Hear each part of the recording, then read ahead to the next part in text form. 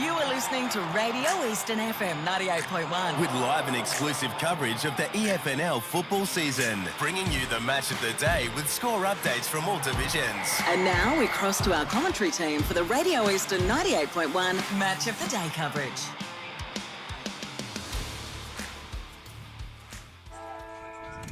Good afternoon, ladies and gentlemen. King's birthday weekend action coming down to you from the Pat Wright Senior Oval, but we know it and love it as the Ball Ring. It's the big King's birthday clash between Noble Park and Balwyn, and it's a major game for Noble Park this afternoon. They need to win this game to stay in the finals hunt coming into the second half of the season. My name's Wayne Brasher, and thank you for joining us on pre-match this afternoon. And joining me for pre-match this afternoon is Matt Spiderlee. Good afternoon, Matt. Good afternoon to you, Wayne, and all the listeners and viewers. Great to be here for the pre-game show, and looking forward to the contest this afternoon between two really quality opponents, arch rivals. They've been going at each other for many years before their time in the FNL, in the old Southern Football League, and then they both came across to the FNL at different times, around about 25 years ago. So now they're both having the good rivalry on the long weekend, and there's plenty to do. So if you're footy hungry this weekend, get out and watch. Come down to this ground because it's going to be an absolute belter contest. And also good luck to all our junior players that are playing in the interleague competitions. I actually ran into a young fella on the train last night from Blackburn, Zach Bajaya, the brother of Lockie, and he's saddling up for the under-14s down at Walker Park today. So good luck to all the FNL participants, both boys and girls, and we look forward to positive results throughout the weekend. But in respect to this game, Brash, really looking forward to it, and we'll get into it as we go into the hour because we've got two wonderful special guests. Yes, the special coach that will be the feature guests for this pre-match, Steve Hughes from Noble Park and Brenton Sanderson from the Balwyn Football Club, but also a young man that's also, he frolicked in amongst the fog this morning at interleague level. It's a warm welcome to you, Josh. And a good afternoon to you, Brash and Spider. Great to be out here at the Pat Wright Senior Oval. A nice trip down here from Mitcham down to watch what has become such a great tradition, the Noble Park Balwyn King's birthday clash, and plenty on the line for Noble Park and Balwyn, just looking to keep on rolling. Every team they've come up against, they've defeated. Yeah, one of the significant things about this game this afternoon, the history shows, gentlemen, that the away side always wins this contest. Been a bit of a trend, hasn't it, in more recent times? But look, you just know that both these two teams will be up for the fight, and for different reasons. One team really wanted to continue their dominance on the competition so far, and Brenton Sanderson's really got the Tigers up and running this season, and we really didn't know where to put them in the scheme of things at the start of the season in the pre-season predictions. And Noble Park, who we thought would be around the mark, flew out of the gates, but just in more recent times have come back to the pack a bit over the last couple of weeks with a couple of disappointing performances, particularly at home. I think one of the things that when we've looked at the Noble Park lineup as it compared to the Balwyn lineup so far this season, Balwyn seem to have had a lot more continuity with their 22 on a week-to-week basis, whereas Noble Park seem to have been forced to be making 2-3 changes a week, gentlemen. It's really hard to find consistency in form when you're constantly making changes to your lineup every week. Yeah, it's always difficult when you're making those changes, isn't it, Josh? Because of VFL, players coming in and out of the lineup, so you're struggling to really get that consistency every week and that reliability. But some do it better than others. Noble Park, they've had VFL players for a long period of time in that that section, whereas Balwyn have been able to show that they have got a little bit of depth and can cover those spots. But last year they didn't cover them as well, but this season it just seems to be that they can be a little bit more they can cover it when they need to, and players have come out of the side with some injuries as well. But they've all stepped up to the plate, and I think that's a good thing about their depth. Their young players have really progressed after losing some of their key young players and depth players that have gone on to other clubs throughout the Division 1, Division 2 in particular. So they've brought the next group through. Yeah, they have, and it's just looking at the reserves list and looking at this senior list. Most of the Balwyn players outside of the likes of your Kane Turners, your Charlie Haleys, your Josh Walkers, all of those players have recently been playing under 19s for Balwyn, which just shows they're investing in their youth. Brenton Sanderson is, and it's great to see because there is some talented youngsters like Jamie Reid has been terrific over the past couple of seasons off a half-back flank. Will the Mott's come into the lineup? You've got Isaiah Markovsky whenever he's available from Oakley Chargers. There's a lot of talent in the Balwyn lineup when it comes to their younger players. Yeah, interesting enough, gentlemen, the last 2 seasons, the top sides have always seemed to manage to keep their home record intact for most of the season. But it seems like out of these top 3 or 4 sides, Noble Park in the last 2 seasons have probably dropped a lot more home games than what they've done in the past.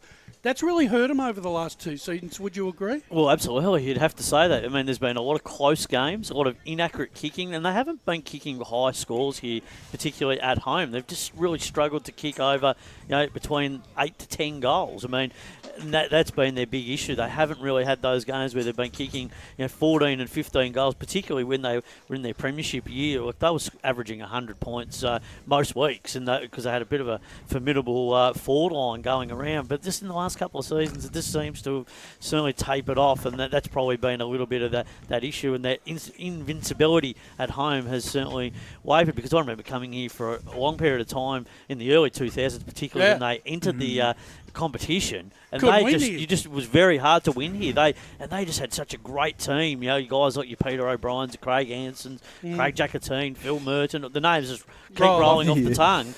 You can name 25, 30 players, but all those guys that went through those premiership eras of 03, 04, and then around 2010, 2011, but then it seems over the last few years they haven't had that dominance at home, and that's probably just because they've sort of tapered off in a few of those areas, and that reliability has certainly waned a little bit. Do you think, Josh, there's a bit of a correlation between the fact that Noble Park have lost more games at home and the fact that they've been struggling to find a key forward, right, to kick them, help kick a winning score on a week-to-week basis over the last 2 seasons? I certainly think so, and just looking at their lineup as well, the only real key forward you could argue is Ben Marson, and he's I'd say 6'1", 6'2", and he's definitely got the size to be a tall forward, but just not. He's more of your third tall, and sometimes it's held them in good stead. I remember the last King's birthday game last year, it held them in good stead because they didn't have to it just played an ugly style of foot, or not the prettiest style of footy, I should say,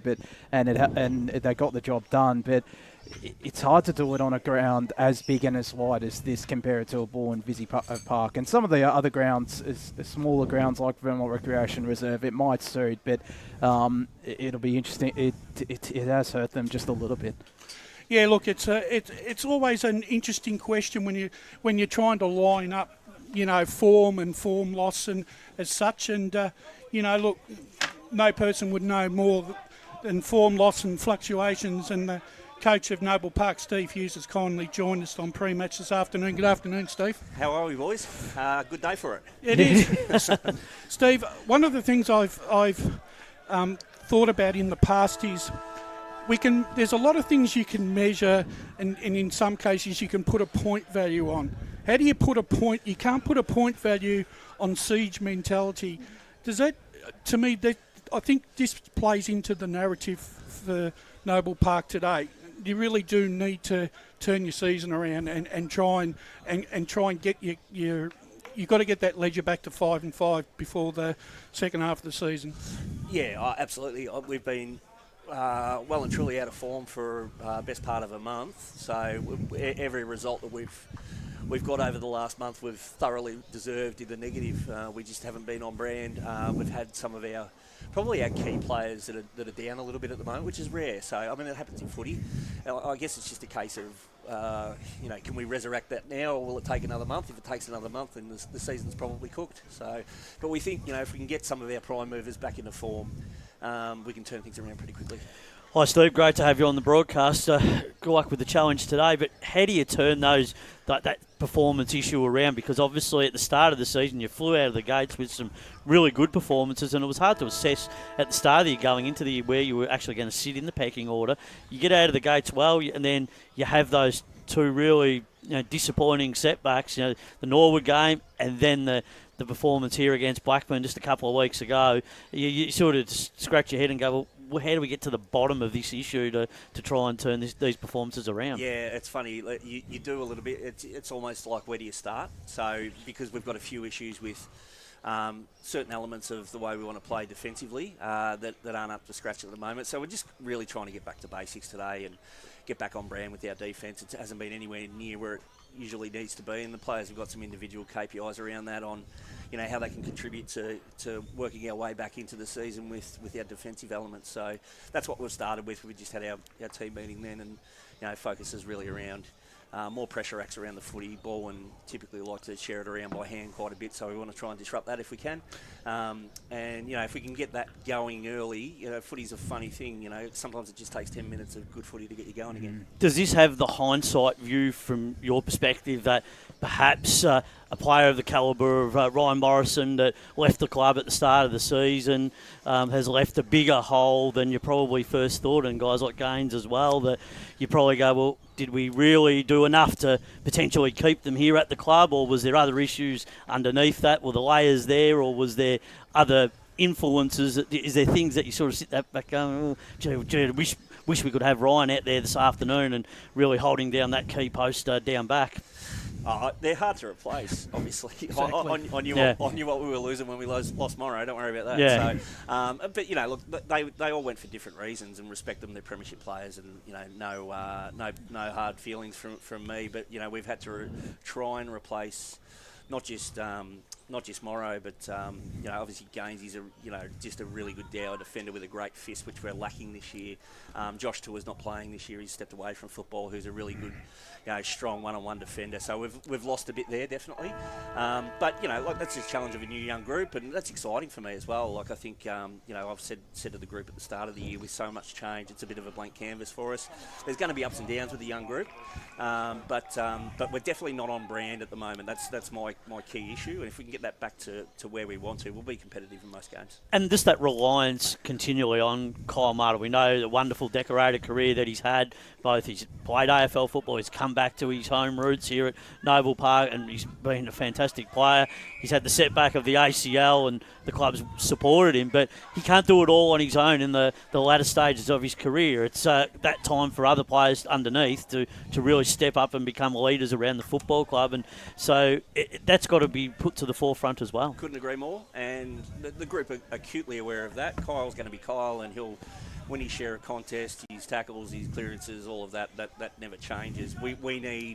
We need Jordan Marsden and Lockie McDonald and those types, that second tier midfield to really stand up. And we've seen signs of that. Like, Jordy Marsden had 40 possessions early in the year in round 2, but we just need a bit of consistency in their performance, which they're getting there as well. Like, we've got a really good young group in terms of our midfield, but we just need a level of consistency, which we haven't quite seen, but really confident in the levels of those players to step up. Steve, one thing I've noticed throughout the start of the season, obviously changes each and every week, and sometimes has that come down to VFL player availabilities? Has that hurt it a little bit as well, having those VFL players sometimes available and unavailable? Yeah, it is frustrating. Like, we made another 5 this week, so I noticed Balwyn only made the 1, and that's consistent for us. I don't think we've made any less than 4 changes in 8 rounds. So it is a byproduct of VFL form, injury, VFL buys, etc. But that's the land we live in, unfortunately. We're actually aligned to, I think, 4 VFL clubs: Sandringham, Frankston, Werribee.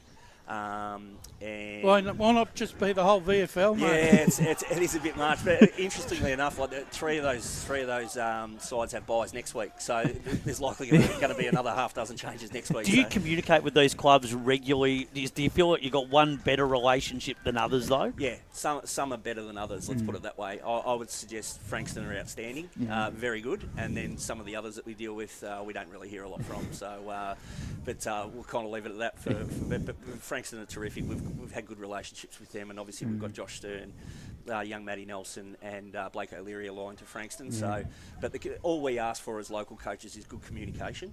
We definitely get that from Frankston, but maybe not from some of the other ones. Yeah, and obviously there's some players that have had some senior experience, like I think Anthony Marston is playing reserves, Harley Fairbank and Kevin Keane. Do you expect them to come back into the senior lineup sometime soon? Yeah, well, Kev lost his spot for the first time this year, this week, so I had that tough conversation with him on Thursday night. Just a little bit off in terms of his pressure acts. He's more of a sort of pressure player than a goal kicker for us, but he's well and truly in the mix. He's one of our leaders as well, Kevy. Ant Marsden's actually a bit crook at the moment, but he tagged Lockie Johns 4 or 5 weeks ago and shut him out of the game. So he's always in the mix for us. And Harley is training brilliantly, but just not quite putting it together on a Saturday. But he's not far off. He's got great attitude and works hard, and he'll get a crack soon. Yeah, well, Steve, I was thinking about Fairbanks and Kev, because in form, they're in your best 22. Yep.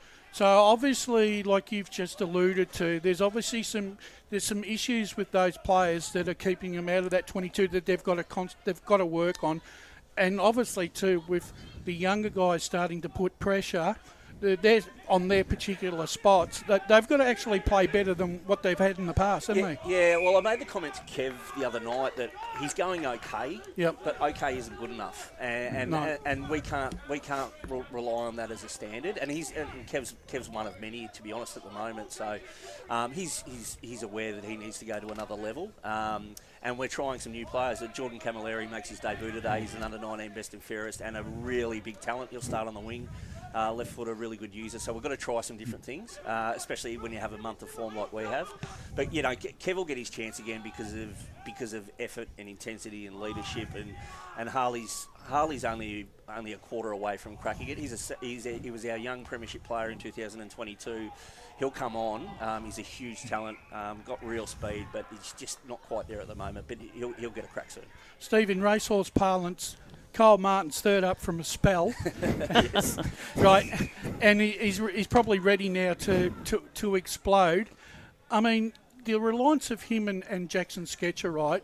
Because you really don't have a key forward where you can direct your traffic through like you've done in the past. Is there going to be a lot more reliability on them two today to really play more of an attacking role where they can become dangerous to try and kick goals to try and kick a winning score? Yeah, I think Kyle potentially may roll forward for periods, but Sketch is more of I guess Sketch is getting a bit of ball in the back half at the moment. We want to probably get him more kicking the ball inside 50. He's more dangerous forward of centre. Yeah. And I think that's probably where having Morrison not in the side, he's probably had to go back and probably fill a bit of a void there, right, to try and generate some run out of that back line. But it's sort of like you're robbing Peter to pay Paul. Yeah, that's a good call. I'd agree with that. But we've made some subtle changes today. So we're going to start Lockie McDonald, who we think is one of our best ball users at half-back. He predominantly plays wing. So like I say, we're shuffling a few things around. So we're going to hope that Lockie has a good game, gives us some good rebound across half-back, which might release Sketch a little bit forward throughout the day, kicking balls inside 50 to Jake Mullen and young Jacob Noble and some of those boys. So we're aware of that for sure. They love denying people the ball. They're very good with the kicking, so they love to deny the kicker, and that was evident in their win over Vermont. They really put that pressure on the Vermont defence as well, so that when the ball was in transition, they really put pressure on the ball carrier, and that's something really have to watch this afternoon. Yeah, definitely. I think their weapon at the moment is probably their midfield and forward. So I think, obviously with the with Oakes coming back into the side, Oakesy back in, yes. Yeah. I saw that. So, but I think he'll probably play more forward today than mid. We'll be keeping an eye on him. Because one of the worries with Oakes is he has the ability, Steve, to kick goals against the top sides, and they're the players you've got to really worry about. Yep, he's you don't have to make me a fan of Nathan Oates. I coached him for a couple of years, and he's a ripper. So, but his improvement has been unbelievable. Yeah, he's a big, strong, tough body, and kicks the ball really well. So yeah, he's a good asset for them forward. But obviously, the likes of Charlie Haley and Jordan Lyle in really good form at the moment. But even on the periphery with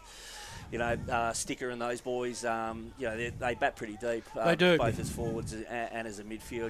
With Chevy Anderson giving them first use in the ruck. So I actually just said to our midfielders today, if I'm a midfielder, if I'm a Jackson Sketcher or a Kyle Martin, I'm really excited about the battle today because I think I would be. Yeah, well, I think we're credentialed. We're just as well credentialed as they are in the midfield with the likes of Sketch, Geordie, and Hodgie and Kyle. So it's going to be a good battle today. So I'm looking forward to it. But yeah, no, we respect them highly, and it's not a surprise they're undefeated and going as well as they are.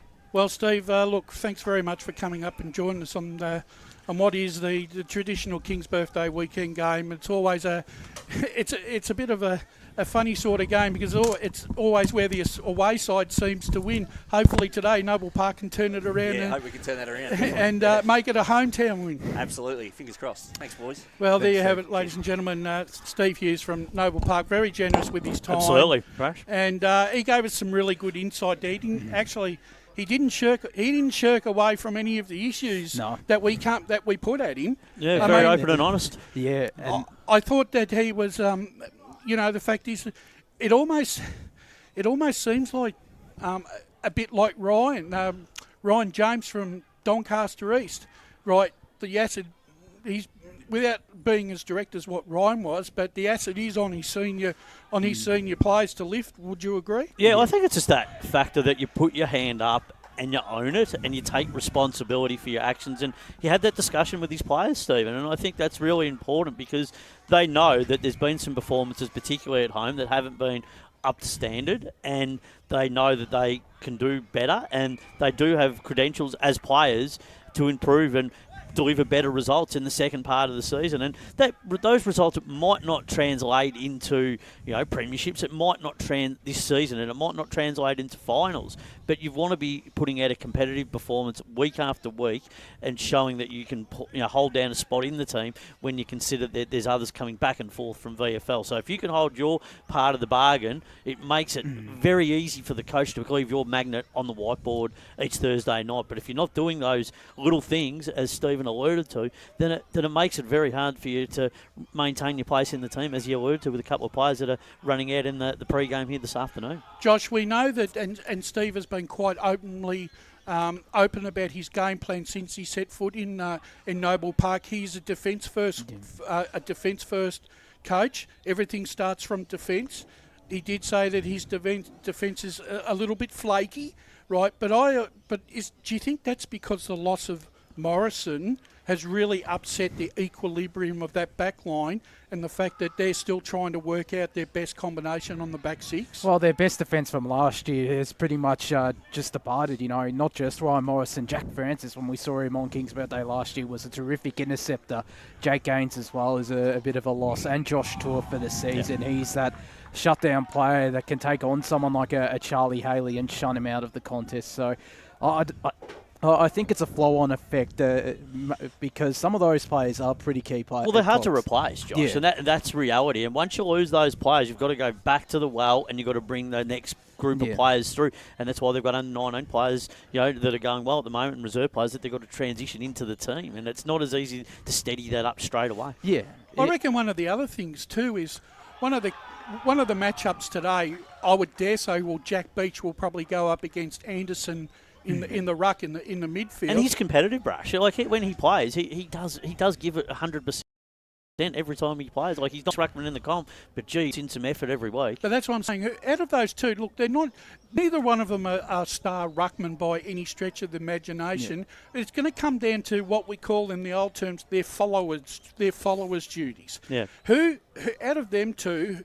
Who do you think is the more consistent out of them two and gives their value to best value to their side. Oh, Anderson for me. Yeah, you just see him that he's more consistent. He's in the best players, more often than not, and he's doing things in games to spin the game their way. Like he's given that supply, and his work around the ground is probably the difference. He's probably got a little bit more athleticism and can do a little bit more around the.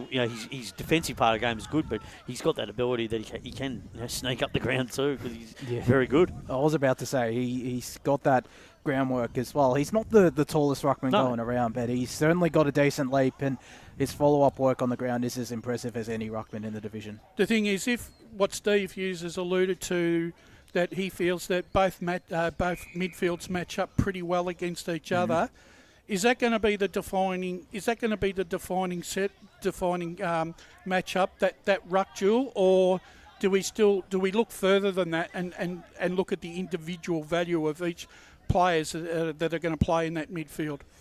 Well, rucks always give Josh, they always get that first supply, but I always say the midfield is where the game was won. You only have to look at what we saw last night with the Lions and the Bulldogs game. That was a midfield battle, and just at stoppage, the Lions, they smashed the Bulldogs the way they did it, but took them apart. But if that similar happens here today, I mean, Balwyn just have that, they have that clearance work. They have that midfield that really can do the damage. But on the other side of the coin, Noble Park certainly have the talent to do the same, but it's just whether they can do it more consistently throughout patches of the game. Yeah, it comes down to the depth of each midfield, and Balwyn does have a seriously stacked midfield because not only do you have Kane Turner and Bowen Smith and Alex Urban starting in there alongside Chevy Anderson, you've got the Stickers who I think can run through there. Charlie Haley can obviously run through there as well. So I think it comes down to that, whereas Noble Park, they definitely have the top end in Martin and Sketcher, players that have proven themselves at a higher level. And it just... But it drops off. Yeah, it drops off a little bit, I feel. Well, we've sort of gone. We've spoken a little bit about Noble Park. Let's flip the coin here, and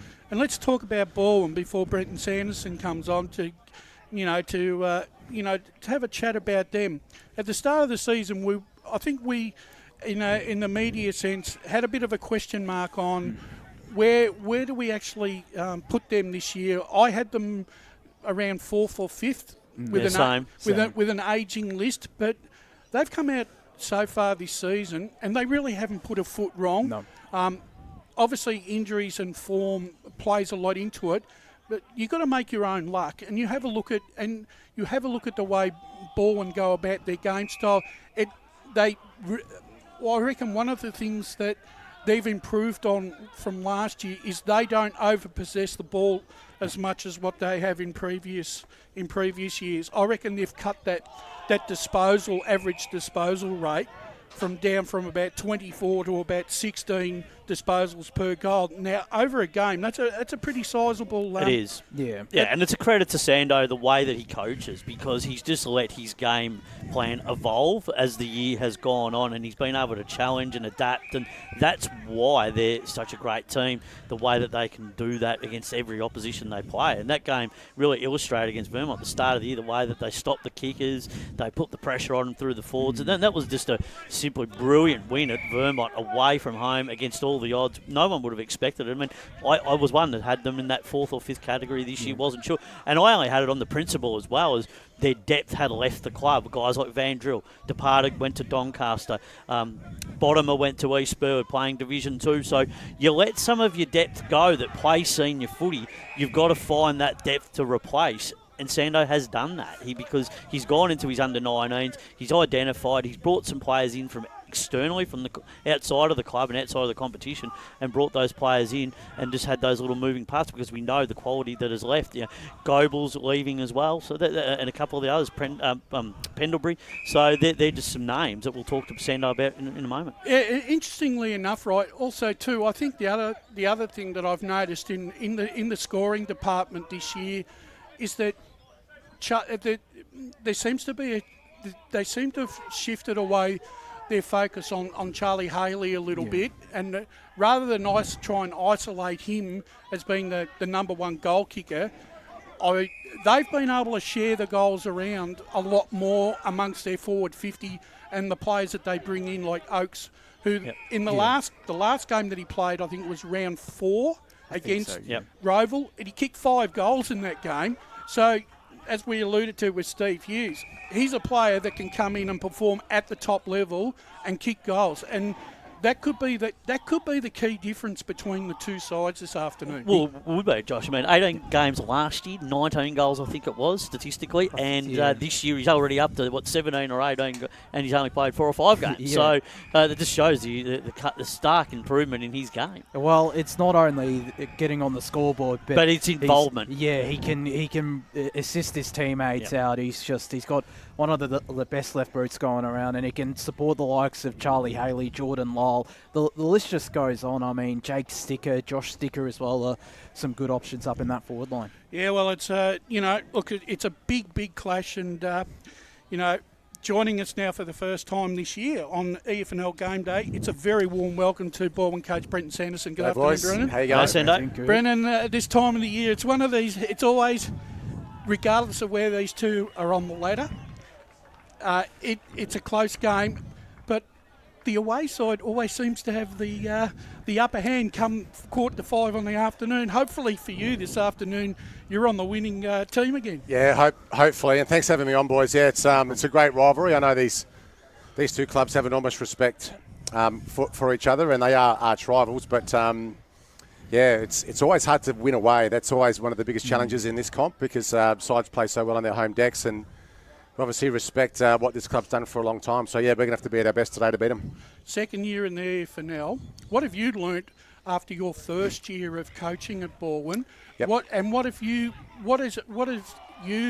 done as a coach to readjust what you needed to do to get the playing group playing the type of football that you want now? Yeah, it's a good question. It's a really good comp. Obviously, the standard is excellent, and it probably blew me away in my first year last year to see how much talent is in this competition. And even we've got some really good players playing in our reserves today who should be playing senior footy, and it probably just highlights how good our 22 is at the moment. And even though we've lost a few guys to the VFL over the last few weeks, we've got a pretty deep squad, and I think most clubs are the same. They got some really good players. So. It's really good. And I think probably the question around what have I learned, it's like these guys crave. They really do crave, AFL systems and structures and strategy, and they just love the game. So it's awesome. I really love coaching in this league. Brenton, great to have you aboard again. Now, Sendo, when you think back to last season, the depth of the list, you had some guys that decided to pursue other opportunities. They go to Division 1 clubs. Yep. Van Drill is a point in case. Bottomer goes to a Division 2 club, Eastland, etc. You have to turn the list over. But it's significant when you're able to draw upon from your under-19s to bring the next wave of players through. And that's really important in any club's fabric for going forward, isn't it? Because you can't just have players sitting in on the fringe all of the time. You have to be prepared to let players go and experience other environments to enable the club to prosper at the other end, to bring those under-19 players through and be senior footballers. No, you're right. It's probably the other thing I learned too was that, the guys that are sort of on your fringe, they really do crave playing senior footy. So you've got to make sure you wrap your arms around them, and you make sure that they're given an opportunity to sort of improve and play some senior footy. But we're very fortunate. It's a good club. Young men want to come and play here, so. But you're right. I would have loved to hang on to all of those guys because they're really important players for us. But I know that's the nature of community footy, not just in our league but all leagues. You have your sort of 25th to 32nd ranked player look for opportunities to play senior footy, even if it's in a lower division. But we're grateful for some of our recruits this year. We got Kane Turner from North Melbourne, which has been awesome. Noah Lever from Werribee VFL, plus his brother came. Toby Lever, who's playing for us as well today. Jake Stickers returned to footy after having sort of 2 or 3 years off. So, we're sort of grateful that this is a bit of a club where people want to come and play. We've got Will Lamott, I'm just watching warm up now, who missed out on getting drafted last year. Marcelin Kidd, who's just a fantastic talent. So, I guess the message is the list does keep changing and it keeps evolving, and you lose some talent, but then hopefully you've got the ability to be able to attract talent to your team as well. And also from the senior point of view, lost players like Goebbels, who goes to the amateurs. Cross as well went with him, and then Pendlebury. So then your defensive part of the ground just changes and evolves again, and that's what's been the real outstanding feature for me this year, how you've been able to put that systematically together in the first part of the season, and that's been a real impressive point and your point of difference. Yeah, it's a good point. We've definitely lost some experience. You know, those three guys you mentioned are premiership greats at the club, and it's impossible to replace that experience. You know, in the same breath, you give some opportunities to some young kids, and they grab it, and you know, away they go. But yeah, we're always wary of looking not just at our current team, but how we can always get better, and we'll start looking around the leagues and players that aren't getting an opportunity, or even at AFL level, if you can bring some guys out of an AFL system, into our club and hopefully improve. Yeah, and just touching on that AFL experience, as you mentioned, Kane Turner coming to the club and Josh Walker the last couple of years joining. How crucial have they been for the development of some of those younger players coming through into the senior lineup? Yeah, they're great. I mean, they're actually on-field coaches, and even I'm just watching now Jordan Lyle warming up. He's effectively an assistant coach, really, playing at centre half forward. So he sort of directs the ship out there. We know Charlie Haley's really experienced. He's a bit of a hothead, though. He's not really a coach out there. He's more of an he just gets stuck in the opposition and the opposition fans most of the time. But yeah, we're really fortunate that guys like Turner and Walker, Lyle, those guys are an extension of the coaching group actually out on the field. So yeah, I guess that's one area where we are really blessed. And we were talking about it just before you came on air, that spread of goal kickers, not just relying on Haley and Lyle up forward. Has that been a bit of a focus throughout the course of the season and in pre-season as well? Oh, yes and no. I mean, you take goals any way you can get them, really. But if we don't have to rely on Lyle kicking 5 or Chuck kicking 6, this year we've had Oakes play midfield and forward. 17 goals, yeah. Yeah, he's been really good. He's missed 3 weeks with a hammy, but he's back in the side today. But little Josh Sticker has been excellent again with his forward pressure and goals. As I said, his brother's back in the side playing his second game for the year today, but he's all class.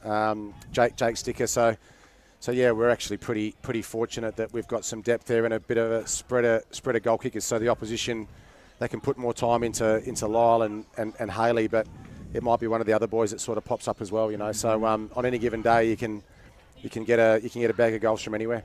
Brendan, I'm assuming that Turner's playing, midfield along with Urban. Yep. That provides a mouth-watering clash this afternoon between Sketcher and Martin. I can actually see both of those players. You could almost automatically see those guys swapping on and off each other throughout the contest. I think it's going to be a real key duel. Those two duels this afternoon. No, you're spot on. And obviously we've got to put some time into those two guys. We just can't play our own game in there. We know. I mean, I was saying my dad's here today. And he said, "Who should I be watching from the opposition?" And I said, "Well, Martin and Sketch are probably the two best players in the competition, and they're both in the same team. So yeah, we'll have to be at our best in there. We've got a little strategy about how to try and curb stopping the kicker. Yeah, they're such good players. So we've got a couple of little things lined up for them. But yeah, in the same breath, I said to my guys, when you look at our midfield, I like our midfield too. Urban, Lever, Bowen Smith. You mentioned Kane Turner. So we've got a bit of talent in there as well. So, but yeah, obviously our guys have to be at their best to beat them today. And the involvement of Oakes, obviously, he's taken his game to another level. You must be really impressed with how he's done that. Yeah, and he's been a midfielder for us for so long, but he's now hitting the scoreboard when he rests forward. So, if we can leave him forward and the midfield's doing okay, then that's another great thing for us. But yeah, we'll use him in the midfield a bit today. He's going to start forward, but yeah, there'll be times when we'll see him in the midfield as well. Finally, Brendan, one of the things that we can't quantify when a side's got his back up against the wall like Noble Park have at the moment, and you're coming down where your form is looking fantastic and everything is going well for you, is it hard to really put a value on how desperate a side is knowing that they need a win? Yeah, that's right. And, I mean, we just have to control what we can control. We'll have to get our systems right and the way that we set up and, our structures inside the contest, but also, we can't overdose inside. We've got to make sure we've got the right balance of sort of outside run as well.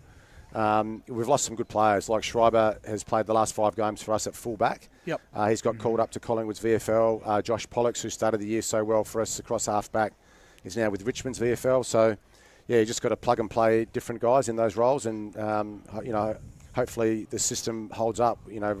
Regardless of who you bring into the team. Well, so far this season, everything's gone the way that you've planned it, and Balwyn are sitting 7-0 at this particular stage of the season, and through the fact it's not only good form but good management and consistent form amongst the playing group that you've got. And look, thank you once again for joining us today, and we look forward to a great clash this afternoon. But good luck to you and the Balwyn Football Club for the rest of the season. I'm sure we'll see you again before the finals. Thanks, guys. Have a good call. We will, and Sando will definitely have his shopping list to not give him too many instructions and messages. I reckon it's one of the best things that he's taught some of these players. Is that a messages. private thing? Is it the messages? No, that when you give them basic 3 key messages, it always works. It's good coaching, and does a great job with Jared Waitley on a Thursday, reinforcing that, because community coaching, you can it's a hard overload gig. it. You can overload it, and I think Sando keeps it so simple for his players and for the development of people. It just makes coaching so much more fun and easy to understand. Well, it's a hard gig at the best of times, as Gary Ayres is finding out at the moment. We can, because you can go. I go to clubs every week, as we do, and you see whiteboards that are just pages and pages of information. Yep. And it can be information overload, when the reality is you only need the fundamentals and the capacity just to give out the basic points, and that's when you get the results. All right, gents. We've spoken to both the coaches. The game isn't too far away, but we're going to take our first break. And when we come back, we'll continue on with EFNL Game Day right here on Radio Eastern 98.1 and live on YouTube. Today at Eastland, Lucy's trying on jeans for a momentous occasion. Coffee with the ex. She needs jeans she can move in, because she's definitely moved on. Jeans that get a second look, but don't give any second chances. Jeans that say, "Why, yes, I have spent the last 8 months in a post-breakup juice cleansing, kickboxing, personal training frenzy." And it looks as though she's just found the perfect pair. Yeah, that's great. Bravo, Lucy. For all of life's little moments, there's Eastland. Eastland. Live real. Sprained your ankle bursting through the banner? For bumps, breaks or bleeds, be seen sooner, close to home, at Knox Private 24/7 Emergency Department. You'll generally experience shorter wait times. Knox Private 24/7 Emergency, 262 Mountain Highway, Wanturna.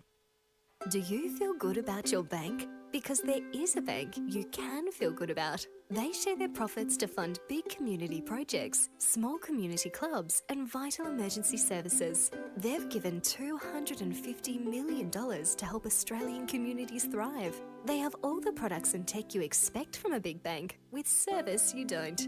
It's Bendigo Bank. Feel good about who you bank with. Try Bendigo. Search bendigobank.com.au or search Bendigo Bank near me. Tobin Brothers Funerals wear their heart on their sleeve. Their clear and easy-to-use website and Memory Maker app make it easy for families to make an informed decision. Here's James McLeod, Managing Director of Tobin Brothers Funerals. There's no mystery about our pricing. It is clearly displayed on our website and our app. We have staff standing by 24 hours a day, every day of the year to assist you in your absolute time of need. Visit tobinbrothers.com.au. Tobin Brothers Funerals, celebrating lives. There are only 3 things that should be flushed down your toilet: pee, poo and paper.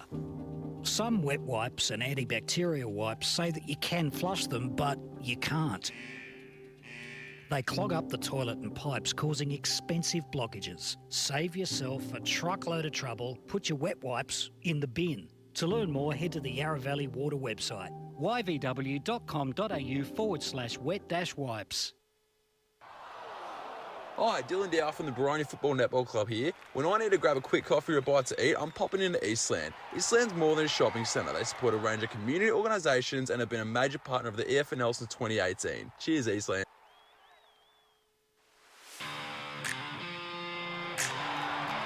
You are listening to Radio Eastern FM 98.1. With live and exclusive coverage of the EFNL football season. Bringing you the match of the day with score updates from all divisions. And now we cross to our commentary team for the Radio Eastern 98.1 Match of the Day coverage. Welcome back, ladies and gentlemen. EFNL Game Day, King's birthday weekend, the big traditional clash between Noble Park and Balwyn down at the Bull Ring this afternoon. And we've got a thrilling contest here in the reserves grade.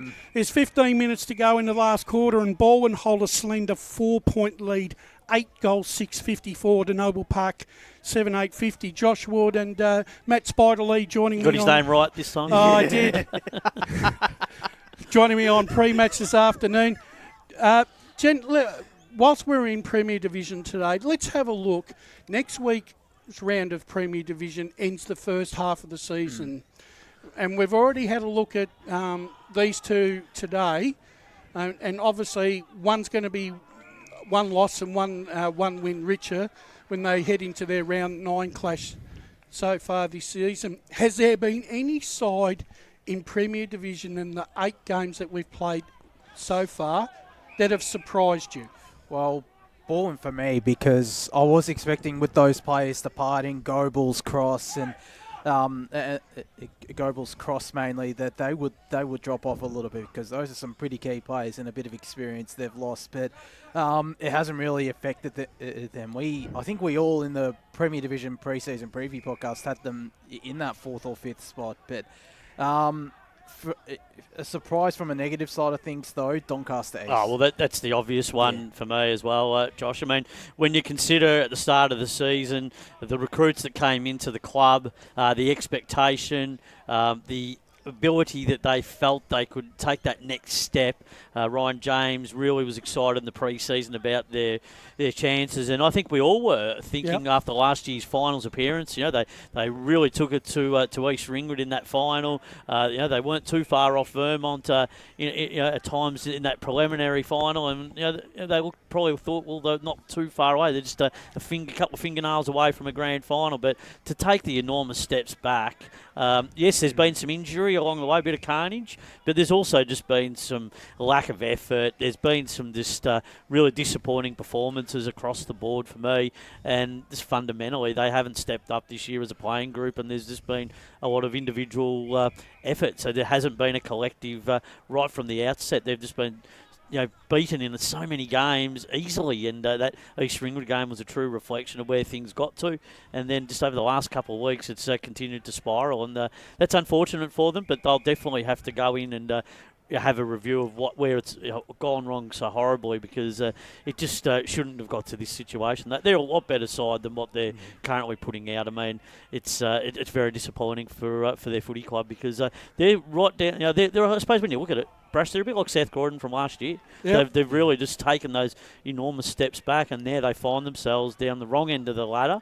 And you're only really a couple more losses away. And if Norwood and Berwick start to get a win or two in the second half of the year, they're under real pressure to continue their spot in the Premier Division. So it's not as simple as that. I know, but they've got some real work to do in the weeks going forward, and they need their best team on the field, but they also need some of their other players stepping up and showing some leadership, because at the moment there's just no leadership at that club present. It's almost like wax lyrical, these two sides, Noble Park and Doncaster East. Cast your mind back to round 1. Noble Park only beat Doncaster East by 10 points at Zerby's reserve. But both these sides basically have tracked nearly each other. They have, all the way through. And I think the wins that they've had have basically been against the same two sides. I was about to say, yeah. Well, yeah, they have, but it's just the thing is, I think it's just the way that they've played. I mean, at least Noble Park at times they've looked a little bit more promising, whereas Doncaster East, last week they did put up a really good effort against Blackburn, and then in the last quarter, the Burners put on the afterburners and blew them away in the last quarter, and that was evident where Blackburn's heading at the moment. And they're another side that have really showed that steady progression and of improvement. I've been really impressed with what I've seen on a couple of the occasions that I've watched Blackburn play this year. A couple of really good wins against Vermont. Obviously a disappointing loss on Anzac Day against South Croydon, but They've had some really tight results. That unlucky loss to East Ringwood. They were in control of that game until the dying seconds, and couldn't put East Ringwood away right at the final moment. But then obviously Doncaster East last week, they got that win, but then it was really just the Roval game where they had their chances, but they couldn't capitalise on the scoreboard.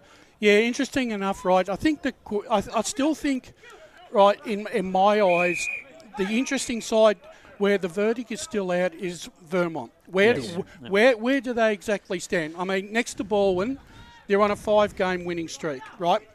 They've beaten all the sides that they've had to underneath them, yet to beat a top 4 side. I've looked at and analysed their side, and for Rossiter and Tyson to keep flourishing in that side, and for Vermont to be a serious threat when it comes finals, Nielsen has to stay in the side and play all the way through, and he's going to have to kick goals against the more well-credentialed top 4 sides to give Vermont some confidence in him moving into a final series, Spider. Yeah, well, if they bed that forward line down, Josh, I think everyone knows that they can definitely do some damage in the second half of the season. I mean, we know that Thiessen has that real ability.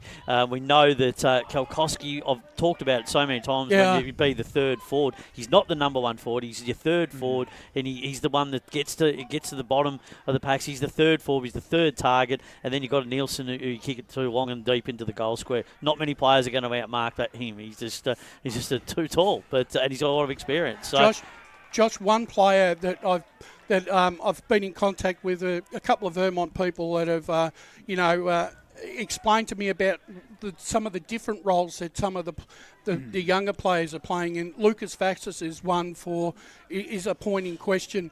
He was playing centre half forward, but the coach is now showing real faith in him and giving him the big jobs on a week-to-week basis now because of what he brings as a footballer to the table. Him and Johns, right, are still really that engine room now moving forward. Yeah, they certainly are. The Vassos has improved a fair bit this season, and maybe he's the player that once, obviously it's still a while away, that once Lockie Johns does decide to hang up the boots, and hopefully for Vermont's sake and EFNL fans' sake he doesn't, because he's just put together a terrific season. You almost know that each side in this division, right, has one of those players that has to play that role. Yep. Lucas Vassos is playing that role. Adam Parker is giving him probably the toughest assignments, like the other coaches are giving it to their player that they feel like can have the biggest influence on stopping a prime mover from the opposition. Those players in the end up being worth more than other players in the fact that they end up being able to play in multi-positions, right? And when it comes to being first picked in the side, they're the players that are going to get picked before the other players who are only one-dimensional. Yeah, and you're starting to see it more, not just at the EFNL level, those type of players looking to take on the best and take them out of the game. Like you're seeing it at the AFL level last night, like with, I think it was Jared Berry who had the job on Marcus Bontempelli and was able to quell his influence in the midfield, still kicked 3 goals, but it's becoming a lot more prominent than it was a couple of seasons ago, I feel, that Tagger or those type of players just trying to limit the influence of some of those key players. And even then, they're still going to be learning a lot off them if they get off the chain, or someone like a Lucas Vassos. So, it's certainly come back into the play, and Vassos is one of those players. Yeah, big few weeks for Vermont Brash, I think. The next 3 games. The Blackburn game, I think, will really be the centrepiece. Yeah, they've got who they got? East Ringwood. Then they start the second round of the season again. They've got Blackburn and then Balwyn again. So at the moment they're 5 and 3. I think so. Yeah. Right. They could easily be 5 and 6. That's right. They could easily be 5 and 6, and back in the pack again, fighting for that 5th position. The other end of the scale actually now has even become more important. Right. The bottom 2 clash now between Berwick and Norwood now takes a lot more precedence next Saturday afternoon down at Edwin Flack. Berwick in recent times, I reckon, have shown glimpses. They've stayed in games a lot longer.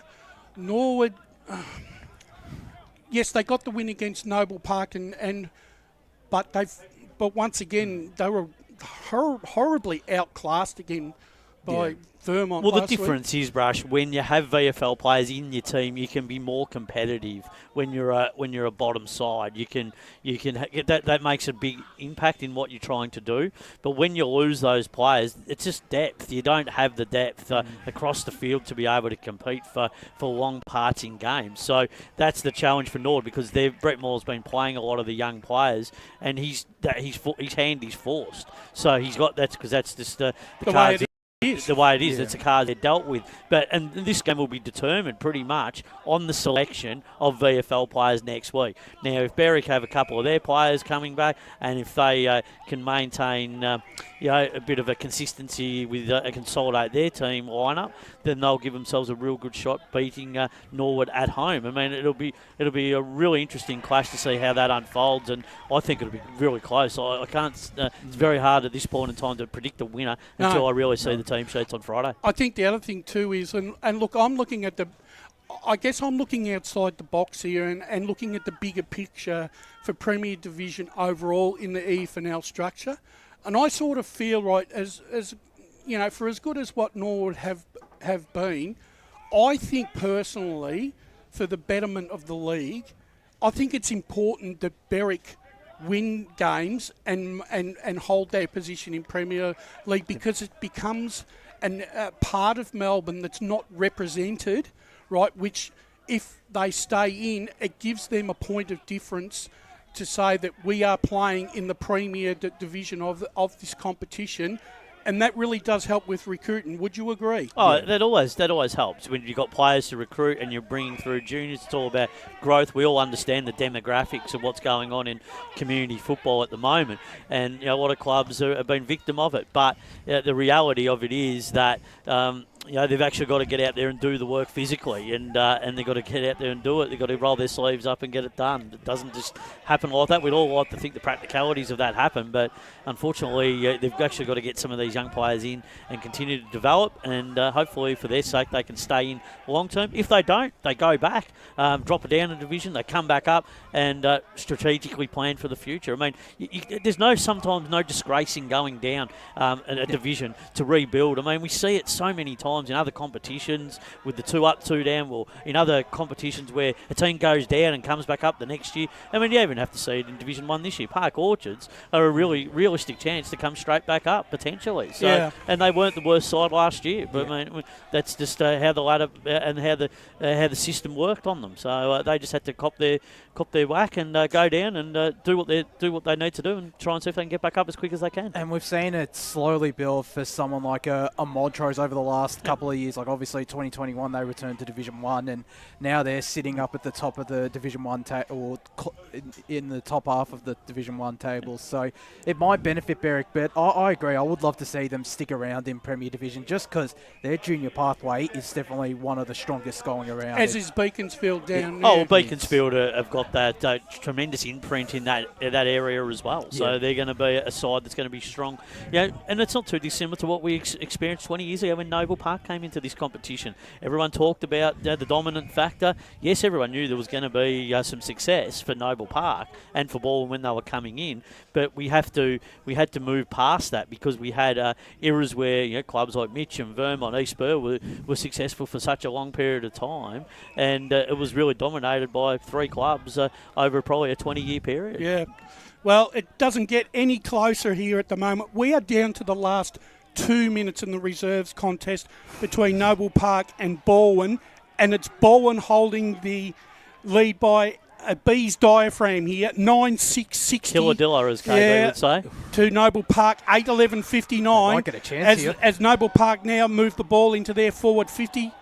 And it's now gone in there, and there's a mark. There we go. There's a big mark there. Do you want to call it, Brash? You're calling it, Brash. Go for it. Go for it. Cover yourself in glory. No, I'm Ray, not a Ray Baird. Ray Baird's already out there this morning at the Interleague, 2 games. I heard he's done a pretty fair job too. He's put his hat in the ring for calling Premier Division Grand Final, I reckon. He's done an excellent job out there. I did call number 1 seat. I did call alongside him this morning, and he is pretty good. He's settled in with pretty much ease. But I just saw the team sheet. It's Jordan McDonald with this set shot on goal for Noble Park. And he runs into a goal, and he's clanged it. He's missed it. Yep. Ooh. Well, there was your chance to call the match winner. But I will say, and we should send our... That's a draw. Yeah, it's a draw.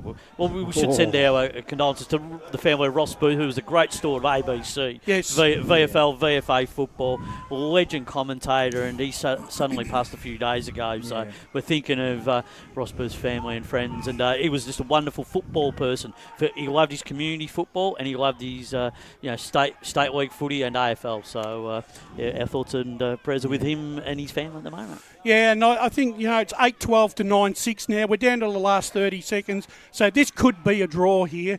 And both sides could walk away with 2 points. It's a bit of glass half full, half empty. You don't like the 2 points, do you? I was about... there might be a chance here for Balwyn. So it's in their attacking half, and they're inside 50. And they've gotten a mark. So this kick will actually decide the contest here. It could actually... I'm not 100... I can't see who it actually is. But don't worry about that. We just need to know that someone's going to kick a score here. Look, finally, before we bring in the call team and go to our last ad, I think that this has perennially been a fantastic contest, regardless of where these two sides are on the ladder. Yep. And I'm not expecting anything less this afternoon. Would you agree? Definitely not. Yeah, definitely. And Balwyn have won it. He's hit the post. He hit the post, and it's one of the greatest hooks in history for Balwyn. I'm expecting this game. Hopefully it's like this reserves game. Comes down to the last kick, but certainly going to be hopefully it's going to be an absolute ripper, and we'll see if Noble Park can respond after their last month and Balwyn can continue their undefeated season, Brush. Well, Balwyn get over the line, 9-7-61 to 8-12-60. That's EFNL game day. When we come back, the best called team in town to bring you the big King's birthday clash between Noble Park and Balwyn. As Sarah opened her best friend Jackie's wedding invitation, she was overcome with a wave of emotion. While her two young boys wrestled on the floor, tears of happiness rolled down Sarah's cheeks as she saw the words she'd been longing to see. Please note, this wedding will be a child-free event. Well, Sarah, looks like we're off to Eastland for a new frock and some heels. And let's book in that babysitter. For all of life's little moments, there's Eastland. Eastland. Live real. At Yarra Valley Water, we know reducing your shower time, or show time, to 4 minutes can save you an average of $200 a year on water and energy bills. Shower shorter. Save water. Authorised by the Victorian Government, 1 Treasury Place, Melbourne.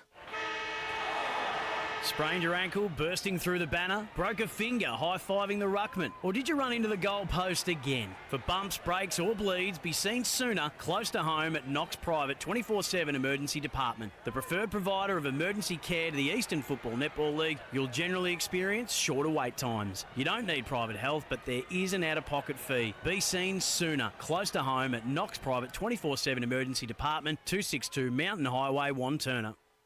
Do you feel good about your bank? Because there is a bank you can feel good about. They share their profits to fund big community projects, small community clubs, and vital emergency services. They've given $250 million to help Australian communities thrive. They have all the products and tech you expect from a big bank, with service you don't.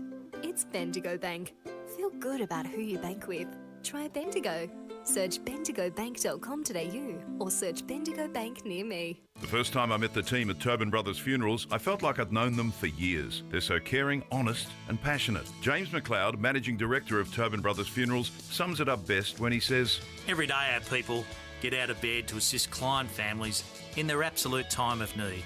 Our people love what they do, and you will not find a more highly trained group of people than those at Tobin Brothers." Visit tobinbrothers.com.au. Tobin Brothers Funerals, celebrating lives. Hi, I'm Ben Desson from Montrose Football Netball Club, and when I need a new kit for a night out, I head over to Eastland. But Eastland is more than a shopping centre. They support a range of community organisations and have been major partners of the Eastern Football Netball League since 2018. Thanks, Eastland. You are listening to Radio Eastern FM 98.1. With live and exclusive coverage of the EFNL football season. Bringing you the match of the day with score updates from all divisions. And now we cross to our commentary team for the Radio Eastern 98.1 Match of the Day coverage. Yes, welcome out here to Pat Wright Senior Oval. It is in Noble Park, and it's the standalone match of the round, the Eastland match of the round today on the King's birthday weekend between Noble Park and Balwyn. We're really excited about this one. My name is Ben Warren Smith, and it's been a while since we've been up on the balcony, but it's really nice to be out at such a fantastic venue out here at Pat Wright Senior Oval, aka the Bull Ring, affectionately known, and the ground's looking good. The rain has eased, and there's a really big crowd in today as well, which is what we want to see as well, a standalone game. Seeing some of the premier teams in this competition for such a long time, such a huge rivalry they've had over a number of years, and this game has become quite the fixture on the EFNL calendar. There's absolutely no doubt about that. Traditionally, it's where the away side might get the points. Today, the away side comes in as the favourite, and a pretty strong one as well, but who knows what the home side can do. We heard from Steve Hughes on pre-match in a great interview. Well done to the boys with that one. He was very open and honest, and it went for a while too, but he wasn't afraid to answer the hard questions, and they know where they're at, Noble Park as well. Whereas Balwyn, Brenton Sanderson, well, he's a professional coach, we know that, and they're a professional outfit, absolutely. But let's digest what's going to happen in this game, and let's welcome the ensemble that we've got up here. And there's no man that I'm more comfortable calling alongside these days than the one and only Brett Beston. It's good afternoon to you, mate. Thanks, BWS. Yeah, looking forward to this one. It's always a great fixture, the Queen's birthday match. And like you, it's been a while since I've been up here on the balcony, but a nice little spot to call from. A little bit of rain around today, but we're hoping that it stays away, and we're in for a good game this afternoon. Now, no doubt you pulled down the Kyle Martin poster off the bedroom wall today to bring it in and get a signature. Don't worry, the Jess Bolton one's still up there, but the Kyle Martin one's come down today. Yeah, look, it's going to be a tough day for Noble. There's no doubt about it. They are at home. But it's a different Noble side to the one that won the flag 2022. They've almost gone backwards really since then. They lack a key forward. They're missing some key players as well. They've got a lot of new guys in, the likes of Napa, Byford, Mullen. These guys are not such familiar names, but they've still got the bulk of them. Luke Balls are laid in today, which is great. The likes of Horton Mill and the Marsons and co. And of course the two big guns in the middle, so Martin and Sketcher. So look, stranger things have happened, but to be honest, the way Balwyn are going, I can't see anything but a Balwyn win today. Well, speaking of Kyle Martin, he's just won the toss, and he is elected to kick to the right of your radio dial, right of screen, meaning that Balwyn will kick to the Moodamere end of Pat Wright Senior Oval. Time to introduce our special comments men this afternoon. You heard him host pre-match. He's the one and only Wayne Brasher. Good afternoon to you, mate. Good afternoon, BWS, Brett and Matt, and looking forward to an enthralling contest this afternoon between these two clubs. My highlight's going to be the clash of the midfields, Martin and Sketcher versus Urban and Turner. And how those dynamics work out between those four players, I think will determine which side wins this game this afternoon. Absolutely mouth-watering, isn't it, Brash? It is. Of course, man, we heard on pre-match. We hear him on Friday afternoons before the weekend, but we've roped him into doing special comments with us today, and we're pretty happy about it too. Good afternoon to you, Spider Lee. G'day, Ben. Great to be here and on the balcony at the Bull Ring. Looking forward to this game. It's got so many different images about it that we're going to witness here this afternoon. So Balwyn going into this game in really impressive form, and Noble Park, as we alluded to in the pre-game, need to make a bit of a flag in the ground statement today and say that they're really a competitive unit going into the second half of the year, because their first half of the season has been mixed with results. Good off to a good start, but in recent weeks have just gone down a little bit. It's all about the good start today. Let's cross down boundary side for the first time this afternoon, because we've got Josh Ward and Ryan Long down there. What's it looking like down there, boys? Yeah, thanks, Ben. Conditions very slippery out on ground level, so potentially that might be something that can even up the contest. As you guys mentioned up there, the midfield battle is pretty even. I think it's just at both ends of the ground that Balwyn might get on top, so that's my tip. Josh? Yeah, my tip is Balwyn as well. It'll certainly be an interesting midfield battle as we get underway, Ben. Brett Beston to take us away. Here's the first term. So it'll be Napa against Anderson in the ruck. It might have been Anderson that got the tap down that time, but it's fallen for Noble Park, and they've got a chance to go inside 50 early. Long kick, can they get on the end of it? Not at the moment. It's bouncing around, paddled forward and socket off the ground. They've got, it missed. I thought they had an early one, Noble Park, but just off target. It was a close thing, and it was O'Leary, I think, that got the toe poke in there. And the first score of the game is behind the Noble Park faithful to our right. But I'm not listening to them anymore. So we're first point on the board. Good start. Going to be a day of entertainment if we're given that quicker score. Yeah, got to love being up here with the social club. Ball in the middle, little handball out wide. That was okay. Rid got the handball away. Linking handball, Lamott. He couldn't quite hit the target. Thought there might have been a free kick paid. Nicely picked up there by Noblet. Was trapped though by Smith. His kick was smothered. Bouncing in the middle of the ground. There's a lot of players around this football going nowhere is wise. Umpire said play on. Martin came charging in to lay a strong tackle. Still the umpire says let the play go. Little scrambly kick up towards centre half forward. Nice little handball away, scooped upon though there by Wise on the right boot. Goes deep for Balwyn, goes very deep. Getting a timely fist on it though was Noblet, and he knocks it through for one behind. Scores are level out here at the Bull Ring. Pretty fast paced early. Very much so. And both sides are really trying to nut down who's going to control that goal-to-goal line this afternoon very early. So if it continues at this pace, we'll be in for a really entertaining match as Nathan Noblet gets the left foot kick out towards the wing. Up they fly, ball goes over the back, but the whistle's gone. They're going to play advantage, I think. Noble streaming forward again. Kick though's been cut off over there. So an opportunity goes begging. Good mark taken there by the big man Anderson, and he gives it off. And it's going to be Red with the ball. Red goes down the line, trying to find a target just in front of the very impressive scoreboard out here at Pat Wright Senior Oval. And the ball is over the boundary on the far side of the ground, and we'll have a throw in. So we've had just coming up to 2 minutes gone, and behind a piece. Got to be careful with their transition earlier in this game, Noble. So Sketcher trying to work his way into a good spot. There's a bit of pushing and shoving in there as he tries to get himself in position to maybe claim a clearance, and it goes. Up they fly. It was Beach who, in fact, Anderson got in front of Beach that time, and Balwyn go inside 50 again. Good kick, Tilly, couldn't take it. Ball bouncing around over there. They're under pressure again, Noble Park, but they extricate themselves well. Marshall it is who gets it out, but it's going to come straight back. On the boot, where are the tall men? It is easily marked over there, and Noble Park will be able to bring it out. Having a lot of early football is wise for Balwyn, but a chance now for Noble Park to use the grandstand side. The kick goes along the wing, getting into a great position to take a strong mark there. I think that is O'Leary wearing 65, normally in the 55. As the kick goes inside forward 50, and it was a spot-on kick too. Hit the target perfectly in Jack Beach, and he'll have a ping for goal. He'll kick from 45 out directly in front. Good hit-up target there by O'Leary, Brush.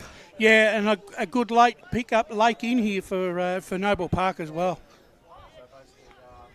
Let's get the boys on the boundary just to confirm number 65 for us when they get a chance. So it'll be Jack Beach. Comes in now. You'll hear the crowd erupt on the balcony if he can put this one through, but he's pushed it straight across the face. He's barely scraped that in for a behind. Minor score is the result. Bendigo Bank scoreboard, 3.5 minutes gone in this first term on the King's birthday clash. And it's Noble Park, they're double ball and score, but it's only 2-1. Should have done better there, Beach. That wasn't a really hard shot on goal there. So it's going to be Balwyn to bring it back in as we await the first goal. A little bit of trickery there, and there's a whistle. And what's we going to pay here? He's gone too far. I think the umpire's paid, so running too far. A little bit of controversy, but it's going to be a Noble Park free kick. Not often you see the old travel paid these days, is it, Spider? It's an unusual one, but gee, it looked very tight. Yeah, it wasn't much in it, but we'll take it, says the Noble Park fans, and it's going to be Jake Mullen who's going to line up. What, including yourself? I'm not so. I'm impartial at the moment. So Jake Mullen, another one of the relative new faces in this Noble Park side. You haven't seen a lot of him. In fact, to be truthful, I haven't seen anything of him, but here he comes. At least you're honest. At least you see what sort of kick he's got on him. He strikes it quite nicely, but he's way off target. In fact, he's lucky to get a point in the end. And the points continue out here. 3 points to 1, 3 behinds to 1 as we head down to the boundary. Josh Stern is wearing number 65 today for Noble Park. All right, so it was Stern who's listed in 64, but 65 it is. So take 2 for Cunningham, who belts the ball out to centre half back. Big fist over the top. Sketcher was in there. Little handball over the top. Here's O'Leary on the right boot. Scrambly kick, though. It was chopped off nicely by Cunningham, who wants to waste no time. Kicks it across the face, looking for Wise, who's been lively early. Just couldn't quite trap the football, but had enough skill to get up and take off as well. Very classy play. Short passes on. Might just slow things down, the Tigers. No, they elect to keep going. Urban takes the mark. Still across that half back line. Just pokes it forward a little bit. Got a little bit of space. Handball nicely there by Lunny. Got the handball to the run of Kidd. Rid on the right boot up towards centre half forward. Out in front taking a strong mark was Tillig. He's too far out though. Slams the ball inside forward 50. This is good coast to coast football at the moment. Haley was in there, couldn't take the mark. Played for the free kick. It goes over the boundary line and out of bounds. A shout out to my niece and nephew, Eloise and Henry, who are listening and watching live on the broadcast today. Big Hawk supporters they are, but they're watching today, so I wanted to give a shout out to them. Nice. The lateral kick got to be wary of. Noble Park ball and are good at it early. So umpire to throw it in. Up they go. It's Beach trying to get his way to the front spot. Might have just got a hand on that one, but it's on the ground. There's to be contested. Picked up nicely and a good tackle by Martin. And the umpire says we'll have the ball up. So interesting contest this one. We've had nearly 6 minutes and still waiting for the first goal. Relatively even, you'd have to say, early on. As Noble Park win the hit out over there. It's towards the boundary and it's going to be taken into the contest again. And we'll have another ball up. I think Steve Hughes will be really happy at the moment the way that his half-back line is standing up. Up it goes. Beach again. He's been quite lively early as the ball is won there by Ball on that occasion. They snap towards the goal, but it's off target. Can they keep it in over there? It's still in. Picked it. Well, Alex Urban tried to bring it away, but the whistle's gone. In fact, it's Tillig, and the umpire says, what would he say? We'll have a... Said it just hit the bottom of the behind post. Just touched the behind post. So yet another behind. No. So it's out of bounds. Oh, it's out of bounds. Sorry, it is too. My bad. The important thing is not to press up too far, Brush, as well. The Noble defence. Well, it was a shallow throw in. It stays alive. Sketcher just wanted to force it through for a behind. Eventually, the Noble Park players do just that and through for another minor score. So it's points aplenty at the moment. 2-3. Noble Park have the early lead. They'll look to reload. So short passes on. Here's the skipper, Kyle Martin, and the champions of the Eastern Football League, and that's what usually happens. The commentators curse. You give them a rap and they stuff it up. But once again, Josh Wise, who's seeing a lot of the pill early, got it up towards the half-forward line. Nicely done there by Nobler. Got the quick handball away. They've got the numbers here, Noble Park. Series of handballs sees it in the arms of McConnell, who got the handball away. Probably was the wrong option looking for Sketcher, who tried to do a little sneaky kick off the ground. The umpire said, that's in danger, son. And Sticker is the player who receives the free kick, and short pass, don't know who that was going to. It was an absolute shocker, so a chance to repel now for the Bulls. High kick up towards the wing position. The pack forms at the fall of the ball. Nicely done there by Marson. Got the handball away. They're going to look to use the middle of the ground here, Noble Park. You've got to hit those targets. Scooping up nicely there, though. McInerney linking up now. Well, O'Leary goes inside forward 50. It was a beautiful kick. An absolute beautiful kick, and they've taken the mark, Noble Park, about 45 metres out. Quite a difficult angle, but chance to kick the first again. Yeah, the Balwyn backline pushed up too far and got caught napping there on the overlap as Noble Park went through the midfield. Yeah, big kick for O'Leary here. He's not playing. Not playing. That's sorry. That's yeah, Stern. Right. Stern, mate. Yep. Number 65, Stern. Thank you. Glad someone got back to us on that one. Hey, Besto. Only about 5 minutes. Yeah, I know. Stern goes goalward. He pushed it right across the face.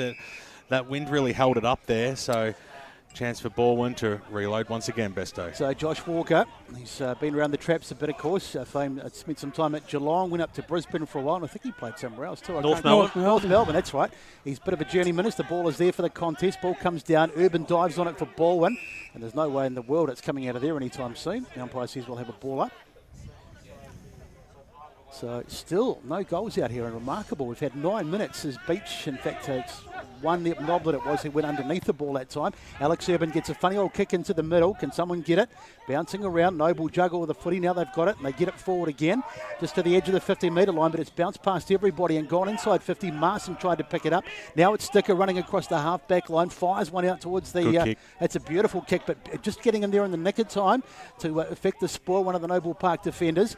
Ball on the ground, it's all very untidy as Horton Melbourne hasn't had too much of it early, but he finally gets a touch, goes forward, and that'll be a free kick. Ooh. I think it's going to go against Josh Walker, who just made contact there, high contact. Yeah, a bit of interference. And the Noble Park faithful pretty happy about it too as they get the free kick. On appearances, the ground looks like it's in good nick, but there's some greasy spots. The players just aren't able to hit their targets from both sides at the moment. So it's going to be a war of who can hit the target and kick the goals when required. Really stiff, that free kick, I thought. Oh, yeah, it could have gone either way, couldn't it? Play on. play on. That's what I thought. So Jake Mullen comes in now. 40 metres out. Will this one go through? It has. Finally, they get the 6-pointer, Noble Park. They've started off this game well. Wayne Brasher, 1-3-9 on the Bendigo Bank scoreboard to 2 behind. But they seem to have had most of the play, Noble Park. They have, but they've settled a little bit better than Balwyn and what's his name is Mullen is providing some real nuisance value early. Bit of a target. I might have to change my tip, I think. Early days, but they have started very well, Noble. A little bit better than I thought they might. Some good inside work too around the ball from Noble as well, using their hands. So umpire's getting ready to throw it up again. We've had just over the 10-minute mark. In fact, 11 minutes gone. Noble with the first goal. There's the ball up in the contest. Napa, one of the new men in that Noble Park side. Socket off the ground. Ball winner go inside 50. In fact, not quite inside 50. As the ball is bouncing around, nicely done over there by Lamotte. Lamotte goes into the pocket and then squares one into the middle, but nicely cut off over there. And Liam Scott will have control of the footy, and he will bring it out. Haven't seen too much of Charlie Haley early on in this one, as that's not a great kick. And Sticker says, thank you very much. Ridd, in fact, it is Jamie Ridd. He's done well early, Ridd. He's made himself, he's been involved in most contests. So he's going to send it back inside 50, so maybe Haley might be able to get on the end of this one. Now he sends it long. Plenty of defenders over there. The ball knocked down. McDonald's there, but he can't get it. And it's wrapped up on the ground. I think Haley might be at the bottom of that. That is the perfect position on this ground to direct your football halfway between centre half forward and full forward. So Oakes it was on the bottom as the ball goes up again. One there by Noble out of Napa. And there's a snap for goal, but it is... Bowen Smith. Gone through, and Bowen Smith just out of nothing there.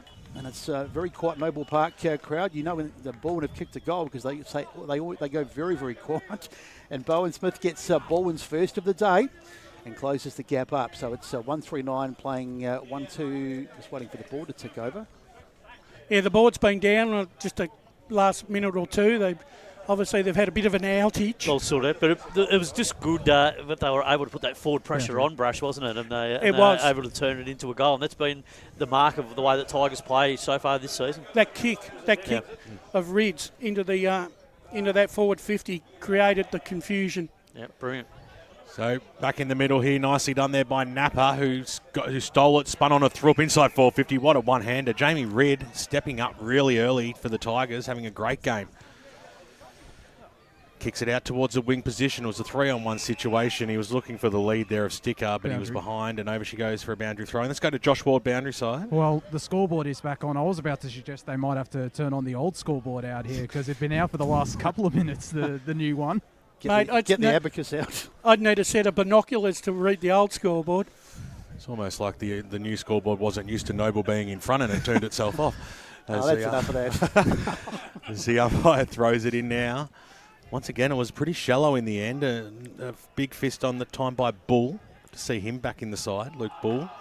One of the superstars of Noble Park. Umpires paid holding the ball. Good tackle there by Kyle Martin, the skipper. Winds around now.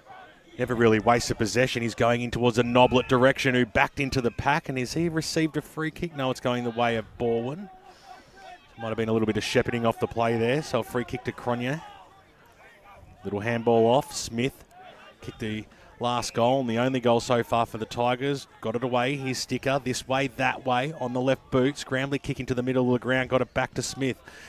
Kick was smothered out wide, but they've got the numbers now. Noble Park, McInerney, little handball back, and the kick goes up towards the direction there of Byford, but the paint beats all players. Over she goes for a boundary throwing. I think one of the things about both these sides at the moment is both of them are struggling with the perceived pressure that either side is putting on each other. They're making uncharacteristic mistakes. Pressure around the ball, Brash. That's what it's about. So umpire to throw it in. So I tell you, one guy who's really standing up is Jamie Ridd. He seems to be everywhere on the ground at the moment as the ball is knocked out of the contest there by Napa. He's done well in the ruck so far up against Anderson. Juggling it over there is O'Leary or Stern, one of the two. And ball on the ground, trying to pick it up was Wise. Lost control of it. He's been good early as well. Gets the kick, but good spoil coming in just in the nick of time. Good work by McDonald. Yeah, it's over there again. All good strong tackle. Is that holding the ball? The umpire says no. Probably a bit lucky there Quaife it was. He got caught in possession, but the ball's gone out of bounds, and we'll have a throw in. Boundary. On the far side, down to the boundary we go. One more jumper change for Noble Park. Bodie Lambert, usually wearing number 4, is now in the 58. Bodie Lambert. Of course he is. Jumper changes. Gotta love them. The bane of all commentators. Well, thank you very much to Ryan Long for keeping us up to date with that one. Overrunning the football there was Quaife. So the Tigers looked like they were running away with it then, but it was stolen by Noble Park. Kick goes up and spending a lot of time on that far side of the ground at the moment, Brash. Yeah, it is. That always seems to happen every time we come down. Yeah, It's it's only a bit of a direction from the coaches, I think. Attacking side of the ground and defend. Actually, I reckon the far side's the defence. We defend it and you attack from this side, Yep. Broadcast side, yep. Come on down to Pat Wright Senior Oval if you can. Not a lot of car parks really left in here. Everyone's parked illegally everywhere. But, there's no inspectors around, so that's okay. Rid, once again, big up and under kick. Wilson kicks it up towards the wing. No, there's no point. Come down for a bounty. No point issuing parking fines down this neck of the woods. They wouldn't pay him anyway. Napper took the mark, and he's going to get a 25-metre penalty. He was about to give the handball away, the big ruckman, but the umpires paid for not getting back. We're hearing it a lot at the moment, the stand call from the umpires for where they need to go. As the kick goes inside forward 50, Horton Milne, the hyphen, took it on the second bite. Got one high for his troubles, but managed to pull the mark in. And he'll have a shot from about 48. It's going to be difficult for him to make this distance, whereas he's looking, it's very bad England men. Got the handball away now. He wasn't confident. Go goalward, Noble Park, and it's a sensational kick for goal by Jackson Sketcher. What a sensational player he's been, and why wouldn't you give it the handball off to a player of his ilk who can just bang the ball off one step from 50, and that's exactly what he did. Early contender for the Tobin brothers goal of the day. I don't think Brenton Sanderson will be too happy about that, letting Sketcher get an easy stat like that. Yeah, well, unmarked, Brash. That was really a time for it. You've got to be tighter. And, they went to sleep there, Balwyn. So, good start by Noble. This is now turning into their second goal, and they lead by 7 as the umpire throws it up. Well, getting a good jump there was Beach. He was up in the air for ages. Now the ball kicked out towards this broadcast side. Haven't seen too much of it on this side of the ground. And an easy mark taken over there by Lamotte. He's been good so far. So he has. So Will Lamotte just looking around for someone to kick to. Not too many options at the moment, so he says just belt it forward. Gets it up to about the half-forward line. Up they fly. Mark has been dropped by Talig. He's been prominent this season with plenty of goals as the ball goes inside 50. A bit of defending to be done. Punch comes from Quaife. Picked up nicely over there, and they get it out of danger for the moment. Good mark taken over there. It's good work. So it's going to be Noblet. He's going to bring it out off the half-back line. Kicks forward and almost getting there. You can see how difficult it is to mark was Mullen, but he just couldn't hang on to it. The slippery ball. Now the ball knocked back inside. Ball comes away, but the whistle's gone, and it's going to be a free kick going the way of Turner. Balwyn. So Kane Turner, a little bit soft that one as well, but it was there, but not what you like to see. Quaife, the back of the pack, clever kick. Spotted up his teammate there in Bull, who just coughed it up in the end. They might get out of danger here, running through the middle. Good tackle by Sticker. Great tackle by Sticker on Napa, and he brings the big man down, and we'll have a ball up. Almost centre half forward here for the Balwyn side, who currently trailed this game by 7 points early in this first term. We've gone almost 19 minutes. We'll handball out over the top. They've got the numbers here, Noble Park. If the kick can make the target, gets that way now. Going inside forward 50. Where's this one going to go over the back? It was a handy one too. Handball looking for Napa. Shame charging through. There's a lot of Tigers around it now. They finally met to the contest. Little kick off the ground. That was a timely one by Cronje. And it's going to be Lux of Fortune as they keep the ball alive. Stickers in the middle. Got the handball back. He was looking for Goblibson. Got it away. That was good play. They've just got to hit targets. There's a lot of unforced errors here at the moment from both sides as the kick goes up towards the top of the goal square. Stern was there at the fall. The ball got kicked off the ground away from him. Bouncing right near the ball and dugout, and we'll have a boundary throw in. That was scrappy. Yeah, the Noble are really working the Tigers over at the moment, especially inside the ground. Yeah, they've certainly busted their rhythm a bit, haven't they, Noble Park? So umpire to throw it in right about the half-back line, or half-forward line of Noble Park as Balwyn get it out, but it's going to come straight back. Good work there by Camilleri, having his first game, the debutant today. As the ball is spilled on the ground, but Noble managed to retain possession, and they'll go back inside 50, and it's going to be a in the goal square, and Marson says, thank you very much. Oh, push. Oh, come on, umpire. Taken there by Ben Marson, and he's poked it through, but he's been done for a push, and it's going to be a free kick to Balwyn. Yeah, it was clear. But Tony Lockett would have only kicked 400 goals if that was a free kick. Not 1,200 as a kick goes out of bounds on the full. There's a fine line between some of that. What do you say? It's Tiggy Touchwood? Tiggy Touchwood is what it is. Yeah. So the kick from the kick-in's gone out of bounds. Wasn't sure if that was actually touched. Thought that might have ended up being out of bounds on the full, but nonetheless, we're still inside the Noble Park forward line. Nicely done by Napper over the top. He was looking for Marson, who got his own little push that time. Umpire said play on Urban. And hands and knees stolen, though, by Nobler. Got the handball over the top. This is Bull. Got dispossessed of the football. Throwing his head back, doing a fancy old little Joel Selwood job. There was Noblet, I think, on the right boot. Goes inside forward, 50. One-on-one situation. Little handball over the top there by Marson. Going nowhere, though, and we'll have a ball up. It's 40 metres out from the goal. Hope you're enjoying the broadcast. 98.1 Radio Eastern all afternoon and streaming live on YouTube and Facebook around the globe as Big Napper got a backward hander. Stolen, though, by Urban for the Tigers. Kick out towards the wing position. The pack forms nearly a high-flying mark as well. Sticker somehow got rid of that football. Handball over the top there to Haley. He's been quiet, linking up nicely there. Sticker got it away. Here's Lever on the right boot. Goes inside forward, 50. Pushing his opponent out there was Oakes, who's going to have a lot of time. He might just mosey on in to one of the openest goals you'll get. And he slams it through for Balwyn's second. Bendigo Bank scoreboard, 22 minutes gone here. It's a close game out here at Pat Wright Senior Oval. Hope you're enjoying it. 2-3-15 the home side, 2-2-14 Balwyn. Boundary. It's crossed down to Ryan Long. Bodie Lambert copped that in the marking contest there. Knee in the back, so nothing with the head, but he's come off very sore. Would expect him to come on back shortly. Lever, some good work there, Brash. Yeah, it was, but both sides are prepared to roll the dice because they're prepared to push all their forwards and backs up to try and create that wall. And sometimes you're going to get caught on that turnover, and this time Balwyn benefited from that. So 22 minutes gone. Really enjoying this contest out here. It's been a terrific game so far as the umpire sends it up. Here's Napper again getting up. Anderson might have got over the top though and got the head out, so Balwyn will go forward again. Can they pinch a late one here? Maybe take the lead. Taken over there by Scott. And Noble bring it out. There's Bull. It's been prominent. It was a late in today. I was a bit surprised to see him not originally named, but Ducks and Drakes, because he was in the side originally, as they go back through the corridor. Noble bouncing around awkwardly, but nicely picked over there by Balwyn, and they'll come forward now. There's a little chip out wide, and this is going to be downfield. Be advantage here. It's going to be advantage. Talik sets off, and the umpire says, hang on a minute, just bring it back.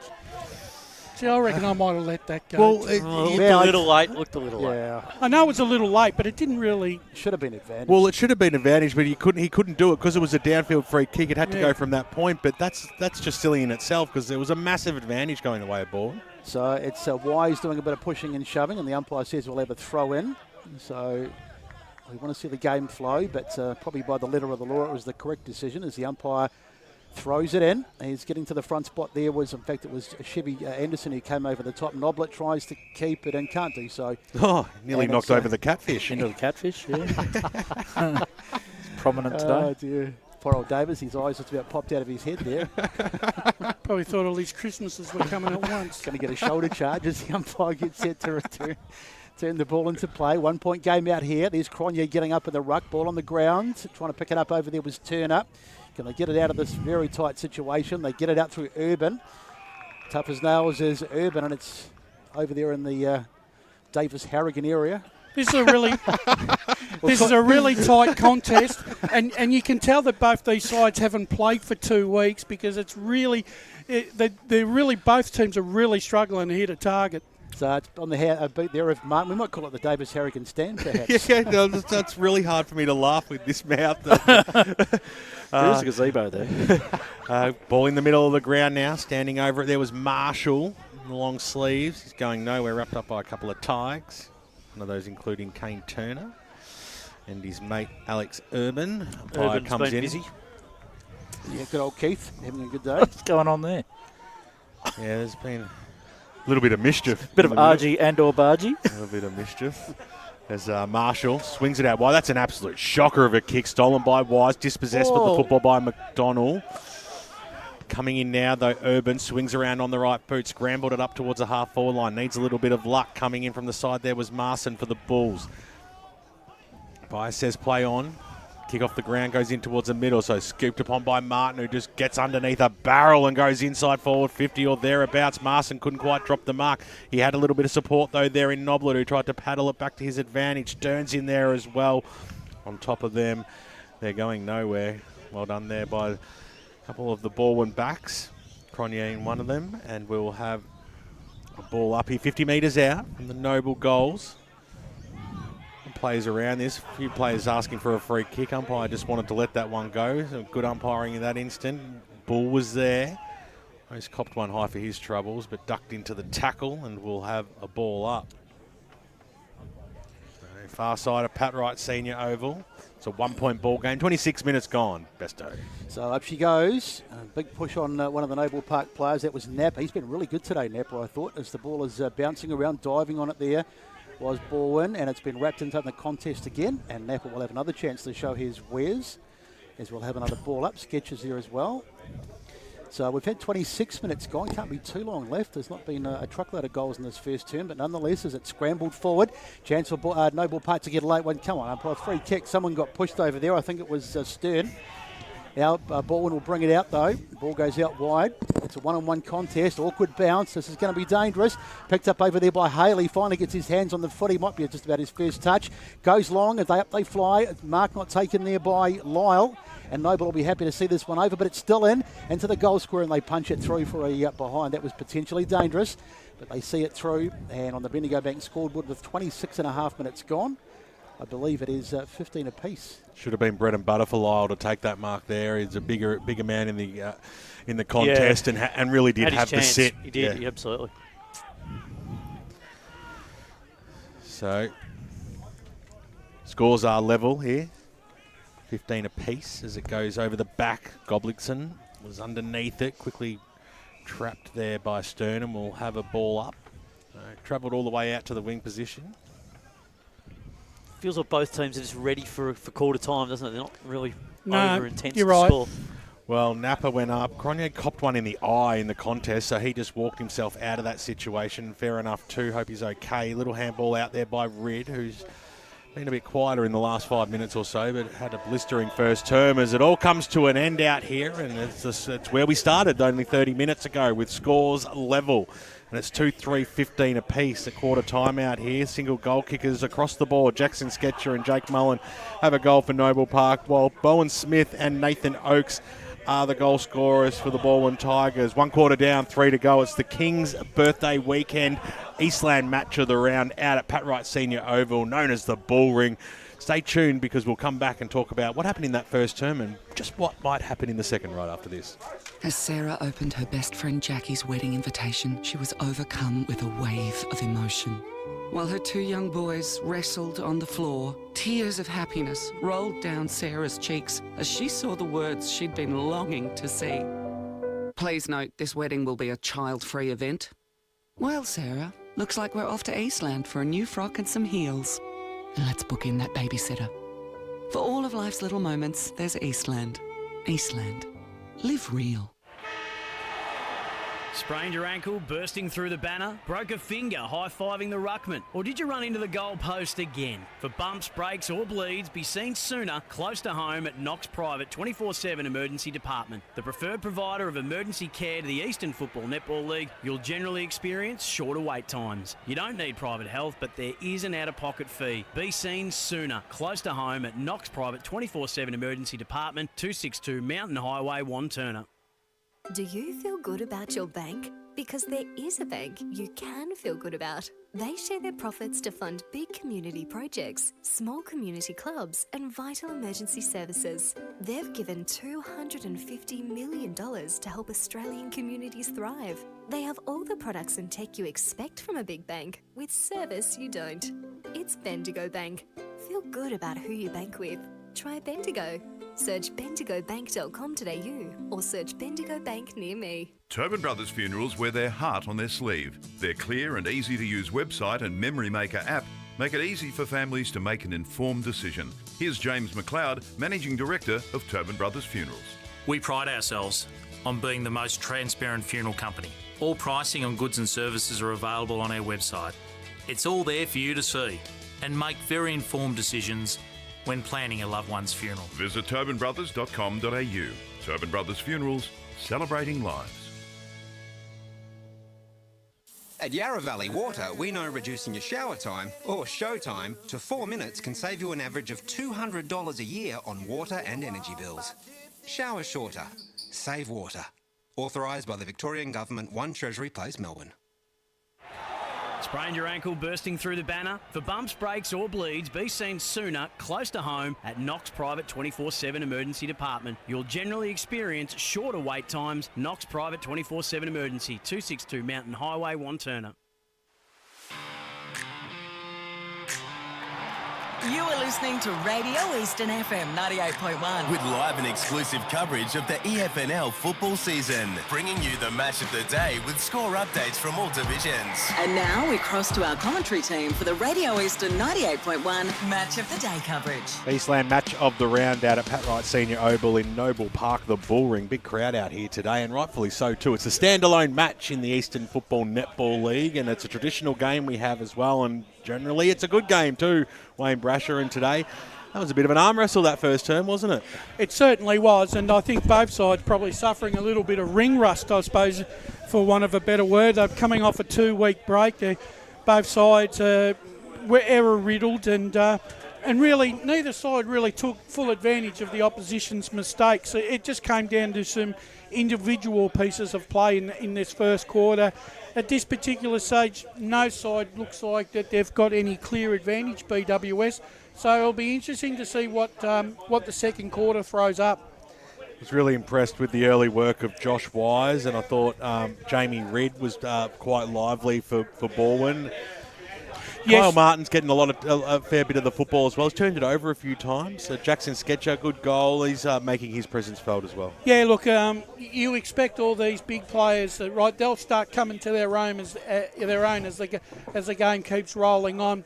I think it's going to be really important early on in this second quarter to see which side can get a 2 or 3 goal lead and see how they pace themselves for the rest of the afternoon. Yeah, don't look as nervous as what you were at the start of the game, Besto. No, I feel a lot happier, to be honest. I wanted to make a mention to Daniel Napper. I thought he's been really good in the ruck for Noble Park. No, it's a bit surprising, to be honest. I didn't have high hopes coming out here today, and I know we've only had a quarter, so we don't want to go too early. But no, they've been good, Noble. So if it continues like this, it's literally a flip of a coin. To see a lot of the Big Freeze beanies out here today. I know a lot of people in Victoria and even further afield are getting right behind it, aren't they, Spider? It's a fantastic cause. Absolutely, BWS. Yeah, it's always an important day coming up on Monday with Big Freeze and the chance to really contribute to this wild disease that we want to try and get a cure for. And the Danaher's have just done an outstanding job. It's the only cause I give to religiously every year. My nan got motor neurone disease back in 1988 or late 80s. Yep. And at that stage it was very, very early and no one really knew too much about it. So it's something that's really close to my heart, and I think it's fantastic what Neil's done, and just an absolute legend of a man. And the only reason you're not wearing a beanie is because they're not big enough to fit your head. Boundary. I wasn't given one. I'm still waiting for mine. Let's cross down boundary side to Ryan Long or Josh Ward. I'm alongside Steve Hughes, Noble Park coach here. Steve must be pretty pleased with that first quarter. Yeah, well, we're in the contest, and that's the first box ticked. So we're obviously playing a really good side, but I think our pressure's really strong around the source, and really happy with our back six that quarter. They fought well against a pretty high quality forward six for the opposition. Liam's got a good job on the while so far.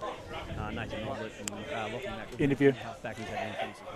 Yeah, and I was just about to ask about the pressure acts. You highlighted that in your quarter time address, which must be really pleasing. But do you hope to keep it up? Or do you reckon you can keep it up for the rest of this contest? That's a challenge. So we've started really well with our pressure. If we drop off, we'll get rolled. Focus. So I think the group are aware of that. Hopefully we can maintain. And what's the message heading into this second quarter? Just same again, mate. Same again. Thanks, Steve. Thank you very much to the smiling assassin, Josh Ward, with senior coach Steve Hughes. Let's go to Ryan Long, who was over at the Balwyn huddle. Yes, at the Balwyn huddle. Good to hear Charlie Haley addressing the group as well. Talked about the pressure, the overall pressure. They've been out-pressured by Noble Park. They're talking about the balance around the contest. They've been outnumbered at a few times, outworked, and their spread was much better from Noble. So a few things that they're looking at this quarter to be fixed. And they're also not going to be worried as much about Martin and Sketch as they were in that first quarter, looking to just go head-to-head, win their own footy. A+ to both boundary riders for their quarter time work there as the second term about to get underway. It's 2-3-15 apiece. Here's Brett Beston.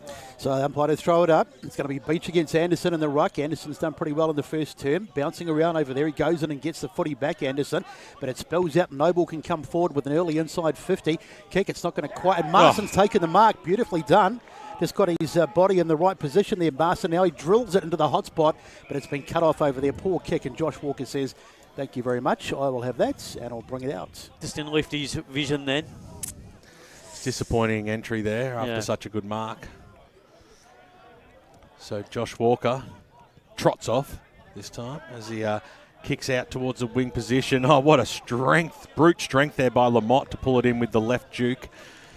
Kicks it into the middle of the ground. It's a risky one too. And it was a one-on-one contest, and Noble Park have taken the mark, and Jackson Sketchy is sort of the play you avoid in those one-on-one contests. Got it away to Martin. Those two have linked up so many times over the years. Marshall running onto it on the right boot. Kicks the ball inside forward 50. It was nicely fisted away. Napa was there at the fall of the ball. McDermott for the Tigers. Good tackle there though by Marson. The umpire said it was okay. Everything's legal. Let's ball this one in. So right forward pocket, about 25 metres out from the Noble Park goal line. Happened a couple of times with ball and have turned the ball over in that mid part of the ground, Brush.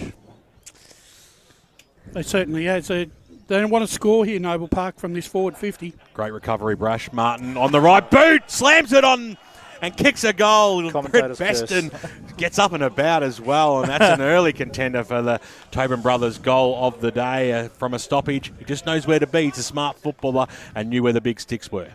That's exactly where you want your players to be. Front and square, where the ball is. Yeah, it's a coach's game plan for that one. Just the old set play. So the skipper gets his first. That's the third now for Noble Park. Bendigo Bank scoreboard 3-3-21 to 2-3-15. 2 minutes gone now in this second term. 98.1 Radio Eastern throughout Victoria and, of course, around the globe on YouTube and Facebook. Hope you're enjoying the broadcast. Here's Besto. So it shows how much they missed him last year. You can't lose a player of Kyle Martin's class and not have some effect as Balwyn won it out of the middle. That's really good work. Jinking his way through there. Good work by Smith. Now gets a handball back. Cries of holding the ball, but I don't think that was right as the ball goes inside 50. And a terrific grab over there at Scott, I think. He's taken that. It is Liam Scott. Terrific intercept mark. So, gee, that was a good mark under pressure. It was. That could have been all sorts of problems if he hadn't taken that. He's got himself into a bit of trouble, though. Gets a handball out in the back pocket. They're a bit lucky to get out of it in the end as McDonald sends it down the line. But it's been cut off and it's going to come back inside 50. Lyle. Oh, I tell you what, he wore one in the back of the head there. The umpire says play on. Wow. He just about had his head taken off. So now Noble will bring the ball out of half-back. Good kick. Finds a target in Mullen. Mullen turns around, needs someone to kick to. He goes long. Can he find a target? It's going to get inside 50. Mark, the ball goes to ground. Napa Azares is Marson. They soccer it forward. Diving on one of the Balwyn players. Maybe a bit lucky not to be penalised. But the umpire says benefit of the doubts and we'll have a ball up. It was last man up there was McDermott. Umpire throws it up again. Up they fly. Anderson got the knockdown. Dived on it again. Got Leapson in there. And Balwyn get it out. It's probably going to come back. McDonald tries to get a punch on it. He can't do so. And it's out of bounds on the half-forward line for Noble Park. Just would like to see the Noble forwards push up a little bit more to create that contest. A couple of times just held back just in that last passage of play. I don't mind seeing that, Spider, but I reckon they've got to have one staying in that forward 50 just so that they've got someone there just in case the ball goes over that pack. Yeah. Anderson did well, stole it out of the ruck contest. Quick left foot kick went out, but it was then kicked off by the ground by Quaife. Across the centre half back line there for Balwyn. They're trying to work things out there. Maybe a free kick for a sling tackle afterwards. There's a few tackles involved there, but the first one's going to go the way to Noble Park. That's Stern. Yep, Josh Stern. Yep. Seems like a bit of a favourite of yours, Brash. On the right boot. Goes inside forward 50 now. Is a good kick too, but mopping up nicely. Martin for two in a row for the skipper. He absolutely loves it, and after in the first term when we said he coughed it up a few times, he's made them pay with power in this second quarter, and they've opened up a nice little lead now, Spider lead, 2 goals out here, 4-3-27 to 2-3-15. Exactly what they wanted coming into this second term, Steve Hughes would be really impressed. They've caused a turnover a couple of times, and then on the counter punch, you turn it into a score and you make it happen. So Kyle Martin, outstanding work. Cross down boundary side. Bodie Lambert has come back onto the ground. There was a little bit of a concern for him, but he's back out onto the back flank and gone straight to Charlie Haley. So, what was the concern? I think it might have been a shoulder or back injury. Either that or it could have just been cramp as Stern gets the... I was going to say Stern had a big hand in that goal as well as the McDonald soccers it forward. Ball there for the contest. McDonald chases out towards the wing. Soccered forward there by number 16 in Cunningham. No one wants to pick it up at the moment. Eventually it's Quaife tries to get hands on it. It's still not been picked up. And eventually it's over the boundary on the far side. Just near the cricket covers. Just appear more numbers around the ball at the moment, Ben, for the Bulls. They just feel a bit more fearless at the ball. Well, they're leaving those covers out there till cricket season. Possibly. What are they doing? They can't be bothered putting them away as the ball goes in. Beach sacks it forward. Funny old kick. Bouncing around over there. It's a one-on-one contest. God leaps in against Mullen, and it's going to go out of bounds. He's holding his own, Mullen, this afternoon. He's really given Gobleedson something to think about as the contest keeps going on. He's been lively all right, and it's a free kick to Balwyn on that occasion. Yeah, went out of bounds on the forward kick. Okay, didn't see what happened, but that's all right. So Balwyn will bring it forward. Ball goes into the contest again. Good work by Lyle. He's a big man, and they go inside 50 again. The bounce is awkward. Trying to get in. Oh, that's a free kick for sure. Goodness me. It's number 4 in Bowen Smith. So he got taken in a high one, and he's going to go back and line up at an early opportunity to reduce the margin. Suddenly it's jumped out to a 2-goal margin, but this will bring it back if he can kick this. He's been busy early. Good player. Yep. So it'll be Bowen Smith. Normally very reliable, but he's a commentator's curse, as we know. But he has. He'll miss for sure now. Bowen Smith, and he comes. There's the kick on the way, and he's got it. Beautiful kick. So gun barrel straight. No commentator's curse there. Bowen Smith gets his second of the day, and the margin is back to a kick. It is 27 playing 21 on the Bendigo Bank scoreboard after 7 in the second term. Both sides are really taking toll on everyone's mistakes at the moment in kicking scores. The turnover games have been a really important factor for both sides.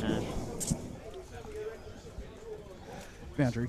Let's cross down boundary side to Josh Ward. I am keeping a close eye on how many goals are kicked from turnover and from stoppage. Balwyn have kicked 2 goals from turnover. Noble Park have kicked the 3 from turnover. Great job by Josh there in the stat centre. As the umpires go up now. Not the umpires, the ruckmen go up. Napa got the knockdown. Quick kick forward for Balwyn now. They're looking for the quick goal as well. The double is Haley on the right boot. What can he manufacture here? He went post to post. What do you get for that? 2 points? boundary point post into the goal post. The double. You don't see that too often. He couldn't do that if you tried. But when he's on the burst, he's just so exciting. Certainly is. As the kick goes up, couldn't quite take the mark there was Marshall. Ball's been kept alive. Nice little handball there by Lunny. They got it away. Kick goes inside 450 for Baldwin. Oh, sensational mark. Getting up quite high and pulling it down on the chest in the end there. On the right boot going forward now. The kick goes, it's a low percentage one, only 5 metres out. Nicely tapped through by Lockie McDonald, who was being as safe as he possibly could be there. 3 for 1 behind. Bendigo Bank scoreboard shows Balwyn creep closer. It's a 5-point margin. Noble Park holding sway here. 8.5 gone, second term. So Noble to bring it back in. He's the long kick out towards this wing, out towards the broadcast side. Tempted punch there by Marshall. Wasn't a particularly good one. And it's been gathered in there by number 17 in Wilson. And the umpire says we'll ball it up. A bit of feeling in this one too. Is the... well, you'd hope so. Yep, she's plenty on the line, and they're trying to grab it, but it's fallen out for Sketch. He got tripped, I think. Yep, free kick to Noble, just down in front of us here. So right in front of us. Crowd starting to come into it a bit as Sketcher goes a dangerous kick back into the corridor, almost marked there by Mullen. He's been lively, so they go inside 50, and this should be a gift. Beautiful mark, uncontested. So terrific work by Noble there in the Balwyn defence, hopelessly. Yeah, they overcommitted again, the Balwyn defence. They pushed too much forward there. But what happened there was Mullen probably knew he wasn't going to take the mark, and he saw Horton Milne coming from the side of his way, and he knocked it to him perfectly. That was sensational play. And it was the same. It was exactly the same play as Kyle Martin getting that goal before. It was just a tap down. So Jacob Noble, you'd back him in to kick this. He's pretty much right out in front, relatively straightforward, but we shouldn't say anything. There's the kick, and you said too much. As only I can do, I've mocked him perfectly. He's hit the post. It's that wrist kick too that Sketcher did. You know, like he wasn't afraid it came off. But those are the goals you just cannot afford to miss. You've got to kick those ones. They're the let off something. So it's Noble by a kick, and I'm not saying that ever again. You know you will. I love our very own John Blackman Lee Green, who comes in from the side. It works out magnificently. Oh, well. Valet, John Blackman. Dickie Knee. What a legend he was. Mr. Shammies, Mr. Shammies. Marson couldn't get away. Oh, it's on. Yeah, how often does that sling tackle, induce the wrath of the player? There's no yellow cards. Because they know exactly what happens and how dangerous that tackle is. What did you say, the swing tackle of the what? Card's coming out. It was a sling tackle. Someone's going to get a yellow. Card is coming out. Who was it? Here comes old Yalla. Who was it? Kane Turner, boys, for the sling tackle. So I'm saying that sling tackle really does. It's one of those ugly tackles that the sides don't like. Oh, another one. It's Marson, is it? No, he's just writing it down. Oh, no. Maybe he's been doing his paperwork. Well, it's probably just that undisciplined thing from Kane. He probably just was overzealous with it all. That's the problem with that tackle. Once you actually commit yourself in the mind, it's hard to pull back from. And this is what we're trying to stamp out. Yeah. You can't help it when it's the heat of the moment. Well, it was pretty fiery there for a moment or so, but Jordan Marson going to restart now. Tried to be a little bit tricky-dicky as the kick goes to the left forward pocket down near the Davis Harrigan end of the stadium, and over she goes for a boundary throw-in. The response in WhatsApp earlier. Please, gents. So you take it away, Besto. Sorry, mate. It's going to be Noble the umpire to throw it in. Noble Park attacking into the grounds. Up they fly. Cronje got beaten to the ball there as it's in the contest again. Play got thrown on the ground. Couldn't see who that was. In fact, it's Horton Milne. Ball spills out. They're under a bit of pressure here, Balwyn. As still there for the contest. No one really everyone's trying to pick it up, but no one is. And eventually I think we'll have a ball up as everyone just dives on it. So, thanks for joining us on our broadcast this afternoon, Facebook and YouTube, and of course 98.1 Radio Eastern for a cracking Queen's Birthday standalone match. It's now the King, mate. Queen's you said you were going to do it. I knew I was going to do it. Sorry, King's Birthday. It's a fine for me. So 28 plays 22. What's the fine? I don't know. I'm just fighting myself. All proceeds going to M&D. Yeah. So Noble getting their hands on the footy from the clearance. It comes out there. There's a funny little kick forward by Mullen. Can they make something of it? Not at the moment. And it's going to be a wrap-up. It's Marson with the footy. Have the Ben variety there. They just have control of this game brush at the moment, the Bulls. They're just turning the clamps at the moment. So one out of the stoppage. Quick handball off to Martin. Gets it off to McDonald, who has a snap for goal. How's it looking? It's... I've lost complete sight very of the wide. ball. Very wide, and it's missed everything. Gone to Dandenong. And we'll have a throw in the right forward pocket. I reckon one thing that Noble Park have done is they've really, really stopped Balwyn's rhythm. Balwyn they're not getting those link possessions that makes them such a dangerous side at the moment. The guy with the umbrella didn't want it. Didn't want a bar of it. Didn't want a bar of it. Didn't want a bar of it. The young kid that positioned himself well to kick it back over the fence did a superb job, though. On the left boot, Balwyn out towards the wing. We're right underneath the scoreboard here. It might be a little bit of holding on Napa. Umpire said play on, and now the Bulls going to work their way through the corridor up towards centre half forward, almost pulling it down on the second bite. There was Noblet. Over the top there was Ridd, got paddled it to his advantage. Noblet came back in, he was slung down. Umpire said play on, quick kick out of the danger zone for the Tigers, out towards the wing position. Lever was going to be the first player there. He was waiting for the receive handball. Nicely done there by Tilly, goes backwards. Here's Cronje, got to weigh up his options. It's a scrambly kick. No one was home, though, to accept it. Chopping it off there was Woolgar. Still, ball is alive. Little handball by Marson. Basically handballed it to the boundary line. They want to restart. They've got one, and we will have a boundary throw-in. Prepared to move the ball. Slow at the moment, the Bulls. So just waiting for the umpire to throw it back in. Still a kick the difference. Noble Park in front. They've had the better of the game in the last few minutes. Probably felt they should be further ahead on the scoreboard. Alex Urban gets his kick blocked. And we'll have another ball up as it's taken on the ground there by the big man Cronje. Wonder if he's any relation to Harmsy. Yeah, he's South African.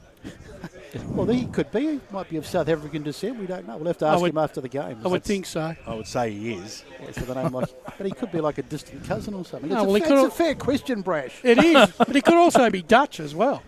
Oh, dear. I'm sorry I asked. As the ball goes up, one there by Never in the ruck. As the ball comes out into the middle of the crowd.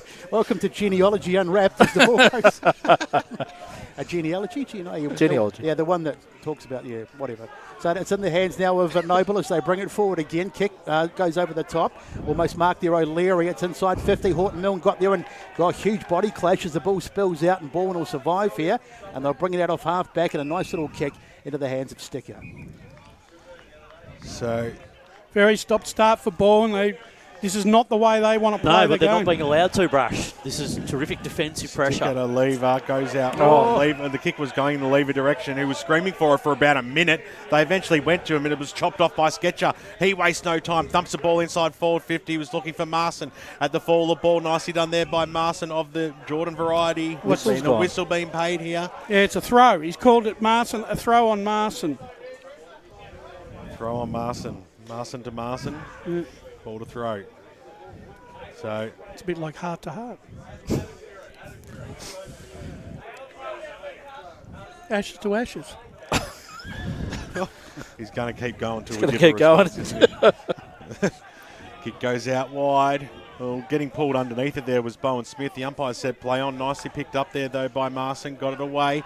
Kick goes up towards the Martin direction, who swings around on the right boot. Just poked it into the perfect zone. Running onto it nicely there was Byford, who just couldn't get boot to ball in time. Nicely chased down as well and rushed through for a behind. We've gone 16 and a half, almost 17 minutes now in this second term. It's an entertaining game, there's no doubt about that. It's a 7-point lead to the home side. Noble Park 29, Balwyn 22. So it's going to be Balwyn to bring the footy back in. It's a cracking contest, all right, as the ball goes right across the into the back pocket. So just keeping control of it at the moment, Balwyn. They need to be sure by foot here as Cunningham has the footy. Looks around for someone to kick to, goes onto the left. It's a funny old kick out towards the boundary. It's been cut off over there beautifully, well read, into the hands there of the shot at goal, and it's McInerney who's just banged it through, brilliantly roved. He took the kick, wasn't a good one, and he's intercepted it and he just unleashed. They just let him go. And McInerney gets his first of the day. Another one for Noble. And they extend their lead on the scoreboard. It's 5-5-35 to 3-4-22. And we've had 17 and a half gone. It's a turnover game, Brash. It is. They're pressuring them, making them cough the ball up, punishing them at the other end. And it's working at the moment. They're just playing this game beautifully and really pressuring the Tigers to making these silly mistakes. Yeah, Scott McInerney, one of the EFNL's journeymen. He's been to a lot of clubs.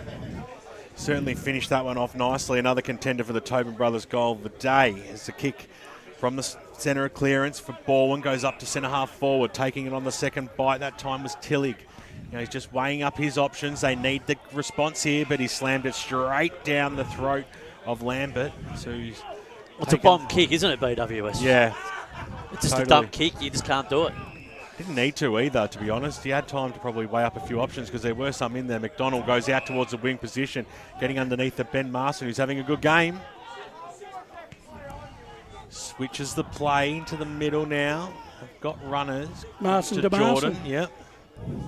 Jordan now on the right boot, kicks it up towards the half forward line. Going up strong there was Marshall, couldn't pull it down on the bite. So Tigers have the numbers at the fall of the ball. Kick goes in towards the middle. And felled upon after the kick, so it'll be a downfield for the Tigers. Now winding up is Oakes, goes inside forward 50, standing strong in position A. Lockie Quaith takes the mark, waste no time either on the left boot, just pokes it out. They'd love another one, wouldn't they, here, the Bulls, as Marshall, who's certainly been serviceable in this first half. The painted leg went up towards his teammate there in Beach, who couldn't pull it down. Nicely done there by Sticker, got the handball away. Now Balwyn a chance, a real genuine chance. Inside forward 50, it's a one-on-one contest. Ball's knocked back, looking where for Sticker. Wasn't there, wasn't able to do it. McInerney, though, mops up nicely for the Bulls. He's going to kick it out wide and falls just inside the boundary line. In the AFL, they'd probably call that deliberate. We don't do that here in this league. We play real football. We know what the intent was, BWS, but it was... The rule is there. Yeah. Out of bounds she goes, just forward of centre for Noble Park. They're covering off all these exits, Brash, the Bulls at the moment. I'm really impressed with what they're doing. So I'm going to throw it in. We've had just coming up to time on in this second term, working his way to the front spot with Chevy Anderson. He's the little kick forward, high up and under, getting underneath it there. It's bouncing around. Horton Milne tries to dive on it, and it's been dived on there. Free kick's going to go the way of Oakes. Was that a trip? That wasn't deliberate, though. No. There was a trip before that. Complete accident. He fell over his own feet, so Oakes is going to get a free kick. So... just looking around for someone to kick to. He's been in the centre of the ground pretty much as he goes inside 50, trying to find one of the big targets, but there's plenty of Noble defenders back. Ball will come out again, so they should be able to get out of this Noble, bouncing around over there. Noblet, funny little kick down the line, and that's a push for sure, and that'll be a free kick to Noble Park. It's going to go the way of, I think that's O'Leary over there. Stern, sorry. Rush's boy. Yep, so... Yeah, it's McDonald. McDonald stabs it to no one in particular, and it's going to go out of bounds. Not one of his best kicks today, and we'll have a throw in. It's the frustration of getting your numbers behind the ball, and this is what Noble are doing so well. This ball are getting frustrated. They can't get any momentum in their play of transition. I reckon they're going to find a way to get Lyle into the contest. Give him 5 minutes on the ball. Yeah, he's got to come up the ground, yes. Spot on. Taking a fair old while to get this one thrown back in. Napa goes up against Anderson. No one got the real clear knockdown that time. Picked up by O'Leary on the left boot. Swings it around and swung it around. Not even close enough. And out of bounds on the full it goes. But they're struggling to get this defensive kick out, Balwyn. So because they're so tight with the way that their forwards are pushing up, it's causing problems. Well, Noble are gone man on man. They are one-on-one. That's what he asked for them to do. Yep. This is typical Steve Hughes defensive plan, Spider. Yep. It's what he built his reputation on. Jamie Ridd to bring the ball back in for Balwyn. Looking for his options. Eventually. Using the grandstand side would be appreciated. Every now and again, that's all we ask. Up towards Anderson, but standing in front, taking a strong mark there is Lamotte, who's taken a few good marks in this game. Slammed it down the throat there of Sticker, who's went out wide to Cunningham. He's going to go further afield on the left boot. They've got a lot of left footers in this side to Balwyn. Wilson takes it on the right boot, switches it back in. It was a risky kick, but Urban took it, and he takes off. They're doing it in bits and pieces. Sticker got the handball away. Long kick by Cunningham goes inside forward 50. It was in position A there that time for Lyle. Little handball over the top. They've got a series of players everywhere here. Just reading the play magnificently there. Noah Lever just did it properly, didn't stress, didn't fret, and put it through. Football. That's it. No panic football. In she goes, and a timely one too. One that they needed, Spider. Yeah, they've been waiting to do it. 7 points they trail by. But it was a really good transition, wasn't it? Yeah, just waited for the moment, and then when the kick went forward, they had the numbers, got the ball over the top, and then they get the goal. Yeah, clever play there, and they actually just felt like Brash. They took their time throughout, even though it was still sort of fast paced. They were going with the right option right of the way through the ground there. Yeah, they did. They just caught Noble Park napping where they overlapped on one side of the ground. So back in the middle, Beach had it for a moment but lost it. And we're getting into the, we've had 23 minutes played, so getting well into time on. And the margin at the moment is 7 points. It seems like this Urban-Martin clash is really pivotal in this afternoon. It's a new word, I think, Brash. Pivotal. Yeah, something like that. So ball comes out. It's taken there by, I think it's Urban, but the umpire says we'll have a ball up because nothing's happening there. And we'll chuck it up again. So Martin lurking. Can he get hands on it? Free kick out of the ruck. Which way is this going? It's going to Balwyn. Going to Balwyn. I couldn't see too much on there, but nonetheless, it's going to be Oakes. It gives a handball off. No, in fact, it's going to be. This is a mess. A ruck infringement. So Anderson's got the ball. Eventually, we've got Anderson who thumps it forward inside 50. Another goal here for Balwyn, and they'd be pretty happy. McDonald hooks it out. Dangerous kick. It's probably going to come back in, you would think, but it's bouncing around. It's there for the contest. Quick hands off to Horton Milne. Horton Milne gets a nice little kick forward, and they'll go quickly here. Beautifully done. Sketcher gets onto the left foot as he got someone to kick to. Almost. Ball is, could have been a case for a free kick there. Plowens is the umpire. Ball goes forward again. Diving. Big Napper. Napper's in there trying to get it. The big man gets Horton Milne, gets a ball off to Mullen, trying to get some clear air for the kick. And what does the umpire say here? He's given it to Balwyn. He's saying he gave him a little knock on the shoulder. It was weak as. Anyway, now a chance for Balwyn. They'll be spewing about that, Noble Park. Rid on the right boot, slams it out wide, looking for Sticker. Paint's going to beat him. Right on his hammer was Kane Marshall. Especially BWS when Napper, I thought, was entitled to a free kick. Exactly. Just in that forward 50 there too. He did well, the big man. He was like throwing legs and arms like Inspector Gadget all over the place. Did really well as the umpire throws it in. A shallow one. Anderson in the front spot. Napper was there for Noble Park. The big man did well. Came out to Martin. Wasted no time. Slammed it on his boot. And a rare error from the skipper of Noble Park. Sees it go out of bounds on the full. 35 plays 28. 25 gone here in the second term. 98.1 Radio Eastern. And of course, streaming live around the globe on YouTube and Facebook. Thanks for tuning in. Can Balwyn turn this into a score before half time? Well, no, not at the moment. Well, stolen there by Horton Milne. On the bounce, kicks the ball inside forward 50 and just lucks of fortune playing in front. Benny Marson takes the mark and he's had a good first half, Wayne Brusher, and he'll go back and try and get the answer here. Most definitely. I think the key difference between the two sides at the moment is I just think Noble Park are just a little bit more cleaner with their disposal and they're hitting a few more targets in the right positions. So, Benny Marson, of course, one of the brothers playing today. Jordan as well. Both been in amongst it in this first half. Really important kick for Noble Park. They really have held sway in this first half. He kicks from the paint to 50. It's a big kick. Does it hold straight? It doesn't. It just goes left of the post and through for a minor score. Bendigo Bank scoreboard, 26.5 gone in this second term. And it is an 8-point lead to the home side, Noble Park. Important to lock the ball in here for the Bulls. So, Balwyn to bring it out. Can Noble force the turnover? There's the kick out. Buller's there. He goes up. In fact, it was a 2-on-1. The ball spills out, though. It's dangerous. Snapped up on the ground there. He cries for in the back. But the umpire says nothing doing, and we'll have a free kick. Last man up with the footy there is number 19 in Camilleri, the first gamer for Noble Park.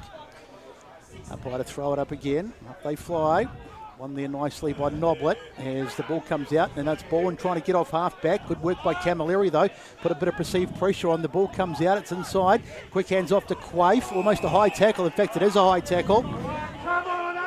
No, in fact, he's played it to... the ball. He did drop the ball. Crowd disagrees. Okay, so free kick going the way of Sticker. I disagree as well, but I'm a little bit biased, I suppose. You should be standing with him over there. So the ball comes out of inside 50, bouncing around over there, picking it up as Lever on the ground. Snap for goal from Lever, in fact, and he's off target. So goes through for a minor score, so a late opportunity for Balwyn, which they can't take. 5-6-36. Plays 4-5-29, and we're 27.5 gone in the second term. They need to hold this ball in their forward 50 here, Balwyn, and see if they can pinch a goal on the stroke of half time. Yep. So Nathan Noblet, what a great name that is. Just gets every bit of 60 metres out towards the wing position. Marson got the handball away. It was stolen by Horton Milne. His kick was smothered. In and under, getting his hands on it was Noblet. Got the handball away. Over the top of him was Kane Turner. Umpire said play on here. Everyone sort of stopped, expecting it to be a ball up. Little kick around the corner by Marson. Picked up by the big man there in Napa into the middle of the ground. They've got a chance here, the Tigers. Taking off there was Wilson. There was a 25-metre penalty, and he's taking off with it as well. He wants to waste no time. Kicks the ball inside forward 50, and he just did the right thing too, because he knew they had the spare players or players in position in that forward 50 for Balwyn, and he's kicked it straight down the throat of the danger man, Charlie Haley. Just read the game perfectly then, did Wilson. He knew he had to go, and he obliged. Equally smart bit of body work there by the skipper there. He just gently manoeuvred his player out of position there to take that mark. Experience. Yeah, so a captain's goal to bring them back to within 1 point. Charlie Haley, a prolific goal kicker. Almost just write this one down for Charlie. He makes no mistake. Straight over the goal umpire's head. That one goes. And it's a very close contest out here today at the Bullring. We're really enjoying it, and we hope you are too. 36, Noble Park 35, Balwyn on the eve of half-time. Just feels Brash the Ball are starting to get the game back on their terms a bit just in the last 5 to 7 minutes for my liking. Noble just feel like they've dropped off in a couple of key areas. I just sort of feel like that they haven't got real bang for their buck, Noble Park, in the first half. They've had a lot of opportunities, but they've also left a couple of goals on the ground as well. Yeah, I completely agree. That little period, or quite long period they had, they didn't really get a lot for it. As the ball is in the ruck once again, trying to pick it up was never. That was a throw. As the ball comes out, so Balwyn, they won't want to concede another one here, but Balwyn are coming forward. This would be disaster. Sticker's picked it up just on the edge of the 50, but he's wrapped up, and the umpire says we'll have a ball up. So the rain continues to fall lightly out here at the Bullring, but nothing too bad at the moment. As long as we don't get wet, that's the important thing. Disagree. All right, so free kick. No, not going to be a free kick. One of the Balwyn players got thrown to the ground there, but the umpire says play on. In fact, it is getting quite heavy now. It is raining, yes. Yes, all right. So up it goes again. Anderson up against Napper in the ruck. Anderson gets it inside 50. This is an important one. No! Charlie boy. And there's going to be a free kick. Now, which way is this going? It's going to Noble. So they'll be able to get out of this. A little bit lucky, perhaps. So as the clock ticks over 30 minutes, it's 5-6, 36 to 5-5, 35, getting towards the end of the first half in this King's birthday clash. Jacob Noblet kicks the ball out as the siren sounds to announce half-time out here at Pat Wright Senior Oval on the Eastland match of the round. It's the King's birthday weekend standalone game between Noble Park and Balwyn, and it's the home side leading by one solitary point at half-time, 5-6, 36 to 5-5, 35. The major goal kickers on the ground. Well, Kyle Martin has two, the skipper for Noble Park, singles to Sketcher, Mullen and McInerney, whilst Bowen Smith kicked one goal in the first, one goal in the second for Balwyn, whilst Noah Lever and Nathan Oakes also have singles. Hope you're enjoying the broadcast today, 98.1 FM, and of course streaming live around the globe on YouTube and Facebook. There's no other games as you go local for your football this afternoon, so you're staying warm, you're watching or listening to us, or you're actually out here enjoying what is a great contest so far. One half's down, one to go. We'll be back right after this. As Sarah opened her best friend Jackie's wedding invitation, she was overcome with a wave of emotion. While her two young boys wrestled on the floor, tears of happiness rolled down Sarah's cheeks as she saw the words she'd been longing to see.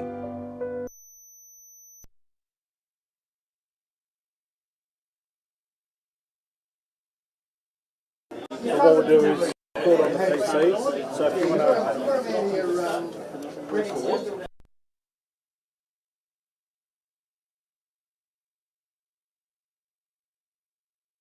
Or did you run into the goalpost again? For bumps, breaks or bleeds, be seen sooner close to home at Knox Private 24/7 Emergency Department. The preferred provider of emergency care to the Eastern Football Netball League, you'll generally experience shorter wait times. You don't need private health, but there is an out-of-pocket fee. Be seen sooner close to home at Knox Private 24/7 Emergency Department, 262 Mountain Highway, Wanturna. Do you feel good about your bank? Because there is a bank you can feel good about. They share their profits to fund big community projects, small community clubs, and vital emergency services. They've given $250 million to help Australian communities thrive. They have all the products and tech you expect from a big bank, with service you don't.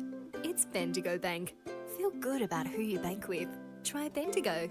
Search bendigobank.com.au or search Bendigo Bank near me. Tobin Brothers Funerals wear their heart on their sleeve. Their clear and easy-to-use website and Memory Maker app make it easy for families to make an informed decision. Here's James McLeod, Managing Director of Tobin Brothers Funerals.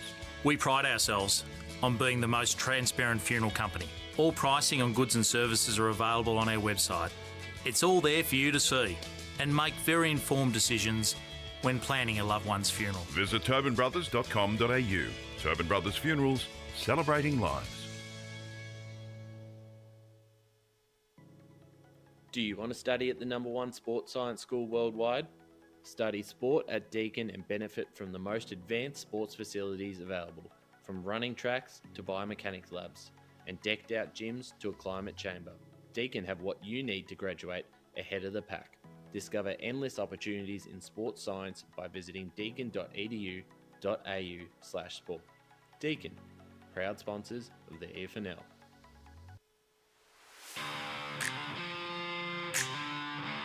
You are listening to Radio Eastern FM 98.1. With live and exclusive coverage of the EFNL football season, bringing you the match of the day with score updates from all divisions. And now we cross to our commentary team for the Radio Eastern 98.1 Match of the Day coverage.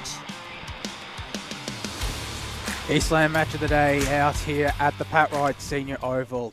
It's Noble Park who lead at the halftime break in the traditional standalone King's Birthday clash against Balwyn 5-6-36 to Balwyn 5-5-35. Josh Wood here alongside Matt Spiderley and Ryan Long for the halftime show. Gentlemen, certainly been an interesting first half.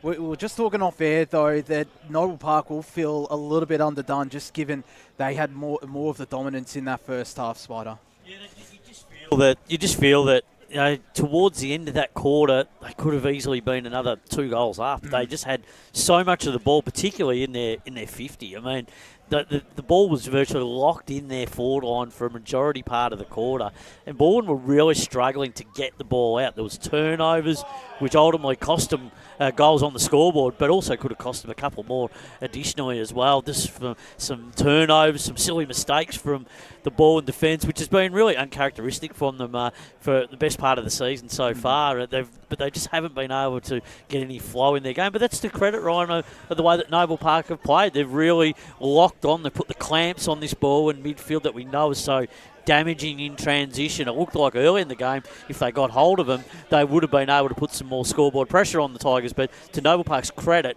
through the midfield, guys like Sketcher, Horn Milton, has gone real. They've been able to do that. And then I just feel even Marson as well been really good. Mullen been terrific. But then defensively, they have just worked really hard to keep the ball moving, and they've just really kept Balwyn guessing.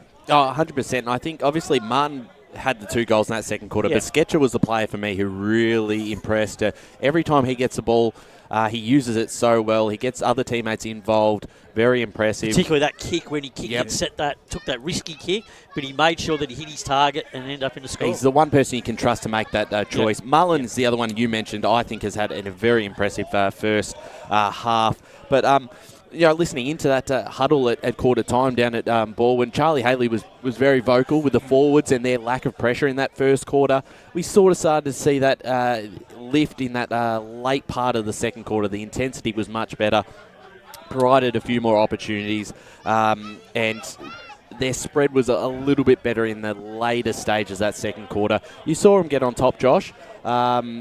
And I think they'll go in at halftime going, you know what, we haven't played our best half of footy, but we're 1 point down, and it's pretty much an even game. It certainly is a game on because, they did, and just they got into the hands of Lewis Cunningham as well from defence whenever it wasn't in their forward half, and he's the right man to have it. He's the one that is the quarterback and can set Balwyn on their way from defence to attack. So it'll certainly be interesting if they can keep it up, and it'll certainly be interesting if Noble Park can keep up their pressure, which is obviously what Steve Hughes wants to see in this contest, just that consistent pressure, Spider. And Balwyn don't want to go through the corridor. They are trying to avoid the corridor because they know that if the Bulls get the corridor, then there's a good chance they're going to go down there and score. So that's why they're going to the far side of the ground on a lot of the occasions to begin their forward attack. Yeah, that's why they're getting their players to push up. They've just got to be a little bit careful trying to get their numbers across. But when they do transition, if they can get them on the counter, then they're going to certainly cause the Bulls some problems. But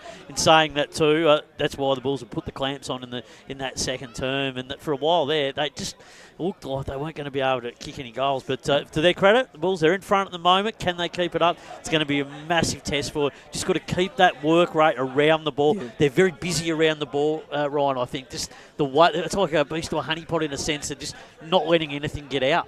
Yeah, so that's the big key for it. It was until that last 5 minutes. I thought they dropped off a little bit in the pressure. And as soon as you do that against a side like Balwyn, they'll make you pay for it on the scoreboard, and they did with 2 late goals. So important that they come out firing quickly.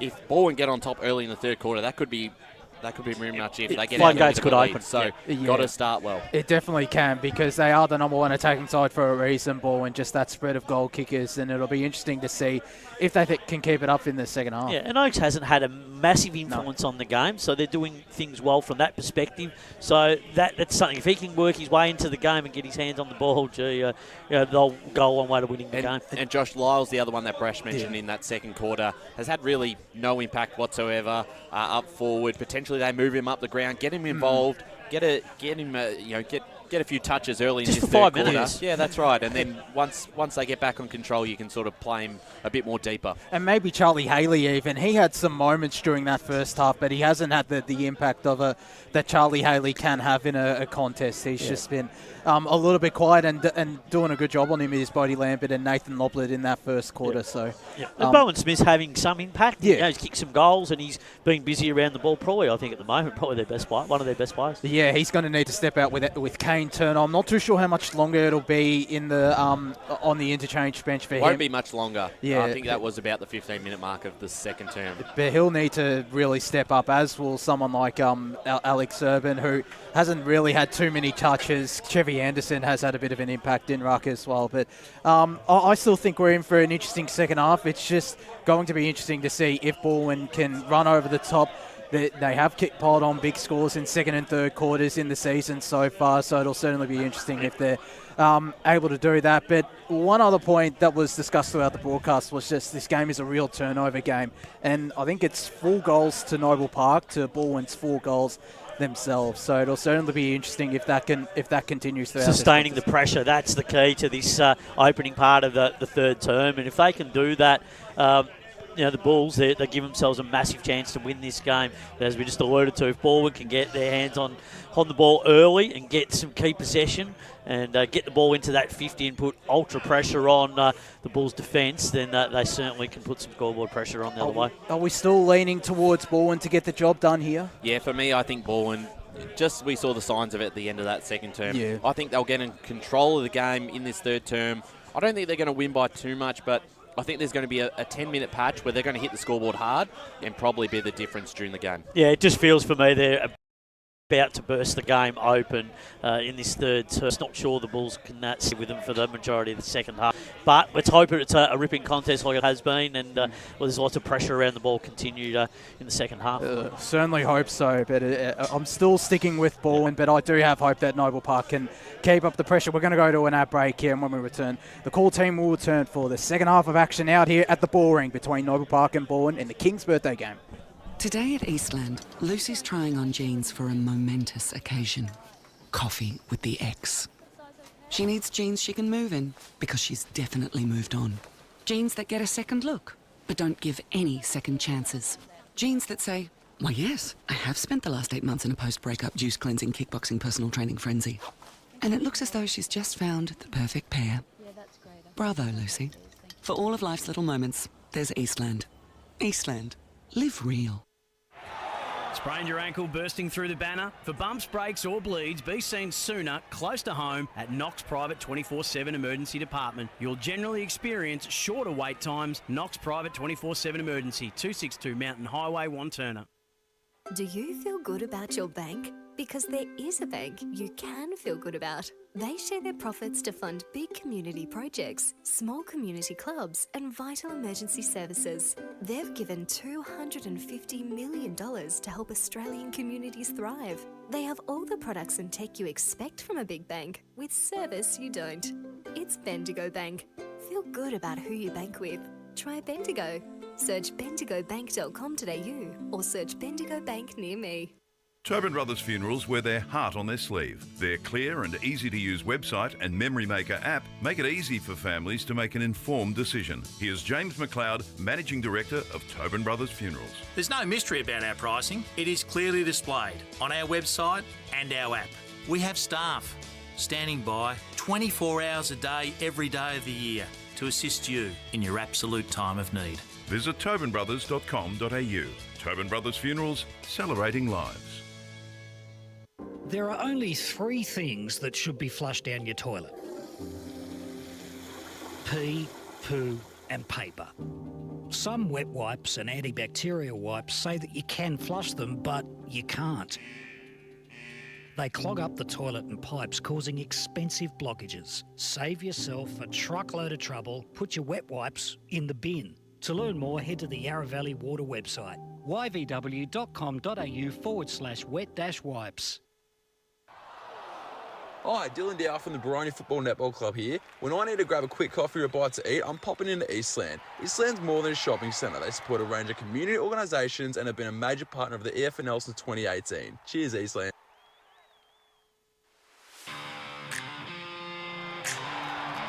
You are listening to Radio Eastern FM 98.1. With live and exclusive coverage of the EFNL football season. Bringing you the match of the day with score updates from all divisions. And now we cross to our commentary team for the Radio Eastern 98.1 Match of the Day coverage.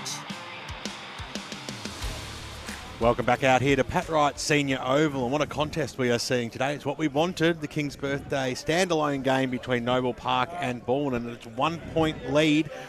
What seems as a bit of an upset at this stage. Of course, Balwyn are taking all before them so far in season 2024. Noble Park struggling a little bit, but we know, Brett Beston, that these games is where the players lift, and today Noble Park is certainly showing that. Yeah, they certainly are. They've surprised me today. I must admit I didn't have high hopes, as I said before, but they came out and played particularly well in that first half. But just some signs towards the back end of that second quarter that Balwyn was starting to take control and get on top. So this third quarter, as I'm sure Brash will talk about, very, very important.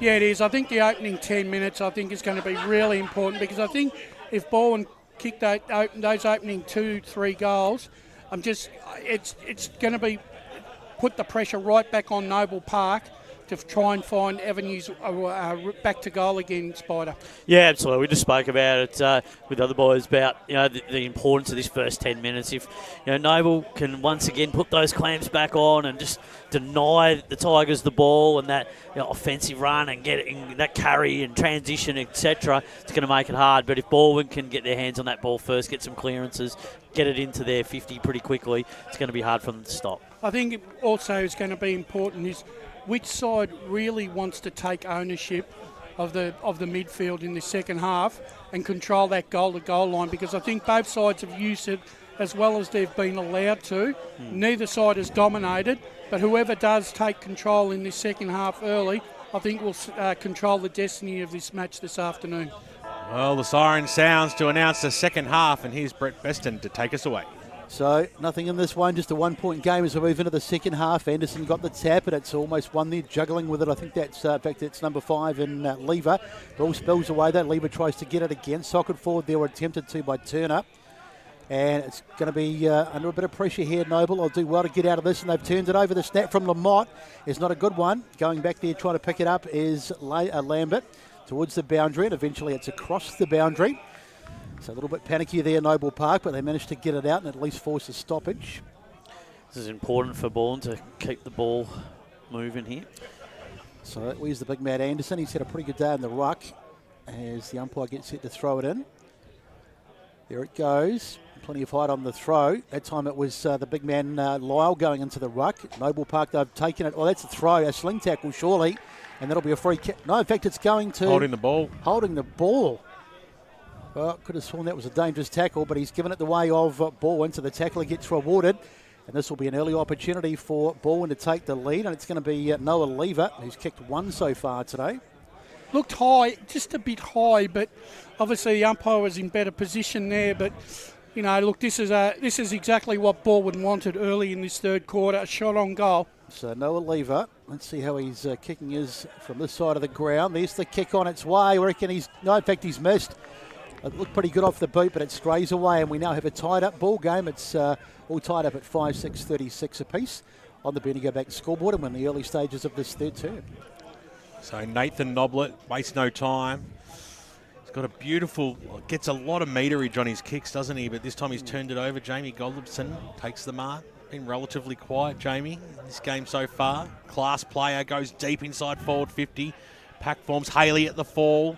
Just dropped the football like a hot potato. Came out towards Lambert.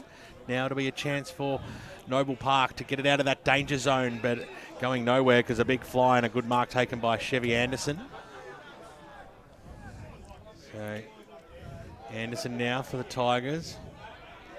Wasn't his best kick. It got underneath it a fair bit, but it gets to that danger zone. Still a hot football. Lever, snap around the body by Lever. He couldn't curl it back, but they've hit the lead, I think, for the first time this afternoon, the Balwyn side, and it's by that one solitary point, 2.5 gone here in the third quarter. They call it the premiership quarter. Looking busy early, huh? Yeah, Tigers. They certainly are. Need to put it on the board, though. Yeah, it doesn't reflect. So Noble to bring the football back in. Under a bit of pressure here in the early stages of this third term. Up it goes, nice and high up. They fly. Mark not taken there by Scott. He got hands to it, but just couldn't hang on. Now the ball spills out. Hand pass goes past Turner. It's there for the contest. It might be a appeal for a high tackle, and I think it's been given. No, it hasn't. No, it hasn't. Thought the umpire had paid it, but he says, no, just give it to me. Up it goes again. Anderson up in the ruck. Knocked down there. Trying to pick it up over there, number 5 in McInerney. Been relatively quiet. He's had the odd moment, but nothing too significant. And we'll have another ball up, almost in the same position. Up it goes. Anderson that time got the knockdown, but it's going to be won by Noble Park. Well, Horton Milne tapped it out. It's only as far as Lamont. Lamont goes inside 50. Can they get a mark? Ball goes over the back. Once again, Noble might be happy to see this through socket off the ground. And it's gone through for a goal. It's Oakes. No, I think it's Charlie might have just kicked it on the line. Surely it was touched. It looked like it was, they're appealing for it, but surely it would have been touched on the line. It was. You're right, it was Oakes. No, it is Oakes. He's given the goal. I thought someone got back to touch it, but it's gone through from Oakes, so that's the second one for him today. And an early goal for Balwyn in this third term, and they get that lead out to 7 points. 6-7-43 to 5-6-36 on the Bendigo Bank scoreboard. If he gets busy, Brash, Oakes, we know what he can do straight away. He just gets his hands on it, gets the ball, and he can kick goals. That's it. That's the way he plays. Dark and dreary out here at Pat Wright Senior Oval. They played night football here for a long time, actually. It was the first game I did with the media team, a night game out here. I think I remember that one. Yeah. I tell you, who's really lifted the ante in the ruck is Anderson in this opening 5 minutes. He's in everything at the moment. Urban tried to break the tackle. McInerney had him wrapped up nicely. Well, just his experience, Anderson. He knows where to run. He knows how to move his body around in these contests. Anderson goes up against Beach, who gave him a little shove. Martin at the fall of the ball, up and under kick in the front spot there. Lamont got a fist on it. Still across centre half forward here for the Tigers. Quick kick by Urban inside forward 50, who was dumped after he kicked it. So it's going to be a downfield free kick, which matters not because Jake Tillig was in the front spot anyway and took the mark. And he'll have a ping from just outside 50. So they've started all guns blazing out here in this second half. Yeah, it's almost like Balwyn BWS are ready to put their foot on the till here. Yeah, they've got out of second gear, it seems. Something like that anyway. Or the Tillig in this case, Brash. Yes. They've been shaken out of their lethargy. So Tillig, we're right behind him here. Player of his ilk, you would expect to go back and put this one right through. Oh.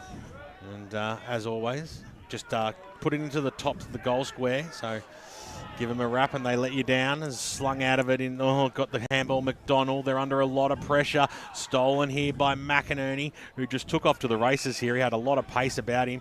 Quick handball away. McDonald on the left boot. It was a scrambly one though, so the Tigers a chance here to get it away. But a good tackle that time on Turner, holding the ball. Advantage paid. The Bulls probably needed just to slow that one down then, but instead Martin got the timely kick away just in the nick of time. Stern takes the mark. He needed to take that mark, Stern. Across the back line they go. It was a shocking kick too. He put Marson under an unnecessary amount of pressure. However, Stern made up for it in the end, put his head over the football and won a high tackle against Nathan Oakes, who's kicked 2 goals in this game. Last one to stretch the lead to 7 points for the Tigers. Goes across. He's Noblet, who loves to kick it. Loves to get 50 metres or so every time he gets the ball. Now Noble Park using the far side of Pat Wright Senior Oval. Like doing it well now. Kick goes up. That's Woolgar, goes inside forward 50. A big fly over the back there by Anderson. The big ruckman went back with the fly. That was a great mark. He wastes no time. He'll chip it away. It's in the back pocket. There's a who's who of royalty umpiring of the Eastern Football Netball League here today, all enjoying a beverage on their weekend off. Oh, they've coughed it up, the Tigers. In the back line, they've just slammed it straight down the throat of Josh Dern, who comes in and takes the mark, and then just left unattended, which was just silly. Snap around the body by Marson, which was just ridiculous play, is the only way I could describe that. He was 40 metres out, and had no angle, and then he snapped it around the body and played on. I don't know why he did that. Football's great mysteries, isn't it, when players do that? I just don't know what to say to that. That's a goal that they really needed. Let's cross down to Josh. He was called to play on because it wasn't 15, according to the umpire, I think. Oh, what a load of rot. As the kick goes out, Wise, who's had a pretty quiet second term compared to his first, and it goes back in the arms of Walker, and the Tigers will switch the play. So, Tigers to bring it out to this near side. Little handball back inside to Walker. Gives it back to Lunny. He's under a bit of pressure. And that's not a good kick. It's bouncing around over there towards the boundary. Nicely kept in there by Sketcher. Sketcher tries to keep it in, but he can't, and he's taken out of bounds. And we'll have a throw in. So, Balwyn getting a little bit of a jump at the start of this third term. They're up by 7, 6-7-43 to 5-6-36 on the Bendigo Bank scoreboard. And just some ominous signs for Noble Park. But let's not call it yet, because there's a lot of play to go. Now Marson with the football, spins in the tackle, got it out to Martin. Martin taken down on a tackle, and nothing doing there, just a regulation ball up. So, umpire to throw it up again. Martin, where is he? Just runs away from the contest at this stage as the ball is bouncing around over there. Trying to pick it up was Marson. And we'll have another ball up. So we're not getting very far, but at least Noble Park have got it trapped inside attacking 50, or near enough. They just need to try and get some clear air here as the ball goes up again. Beach, he might have got the tap that time, and it's been picked up over there by one of the Noble Park players. Shovels it out. Beach tries to get it, can't do so. And I reckon we'll have it. In fact, in the end, it comes out for Balwyn, and they'll manage to get it out. This is a little bit dangerous. Going back is Noblet. Quaife tries to get it. He can't get it either. And that'll be someone went down pretty heavily there. That's Bodie Lambert. And we'll have another ball up. So it's been down a couple of times. He's a bit sore too, Bodie. So umpire sends it aloft again. Beach just one almost without jumping that time. Free over kick. The shoulder. Going to Balwyn. So Urban takes it, slams it out wide, out towards Sticker. As what have we got here? Yeah, Charlie just got caught out of position there and tried to out nudge his opponent. So it's a free kick to Noble Park. McDonald, gets it. Runs across the other side of the ground out to this near side. Kick into the back pocket. So they need to go forward, Noble. No good chip in this area. Staying out towards the boundary. Surely the umpire must have said play, not 15. That only went about 4 metres. Yeah. So you almost sense Balwyn feel like that they've got the game in their control, and they just need to just show a bit more patience. So up it goes again. Napa got bodied out of the way that time. He was good in the first quarter, but he's been dominated a bit in this term. And we'll have yet another ball up just on the edge of the 50. And we've had 10 minutes. This quarter's gone really quick. And it's a 7-point lead to Balwyn. Big Napa over the top. Came out, though, Lamotte, who was tackled over the boundary line. And he got boot to ball. And so out of bounds she goes on the full. I reckon importantly, Brett, though, I think the ball's been in Balwyn's 50 or 70% of that time in the opening 10 minutes. Yeah, it's been living there. Right. So the tank of Noble Park, Jackson Sketcher goes short. Lockie McConnell takes it across the defensive 50. Short passes on, it's okay. Here's the hyphen, Horton Milne. Switches it across, risky kick. Quaife couldn't quite take it, little handball atop. Here's Charlie Haley, snap around the body, kicks it to the top of the goal square. Underneath it, eyes only for the football was Bowen Smith. Sensational mark. And like he did in the first, like he did in the second, he will certainly put through his third goal. Spider, you almost could sense the ball are going to sweat on Noble Park, turning that ball over again. And look what's happened. Straight over the goal umpire's head. He wasted no time and made no mistake. Well, that was exactly right. He waited for the turnover, and then they were able to go down, take that mark, which was brilliant by Smith, and then he kicks a goal. Man, he's just been a class player today and has been for a long time. Gee, real enthusiastic Balwyn crowd this afternoon. Yeah. No, they haven't come in their numbers. Maybe they're all up at the snow. Yeah, that's exactly what I was thinking. They're watching from the comfort of their chateaus as we broadcast live to them, Spider. Chateau Sherry Oval. Chateau Chalets, isn't it? So up it goes in the middle. Danger signs for Noble Park as they go behind by, I think it'll be almost a game-high lead. 13 points. Trying to get his hands on it was Quaife. Ball spills out. Good work there by Turner on the ground. Oh, big heavy hit there. It's all really untidy in this period of play. Trying to pick it up was Bowen Smith. Back on the contest again. Noble trying to get it out with Marson, and he's spun 360, and the umpire has paid nothing. He's just going to throw it up. Tell you what, they dodged a bullet there. He was holding the ball. Certainly was. He went 360 easily. Probably went about 720 easy. Yeah, I was going to say plus another few degrees as well as Bowen Smith dives on it. I was trying to do the math. 360, 1,080. 480. Yeah. Jeepers, I keep hearing bloody crickets. Someone you got crickets going, have? I don't think I have. Gee, I thought I heard some crickets there for a minute. He's reached that age, Brash. Turned into a nature show. It's a little step forward by Haley, and the mark is taken. That didn't look 15, umpire. Yeah. Get your ruler out. Yeah, that's what I thought I was hearing. That's okay. I certainly hadn't played it. So the mark has been taken, and this will be an opportunity for another goal, and this is going to really hurt if this one goes through. I'll just blame the acoustics. So Jake Sticker.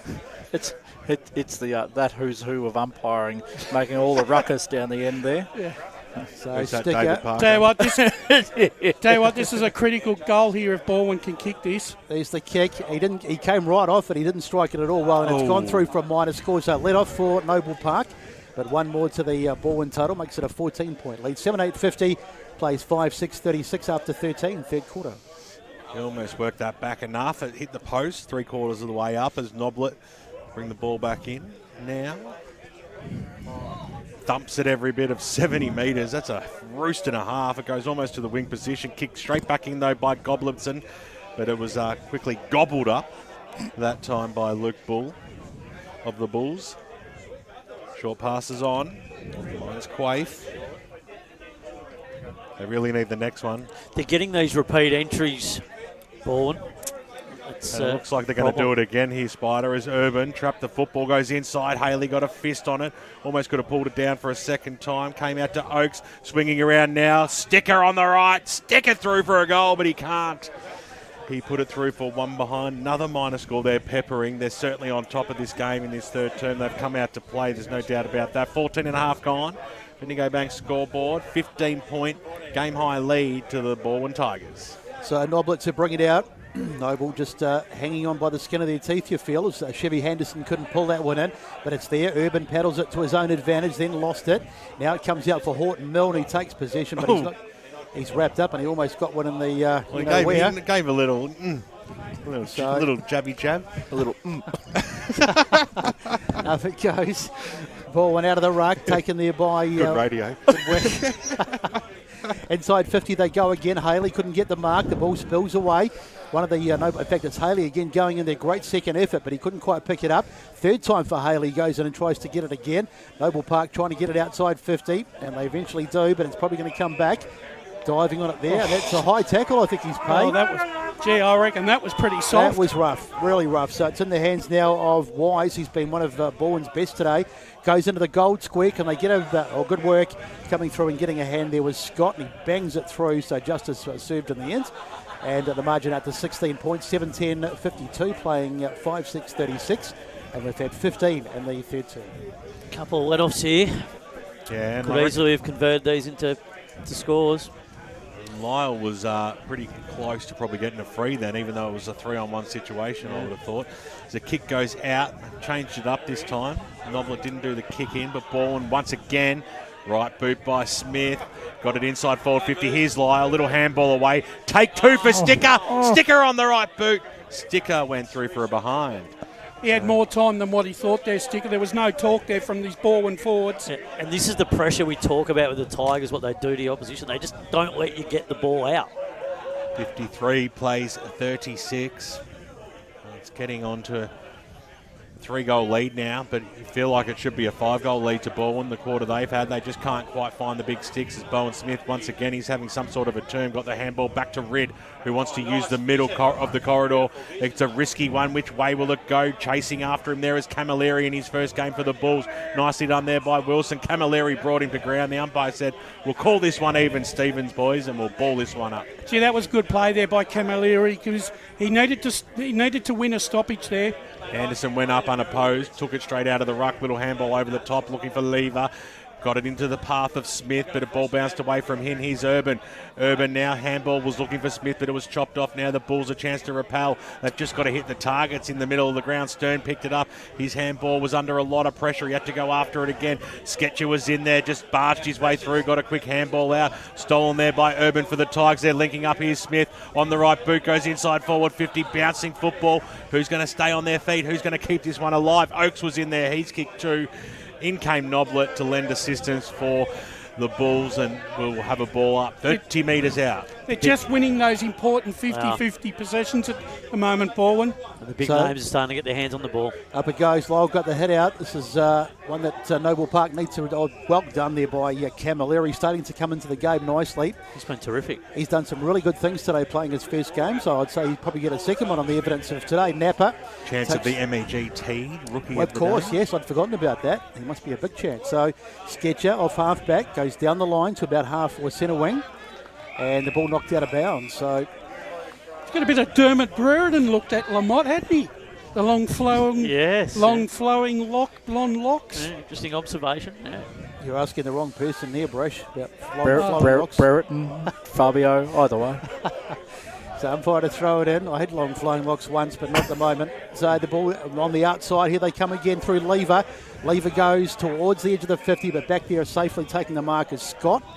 And Noble Park will repel. They've just got to be safe across half back here. Good kick, Noblet. Saying he's got a barrel chest and chicken legs, Brush. So out wide, kicking to a 2-on-1. Great That's mark. a great mark taken over there. So just taking a bit of time to find an option. This has to be a safe kick. Here's the kick, straight down the guts as the ball goes up the far. Good. It's gone through the hands though, and the Baldwin have got it back, and they're going to come forward again. Once again, it's in the hands of Talig. He's a long way from home. They get it down the line, going back there, and nice little handball to Sketcher. Sketcher, what's he going to do? Decides to send it 40 or send it back inside 50. There's not too many options there. Stern was there, couldn't get it. Trying to do was Marson. Got hands on it, but he's going to be wrapped up. See, that was a really good tackle there. Really good tackle there, because he was goal side there, Marson. He just couldn't get the kick onto the ball. It was really tied up very well. So really important stoppage. This one up they fly. Napa it was, and it's going to go out of bounds once again. As Marson chases, they have to get the next one, Noble, otherwise you feel they could be in a fair bit of trouble. And we're just about in time on at the end of the third term. Umpire to throw it in again, eventually. So up it goes. Ball gets over the back. Noble, can they somehow trap it in? Good work there by Camilleri once again. He's done some good things, and that's going to be a free kick going the way of Noble, I think. Just waiting. Tell you what, I reckon there was at least 3 or 4 free kicks before that. Going to Balwyn by the looks. Yeah, I lost sight of what happened there, to be honest. So looks like Bowen Smith coming off. He's copped it cut above the eye there, so he'll be coming off the ground. And Sticker will take the free kick. But that's the courage of Smith, the way he goes about his footy. Oh, well, they better get the cuts man out. Claret on the ridge there. Get out the old Band-Aid and Mercurochrome. Oh, yeah. Fixes everything. Looks like he's got the Mercurochrome all over it already. It's okay. Come on, get the game going. Oh, if you're going to, you yell it out a bit louder, Brush. I could hear over the balcony. Brush has got somewhere to be. He's going partying with Blake Tennant, I think, Ringwood. Oh, my Cunningham over to Rid. Perish, I thought. Go back to Cunningham in the middle. Cheapest. He wouldn't last 5 minutes with me. Cunningham on the left goes out towards the scoreboard. Big fly there, that time by Turner. They've kept the ball alive. Nicely done there by Anderson. Eventually linking up here with Red over the top. Series of handballs sees the Tigers in the arms of Haley. Haley on the right boot. He's clever, Haley, but he can't put this one through. He couldn't find it for his third. He hasn't kicked a goal, sorry. He's third behind, he found. That's He's got exactly one. what he did. Yeah, he got one. I thought he got one. I looked at my sheet and there was nothing there. But this is the connection piece. They're putting so much work into this transition. They just can't get that goal, Brash. 3 straight goals is the margin, Besto. So Noblet to bring it out. The mistake for Haley. So the misses from Balwyn just keeping Noble Park in the contest. as the ball is bouncing around. Good work there by the new man, of course, and Camilleri into the middle of the ground. Ball gets over the top. It's there for the contest. Socket out towards, in fact, it was smothered in the end.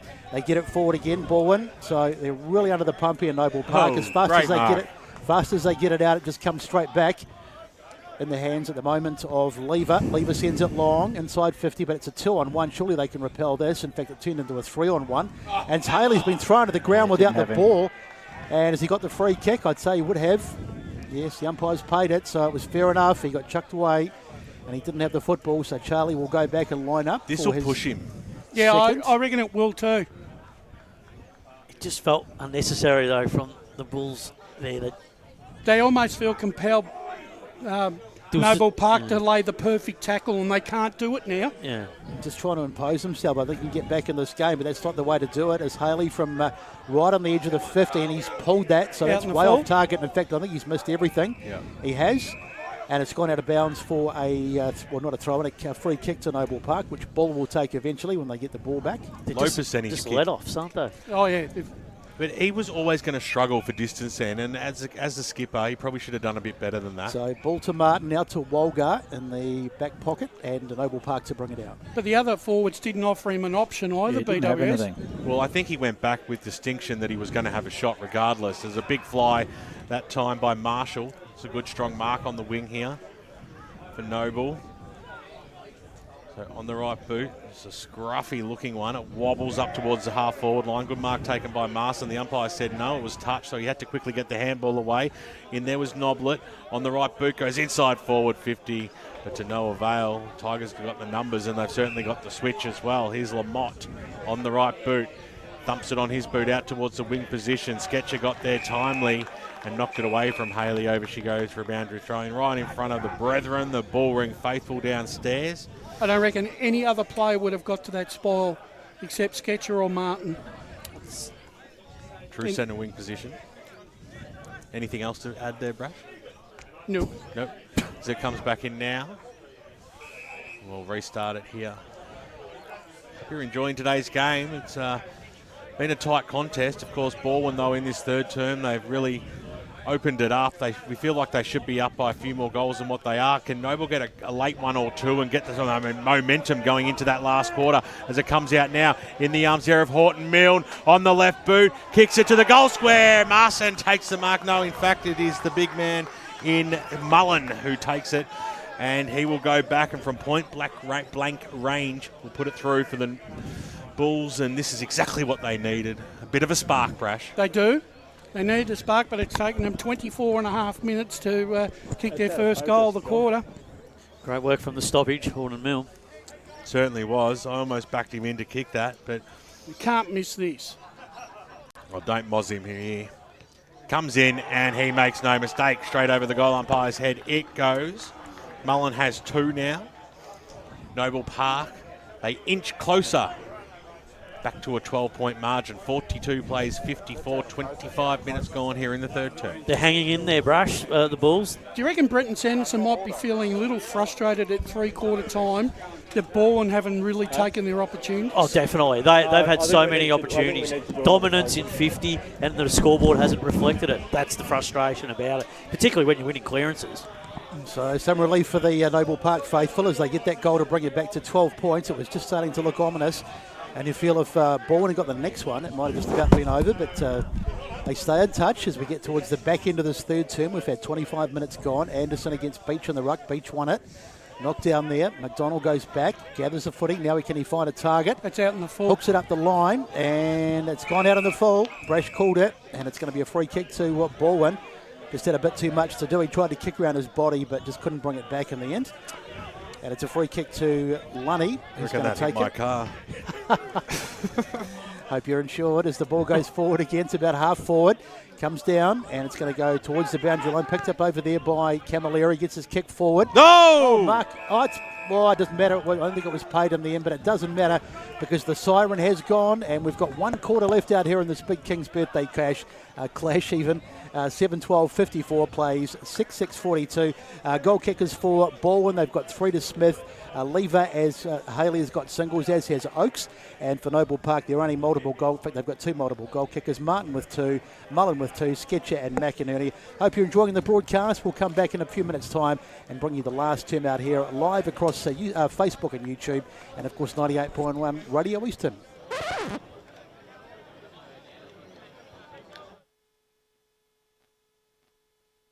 As Sarah opened her best friend Jackie's wedding invitation, she was overcome with a wave of emotion. While her 2 young boys wrestled on the floor, tears of happiness rolled down Sarah's cheeks as she saw the words she'd been longing to see. Please note, this wedding will be a child-free event. Well, Sarah, looks like we're off to Eastland for a new frock and some heels. And let's book in that babysitter. For all of life's little moments, there's Eastland. Eastland. Live real. At Yarra Valley Water, we know reducing your shower time, or show time, to 4 minutes can save you an average of $200 a year on water and energy bills. Shower shorter. Save water. Authorised by the Victorian Government, 1 Treasury Place, Melbourne. Sprained your ankle, bursting through the banner? Broke a finger, high-fiving the ruckman? Or did you run into the goal post again? For bumps, breaks or bleeds, be seen sooner, close to home at Knox Private 24/7 Emergency Department. The preferred provider of emergency care to the Eastern Football Netball League, you'll generally experience shorter wait times. You don't need private health, but there is an out-of-pocket fee. Be seen sooner, close to home at Knox Private 24/7 Emergency Department, 262 Mountain Highway, Wanturna. Do you feel good about your bank? Because there is a bank you can feel good about. They share their profits to fund big community projects, small community clubs, and vital emergency services. They've given $250 million to help Australian communities thrive. They have all the products and tech you expect from a big bank, with service you don't. It's Bendigo Bank. Feel good about who you bank with. Try Bendigo. Search bendigobank.com.au or search Bendigo Bank near me. The first time I met the team at Tobin Brothers Funerals, I felt like I'd known them for years. They're so caring, honest and passionate. James McLeod, Managing Director of Tobin Brothers Funerals, sums it up best when he says, Every day our people get out of bed to assist client families in their absolute time of need. Our people love what they do, and you will not find a more highly trained group of people than those at Tobin Brothers. Visit tobinbrothers.com.au. Tobin Brothers Funerals, celebrating lives. Hi, I'm Ben Desson from Montrose Football Netball Club, and when I need a new kit for a night out, I head over to Eastland. But Eastland is more than a shopping centre. They support a range of community organisations and have been major partners of the Eastern Football Netball League since 2018. Thanks, Eastland. You are listening to Radio Eastern FM 98.1. With live and exclusive coverage of the EFNL football season. Bringing you the match of the day with score updates from all divisions. And now we cross to our commentary team for the Radio Eastern 98.1 Match of the Day coverage. Yes, the Bullring is the venue known as the Pat Wright Senior Oval out here at Noble Park in the eastern suburbs of Melbourne, as we have the Eastern Football Netball League's Eastland match of the round out here today, the traditional King's Birthday Clash. Weird saying that, but got to get used to it, don't we? Because it's going to be around for the rest of my lifetime saying that term. And the scores out here, it's a 12-point margin to Balwyn as at the first quarter change was level. It was up by a point by Noble Park at half-time. It's been a tight contest and now a 2-goal lead. They've turned it around and up by those 2 goals. Balwyn at three-quarter time. We've got our boundary riders down at the huddles. It'll be interesting to hear what's been said down there. But where, gentlemen, do we see this game going? Start with you, Spider. Andrew. Just feel that Balwyn are on top at the moment. We'll cross down boundary side because I believe we have Brenton Sanderson with Ryan Long. Yeah, I do have Brenton Sanderson with me. Good third term after probably a bit of a slow start, but certainly got back on top in that third term. How do you see it? Yeah, I mean, the first half, Noble's pressure was excellent. We probably didn't handle it as well as what we should have, but to our boys' credit, they came out of the locker rooms at half-time and were much more desperate and probably showed a bit more poise and calmness when we needed to. But, yeah, it's a great game. I mean, it's really gritty and obviously with the conditions, it's a bit slippery and wet, but we'll see who wants this game more. Has that been the biggest difference, that forward pressure? And the pressure overall has been a lot better in the third term. We're able to lock it in and get those repeat entries inside 50. Yeah, it was. I thought our forwards were excellent. If they didn't mark it or if it came to ground, they were really desperate. So we've just got to replicate that in this last quarter. It's going to be an opportunity here to try and break the game open, but we're going to have to be really smart in how we do it as well. We can't just blaze away and try and think we're going to beat them with our offense. We've got to make sure our defence is where it should be as well. Big last quarter coming up. All the best. Thanks very much to Ryan Long with Sando down there on boundary side, and we'll cross to Josh Ward soon. But back to you, Spider. Yeah, look, Sando basically summed it up. If they can just be patient the way that they go about it in this term, they can definitely break the game open when the time arises. The button's there to be pushed. It's just whether they're good enough to do it, and Noble will be definitely desperate to do likewise. Well, let's cross down to Josh Ward, who heard Steve Hughes and co at three-quarter time. Well, he gave them a fair rev up, did Steve Hughes. They got plenty of belief through the Noble Park faithful, and he wants them to increase their pressure, increase their work ethic, increase their intensity, and just to be brave, get numbers to the contest, and get re-entry after re-entry inside forward 50. He believes that'll get them over the line here. Great stuff. Both boundary riders there. Wayne Brasher, how's this game going to pan out? I think Balwyn came out with intent in that third quarter, but intent that they want to control the contest. They basically had the game on their own terms in that third quarter, but just couldn't put it away. I know Steve Hughes has just given his side a bit of a rev up, but I think if Noble Park are going to have to win the game, Martin and Sketcher are going to have to impose themselves early in this last quarter to get Noble Park back into the contest. Just got to improve their method too when they go forward. 30 minutes of football remain on the King's birthday weekend. Here's Brett Beston. So final quarter out here at the Bull Ring. What's going to happen? Chevy Anderson against Beach in the ruck. Anderson, he's going to be a free kick, paid hit, jersey pulling, and it goes the way of Balwyn. So they'll have an early chance to go inside 50. Last thing the Bulls will want to concede will be an early goal here as the ball goes up high, trying to get his hands on it there. Was Haley, couldn't quite do so. The ball goes out wide, picked up by Quaife. Gets a handball out to a man in McDonald who's on that far side. Quick handball's off. Now they get it forward, but only at the centre of the ground. It's going to come back. There was good pressure by the Balwyn forwards there. So Balwyn will go inside 50 again. What can they do this time? There's the kick up. They fly. Mark not taken. Ball bouncing around.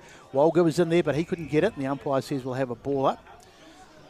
I was just thinking, watching them come off at halftime, things must be a bit tight at Balwyn because Bretton Sanderson had to carry the whiteboard. Normally you'd have someone else to do that job, so they must be a bit short of cash as the ball is on the ground. That's not the case. No, support staff, volunteers. Balwyn, short of cash? I was just. I don't think so. No. I'm just, maybe his right-hand man's on holidays. Maybe they're all away for the long weekend as the ball goes up inside 50 again. Sketchy got pushed off it, but the umpire said nothing doing. Sock it out there. And the mark is taken by Marson. So Jordan Marson. Can he find a target? They really need the first one here. You'd think out towards the far side. Mullen, he's picked a couple today, but he can't get hands on it. And it's out of bounds, right about centre wing. GWS lead Hawthorn by 1 point late in that game. Talk about ruin your multi. What about who cares? Gamble responsibly. What about who cares? Exactly. Yeah. Spoken like a true North Melbourne supporter. Brad, Exactly. as it comes out now, McDonald, little boot out of midair. So I reckon we might finish in darkness, guys. Yeah, it's getting that way, isn't it? Oh. The kick-up's up towards the half-forward line. Mullen drop would almost would have taken, bounced off his chest. And, it feels a little bit stagnant at the moment, early in this last quarter. Certainly not stagnant on the balcony behind us, that's for sure. Very refreshed. So I had a chat with Damien Sully, great umpire of the Eastern Football Netball League at three-quarter time, having a great day. Any other alumni that you've been speaking to this afternoon, BWS? Oh, there's always a few. You know me, Brash. Yeah, Comes out now, linking up nicely. There was Bull, inside forward 50 or thereabouts. Knocked away at the fall of the ball. There was Turner for the Tigers, who got one of the softest free kicks you will ever see. Oh, my God. Brash is having a heart attack. Oh, my God. Disbelief. Yeah, incredulity. The well-known players seem to get him. Is he? Oh, I don't know. He's still there. You tell him, Spider. No, it does happen. Does happen. Gottliebson goes out wide, dropping what he should have taken there was Lunny. That's a clanger. He'll cop something for that at training. Mars Bounced off his head. $5 fine, that. Kick goes in towards the middle. Underneath it was Urban. That's a strong mark too. That's a great mark. That's, very... 25-metre penalty to boots as well. That's a bit undisciplined there. Wasn't needed, was it? No, not really. So Urban running away with it now. Thumps the ball inside forward 50 right into the hot spot. Who's going to be over the back? And might find in Lamott's hands. And Lamott just dribbles it through for one of the easiest goals you will see. That's his first of the afternoon. Will Lamott. He stretches the lead back out to 18 points and a very, very handy one in that. Deflating goal, isn't it? When you're the team that gives away that infringement, then you just capitalise. So, Balwyn able to, then pick them apart, go forward and kick a goal. Lamont's been good, I think. Brash, he's really shown some stuff today. He's done some nice things, and this end at Noble Park is the scoring end in most days. So, 18 points, 4 straight kicks now for Noble Park to hit the front again. Is it a tall order? It looks like it. Yeah, you'd think so. So umpire to throw it up. It's certainly a double whammy for Noble. They're giving away the 25 and then conceding the goal straight afterwards, but they've got a chance to make amends as they go inside 50 again. There we it's go. Been given away. Here's Martin. Surely he can't miss from here. And he has. Well, I tell you what, it's bad when Kyle Martin starts missing. That was a must kick. He had to check the kick though, Brett, in honesty. He wasn't able to get the full Monty into it. He didn't give his balance. He just sort of had it and then couldn't quite steady. So the margin is back to 17 as Cunningham. Dangerous kick. Dropped over there by Lever. Can Noble make something of this? They go in and get it again as Sticker had it. In fact, the umpire's going to play a ball up. Just on the edge of the 50, so they need to win this. They need to win the clearance. Up they go. Nappich works his way to the front spot, but Anderson got another hit out. Love to see his hit out figures today. He must have about 1,000 as the ball goes in the middle of the ground. Mark not taken there by Lyle and thrown to the ground. One of the Noble Park players on the bottom of that. Been a lot of free kicks paid by the non-officiating umpire today. So free kick goes the way of the Bulls. They'll go inside 50 again. This is the one they need. Up they fly. Napa. What's that going to do? It's going the way of Balwyn, so I thought it might have been a Noble Park free kick, and they'll bring it out. Lamott just makes things look easy. He's very casual in his approach, but he's such a skillful player. A little Nick Del Santo-ish like. As Balwyn now using the far side of the ground underneath the scoreboard out there, which shows them leading by 17 points, now in the arms of Kane Turner. Just going to slow things down a little bit. Dumps it on his boot up towards the half-forward line. Got on there by Bowen Smith. Got it down Anderson's little handball backwards. Got it to Lever. Now it's Lamotte slams it on his boot inside 450. Was a floating helicopter punt. It goes in towards the Charlie Haley direction. Fell over at the crucial stage. Nicely done there by Marshall. Got the handball away. Nicely done there by Noblet. Kick it out and strong mark taken by Josh Walker. So Walker. Short passes on. It's okay. Jamie Ridd. Very serviceable today, Ridd. Got the matchy knee tape on. As he kicks it in towards the forward pocket. Lamotte went up, dropped what he probably should have taken there. Marshall was there to mop up, got the handball away. McDonald was in there. Scrambled a kick just out of that danger zone. Here's Horton Mill now on the left boot. Uses the wing. He has to get every bit of purchase on it to go up towards his teammate there in Mullen, who had 2 players to beat that time.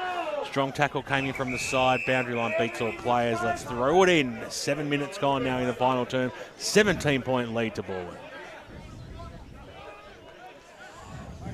Since Walker's gone down back after his initial foray forward when joining Balwyn, he seems a lot more at home now as a footballer than he did when he was playing forward. Yeah, he's found his position. So falls for Noble Park from the clearance. It's gone to McDonald, who gets it inside 50. Can they get a mark? Not at the moment.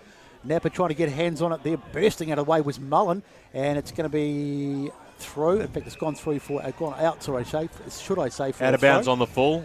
Foot just hit the line. Oh, okay. Oh, that was very cheeky. What's going on? It was out of bounds on the full. Who's getting the free kick though? No idea. The umpires, there's 3 of them involved at the moment.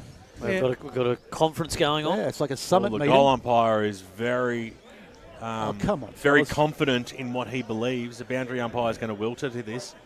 Boundary umpire's called it out of bounds on the full. I'm saying the goal umpire is saying no. Out of bounds. Goal umpire wins. All right, so this is going to be a... Was that a rock, paper, scissors? Yeah, pretty much. Yeah, so in the end, after all that, Lizard it's just going to be a throw. So that's a good result for Noble Park.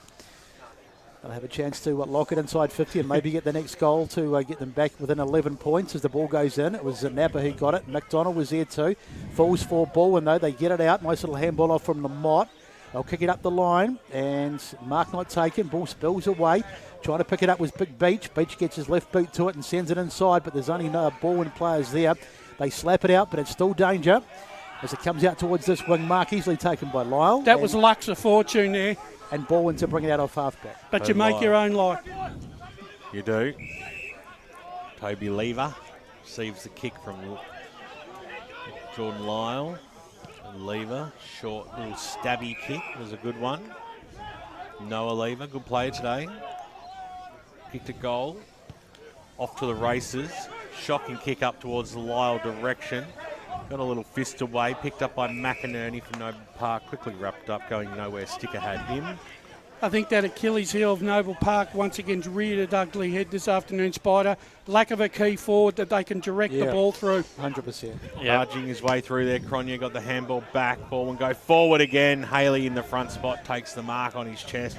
This time he's certainly within range. Yeah, it's been a problem for a period of time for them, not having key forwards. And just smart players just know where the ball might fall there, and Charlie's read that as in it might be a quick kick in and it'll fall short, and that's exactly what's happened. Makes me wonder what Charlie will do if he kicks this goal. Will he rev the crowd up and give them a bit of a... Well, he probably will, because he's right in front of the social club of Noble Park here. We're giving him the Bronx cheers as it is as he comes in. So Haley comes in and he cops it from doesn't even reach the goal line. So out of bounds it goes. A little bit of theatre for the afternoon. I think those cheers were started by Dan Beard. Good old Dan, one of the absolute great umpires of all time in the Eastern Football/Netball League. As the umpire throws it in now, Beach, double fister out there, trying to get his way through there was Bull. To hand it back to the umpire. Still 20 metres out from the ball and goal line. Another one here you'd say would seal the deal. What can they do? A little fresh air shot that time. Umpire's going to ball this one up, and Besto's going to kickstart what's been 30 seconds of boredom. So not exactly the greatest period of play, but let's hope something can come of this as Marston gets it. That's Jordan Marston. Bangs it out wide. Punch forward there by Wilson. And it's going to go out of bounds. So it hasn't got any better in the last 15 seconds.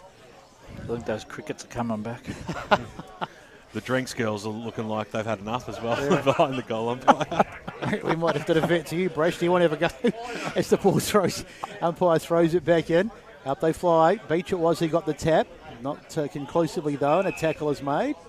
And the umpire says, guess what, we can have another ball up. Just doing everything right here, the Tigers, locking the ball in their forward line. Yep. Just killing the clock, because the clock is Noble's worst enemy at the moment. They're 3 goals down, and we've only got about hard to know. We've had 11 minutes in this term, so maybe 14 minutes to go perhaps as the ball goes up again. Beach has been pretty good today in the ruck. Martin will knock it out of bounds. And so this really is, you could get into the shop and come back, and I reckon they'd still be in the same place.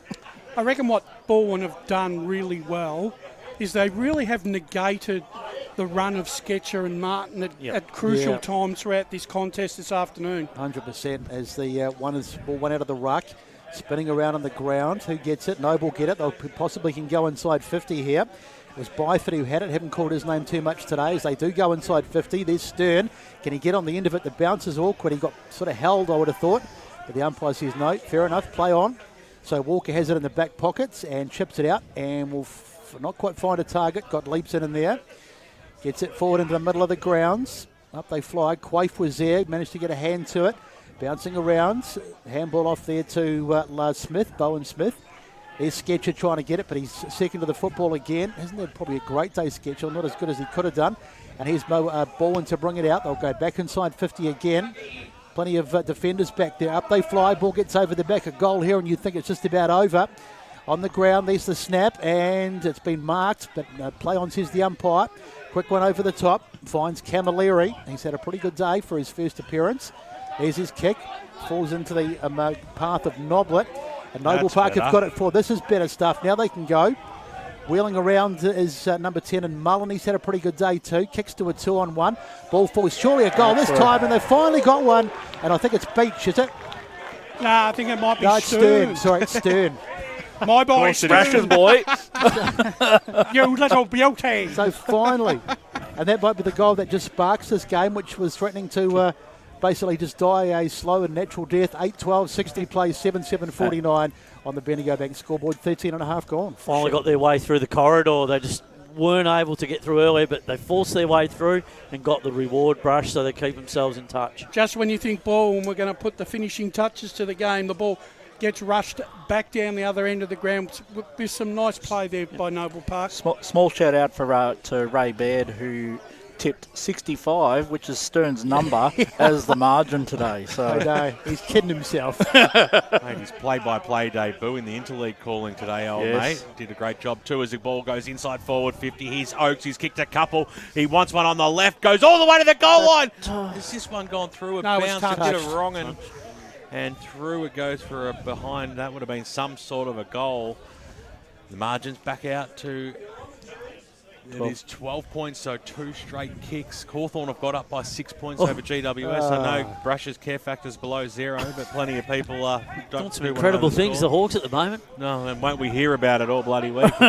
As it comes out now, Marsden kicks it up towards Horton Milne, who swings around on that familiar left kick. Foot inside forward 50, getting underneath it. Can they get another one? This will really spark them. Here's Marsden. Marsden kicks another one. Does he? No. No. It bounced to the left-hand side of the post. Everyone rode it home. The balcony nearly collapsed.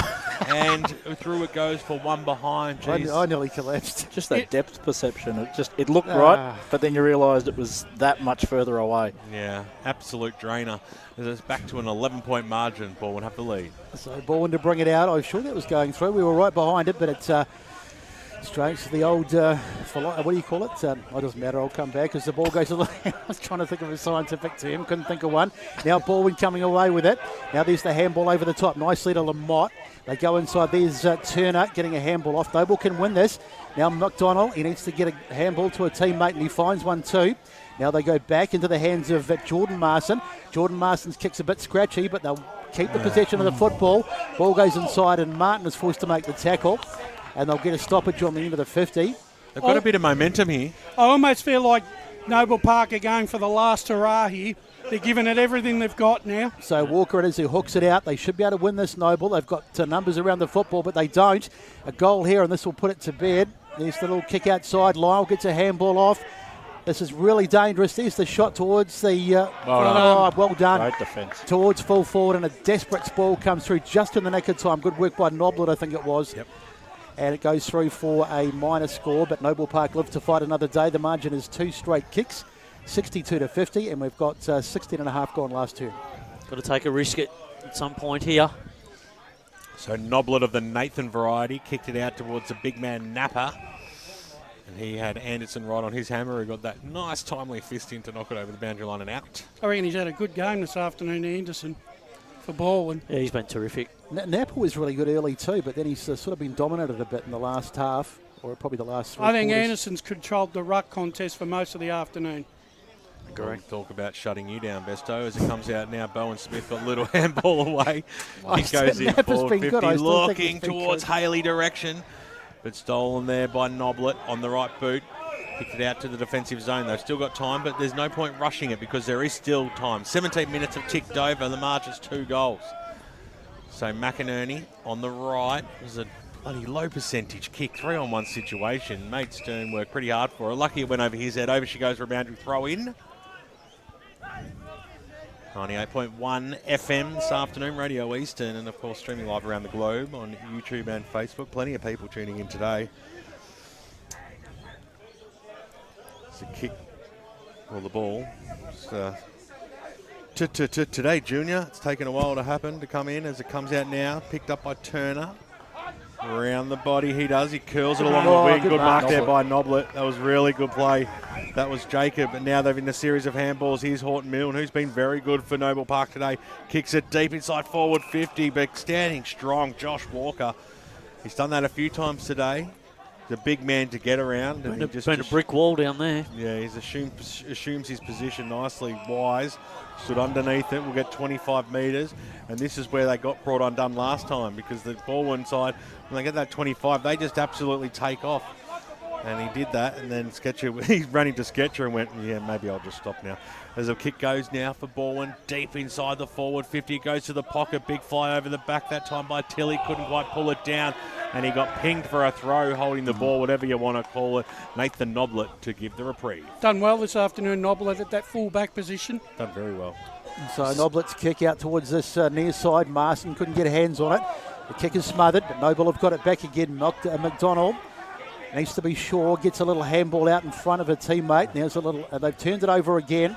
In fact, that might even be a free kick for taking a man without the ball, but the umpire says benefit of the doubts, and we'll have a ball up. So some tired legs out there now. Yes, it's been played at a decent pace, particularly early in the first half. Up it goes.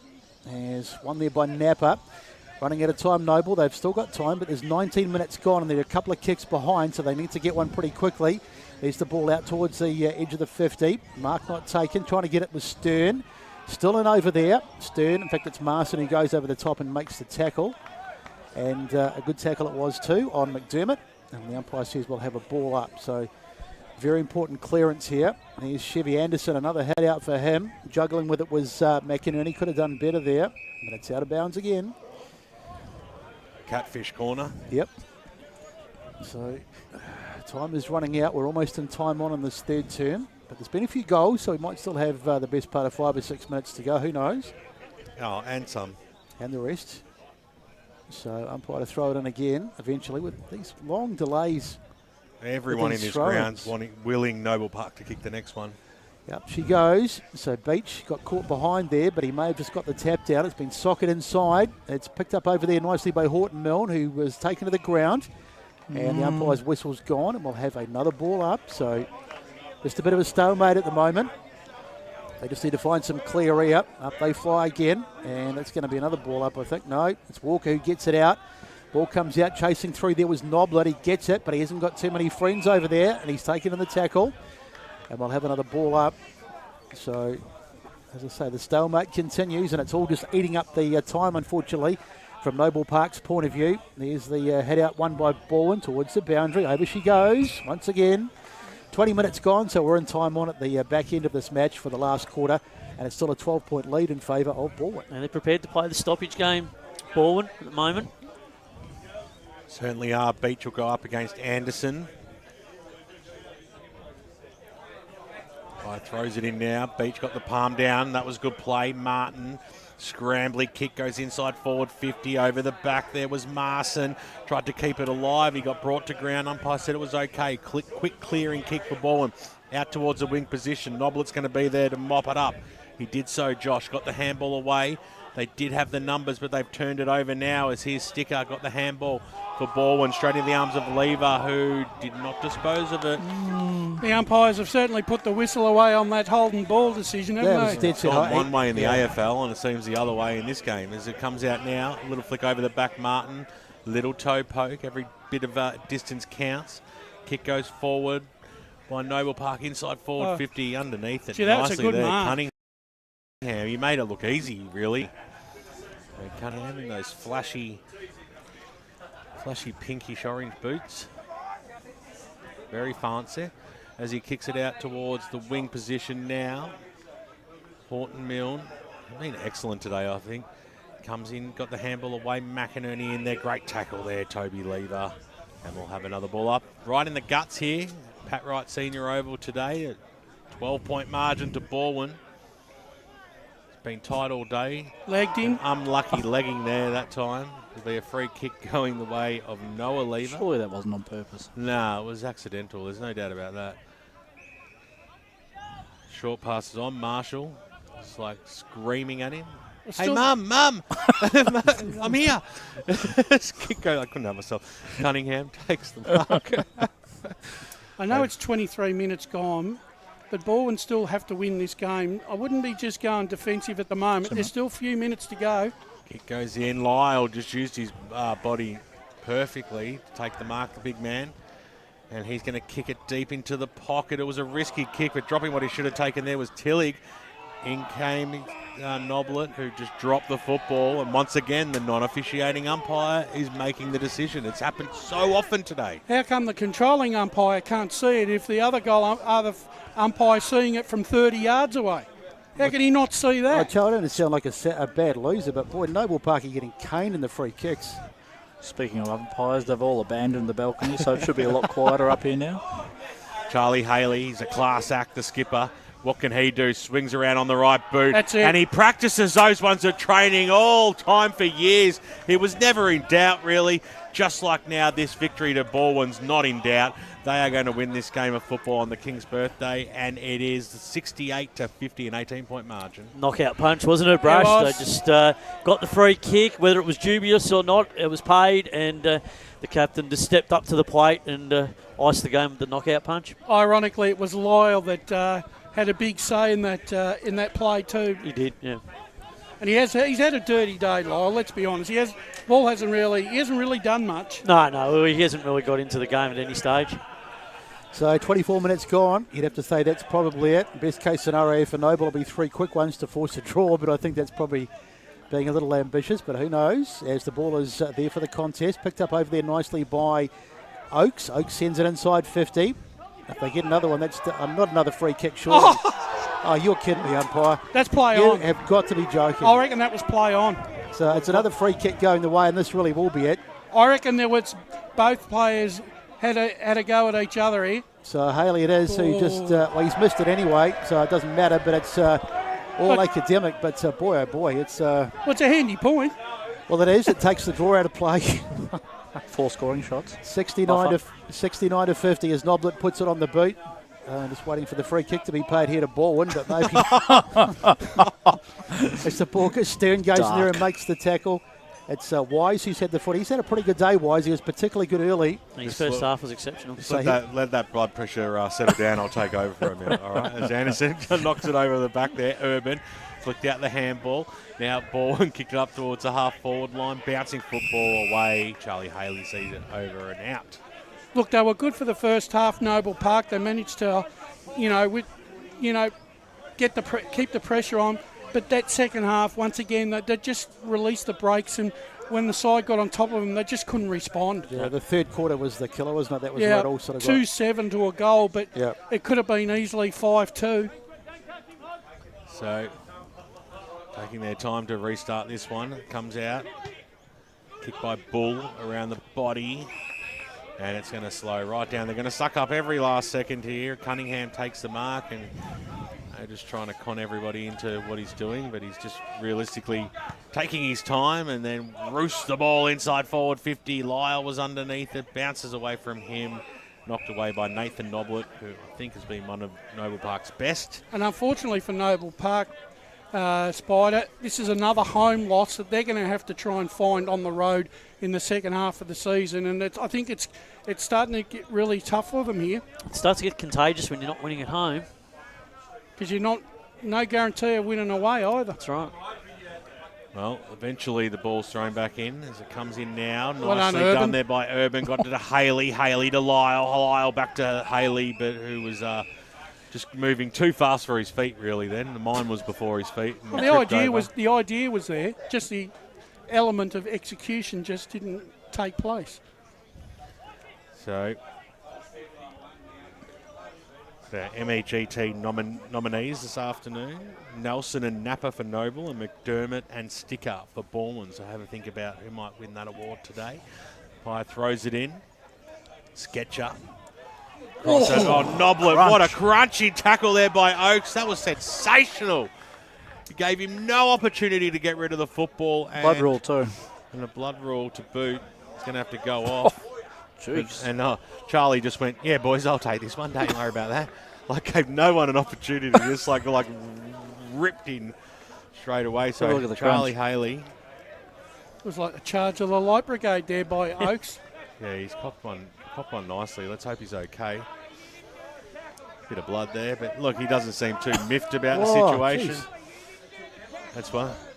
Well, put it This this way. screen just changed to an R15, I think. Haley Well, Looks like one he of those won't miss slasher this one, movies. Charlie. He comes in, gets pretty close to the man on the mark and makes a mistake. So another goal to Balwyn, whose second half they've reigned supreme, and the margin out to 25 points here at the Bull Ring. 10, 15, 75, 25 scoring shots to 15, so the margin almost a little bit flattering there, Spider. Yep. 28 gone in this last term. Yeah, certainly could be a lot more, to be honest. They've been really brutal, particularly after half-time. Just their dominance going into 50 and just through the middle of the ground. They've just been a lot more cleaner and had a lot more ways in creating scoring opportunities and just work their way through ball transition and connection. So full marks to them. So back in the middle, game going through its final paces. It's not unexpected, this one, though. Noble Park have done pretty well. They did pretty well to hang on for as long as they did, but we always felt that Balwyn were going to come away with it in the end, and that's what's happened. The cream rising to the top as the ball goes inside 50, but it doesn't matter because there is the siren, and the game is all over, and the big King's birthday match out here at the Noble Park has gone the way of a deserved Balwyn this afternoon. They've been too good, and they've taken it out 10, 15, 75 to 7, 8, 50. Through the goal kickers for Balwyn, Smith kicked 3 in the end. There was 3 also to Charlie Haley. He was a bit slow early on, but he got going in the second term. There was a couple to Oakes as well. The Mod kicked 1. I think I've got everyone. And for Noble Park, their only multiple goal kicker was Martin with 2, and there were singles to McInerney, Sketcher. Sorry, Mullen got a couple as well, and Stern kicked 1. So victors this afternoon by 25 points. Balwyn over Noble Park out here at the Bull Ring. Yeah, look, it was workmanlike in the end by Balwyn Spider. They really upped the ante in the second half, and I actually reckon the way Oakes tackled when he with that tackle in that last minute of play really epitomised the second half of Balwyn. They were resolute, and they wanted to send a message this afternoon that we are the team to beat this year. Yeah, well, they are the benchmark team. When the tempo needed to be lifted, they just did it after half-time. Simple as that. They did it at the clearance and stoppages. They were had really good method, particularly in that third term, but just couldn't finish it off on the scoreboard. Could be the margin could be double what it is. But in the end, Noble played well for the first half, but they just didn't capitalise when they really needed to, particularly in that second term. Let's cross down to Josh Ward and Ryan Long with a couple of the Balwyn stars. I've got Jamie Witt alongside me. Jamie must be pretty happy, gotten the job done in pretty tough conditions out here. Yeah, I mean, that was pretty high contest, pretty tough day to be honest, but we knew that if we just stuck at it, we've been finishing games pretty strong this year, so yeah, no, it was a tough battle though. Yeah, but even then, after Noble were on top in that first half, must have been pretty happy with the second half performance. Yeah, well, I mean, we were surprised that we were that close at half time, but yeah, knew we had to take it to another level. We weren't that good in the first half, but yeah, we took it to another level. So. And I know you must be pretty happy to have started the season this strongly. Yeah. I mean, I think you boys had us a little bit lower. Yeah, we will admit to that. Yeah, we did. So, I mean, yeah, no, we believed from the start that we were good enough to, not lose many games this year. I mean, we didn't think maybe we'd be undefeated at this stage, but. No, we're pretty happy about it. Well, Jamie, congratulations on the win. Ryan, over to you. Yes, I do have Bowen Smith with you. Fantastic game from yourself. A real hard-fought contest after Noble really threw the everything they had at you in that first half. Yeah, we knew that they'll come out strong in the first half, first quarter particularly, and if we knew we were even with them around half-time, three-quarters time, we've been running over the top of teams, so that was our message early on. Stay with them early. We know that they would throw the punches, so run over the top of them at the end of the game plan. Cheers. When you come up against a really tough midfield in Noble Park, obviously your Sketchers, Martins, Horton, Milnes, do you sort of enjoy that battle knowing that you're certainly going to be tested against high-quality opposition? Yeah, you got to be wary of all of them. Probably got the best mids in the comp. We had Tommy Wilson go to Sketcher in the first quarter. We kind of threw out our forward line a little bit, so we just went head-to-head after that, and I thought we kind of got on top of them in the second half. But yeah, it's always a good battle against those boys. And the boys are going in at the moment, so we'll let you go. But 8-0, fantastic game from yourself. Enjoy the win. Yeah, cheers, thanks. Thanks to Ryan, thanks to Josh, and of course thanks to Bowen and Josh as well. So, Jamie, I should say. We're going to go inside the rooms and get the song, which today is going to be brought to you by Tobin Brothers, celebrating lives as they do day in, day out. Don't know if the acoustics are all that goody for the song Beat ABS, but we'll certainly give it a go. If not, we'll get Josh to just belt it out for us. Yeah, that's right. I think I'm all good, thanks, 3WS. Actually, really, the tail of the tape was the second quarter, the second half. 5-10 to 2-2. really emphasised the dominance. Boundary. It's cross down boundary side. Here they are. Yep. Oh.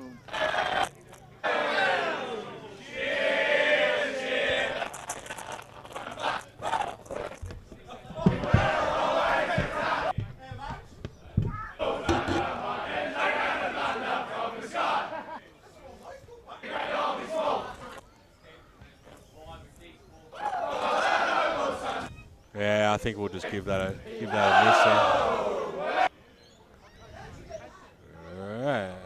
I think we need to start requesting they do the song on the ground. Yeah, I was going to say, like come out and do it in the centre circle. Rush knows the acoustics levels at every single ground in the Eastern Football Netball League.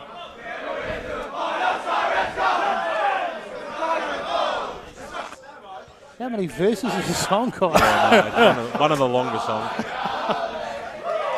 And I'd say we've, given that there's no other games around the grounds today, I'd say the boys would want to get another one or two of the guests for us this afternoon. I think that would be great to have a chat to some more players out there that ran around today, and maybe even some of the players that we've got nominated for the MEGT award today as well. Yeah, look, it really wasn't a game where one player dominated for 4 quarters, was it? No, it wasn't, Brash. I mean, look, pretty much it was a spread effort for Balwyn, and that's why in the end they got the result, because it didn't rely on guys like Charlie Haley, who normally take games apart and they have the big games, whereas they got contributions from everyone across the 4 quarters as they work their way into the game. And even for Noble, they had their winners as well, but they just couldn't do it and sustain it for 4 quarters. Well, we're going to have a break here and we'll come back and we'll wrap up what's been a great day out here at the Pat Wright Senior Oval. Balwyn are victors today by 25 points over Noble Park. As Sarah opened her best friend Jackie's wedding invitation, she was overcome with a wave of emotion. While her 2 young boys wrestled on the floor, tears of happiness rolled down Sarah's cheeks as she saw the words she'd been longing to see. Please note, this wedding will be a child-free event. Well, Sarah, looks like we're off to Eastland for a new frock and some heels. And let's book in that babysitter. For all of life's little moments, there's Eastland. Eastland. Live real. Sprained your ankle, bursting through the banner? Broke a finger, high-fiving the ruckman? Or did you run into the goal post again? For bumps, breaks or bleeds, be seen sooner, close to home at Knox Private 24/7 Emergency Department. The preferred provider of emergency care to the Eastern Football Netball League, you'll generally experience shorter wait times. You don't need private health, but there is an out-of-pocket fee. Be seen sooner, close to home at Knox Private 24/7 Emergency Department, 262 Mountain Highway, Wanturna. Do you feel good about your bank? Because there is a bank you can feel good about. They share their profits to fund big community projects, small community clubs, and vital emergency services. They've given $250 million to help Australian communities thrive. They have all the products and tech you expect from a big bank, with service you don't. It's Bendigo Bank. Feel good about who you bank with. Try Bendigo. Search bendigobank.com.au or search Bendigo Bank near me. Tobin Brothers Funerals wear their heart on their sleeve. Their clear and easy-to-use website and Memory Maker app make it easy for families to make an informed decision. Here's James McLeod, Managing Director of Tobin Brothers Funerals. We pride ourselves on being the most transparent funeral company. All pricing on goods and services are available on our website. It's all there for you to see and make very informed decisions when planning a loved one's funeral. Visit tobinbrothers.com.au.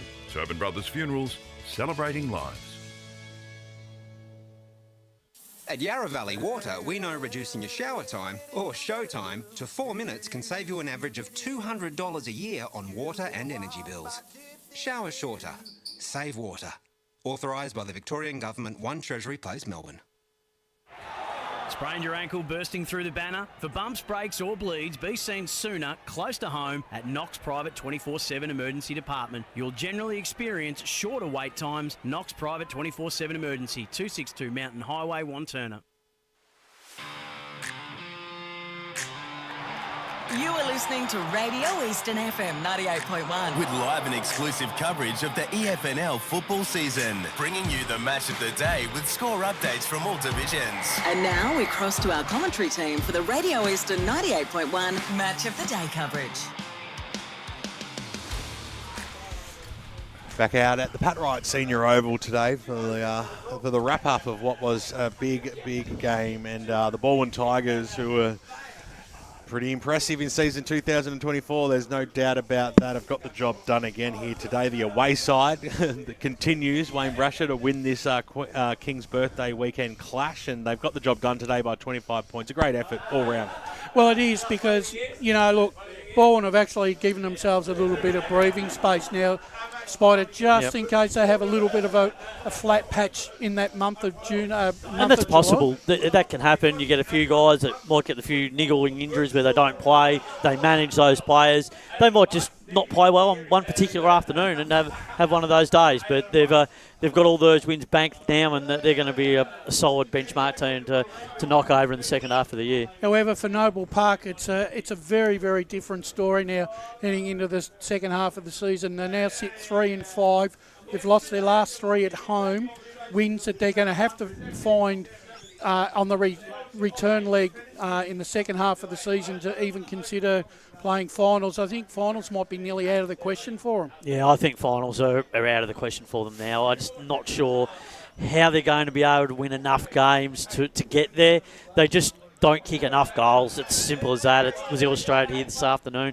Defensively, they stack up okay, and through the midfield at times, but they just can't finish their work up forward, and they're not kicking enough goals. But the ridiculous thing is, it's been like that for the last 4. I know they won the flag in 2022, but this lack of a key forward has probably been there for the last 4 or 5 years. So why haven't they addressed it? It's just the mix. They just don't have the mix because they've got players coming in and out of the team every week playing VFL. So the team's never steady enough to hold up. So that's why they really need to focus on going out and getting a key tall target. In fairness, it's probably the same. I mean, Balwyn had, I think, 3 VFL listed players out today. So you probably can't use that as an excuse. I mean, some sides can cover better than others, but that's just the nature of the beast, isn't it? So you've followed Noble Park for a long time. Would this be one of the very few games where Martin and Sketcher really didn't have a lot of influence on the... No, absolutely. Because you thought to yourself, at different times, at least they were both really quiet in the first half, and I thought to myself, at least one of them will take the game by the scruff of the neck. But we were still waiting at the end of the game. They both got shut out of the game, and it's not to say that they're the only 2 players out there, but they're 2 of the most important players. Well, it was only really Horton Milne that really, in that midfield, really showed any dominance. Yeah. So I thought he was excellent today. Yeah, he was. I also think really that 50-metre penalty that Sketcher gave away in that last quarter was probably symbiotic of his day. He just could not get happen. into the contest or have any influence whatsoever. I felt I mean, I don't mean to harp on about this, but I thought some of the umpiring was a bit stiff in that last quarter. I mean, Balwyn did get the rub of the green with the umpires. I'd love to see the free kick count. I'm not saying that's the reason they won, but there was a lot of free kicks went in the way of Balwyn, plus that couple of 25s as well. So I just think, though, Brett, 5 goals 10 to 2 goals 2. Yeah. We can see what the punishment is at the end of the day at the moment. They're actually the Noble Park are having to draw the sheets back over the oval. They're the covers. The covers. Well, the boys have got the skipper of Balwyn down boundary side, Josh Ward and Ryan Long with Charlie Haley. So let's cross down boundary side. Got Ball. He's juggling many things, Charlie Haley, at the moment, but we've got him now, the Balwyn captain. We were just talking off air before. Just was a bit of a gritty win at that, wasn't it? Yeah, we knew what Noble were going to do today. They're a fair side. They always have been. They were premiers 2 years ago. They've got a lot of classy players. So they touched us up last time, Queen's Birthday here. I think they jumped us. So we knew it was going to be on. They've lost the last 4, so we're ready for a contest, and they certainly brought it. You must be proud of just how the resilience and just how the boys were able to get on top in that second half. It looked like Balwyn were back to their best in that second half. Yeah, it's a bit of a different group now. We've all been together for 5-6 years.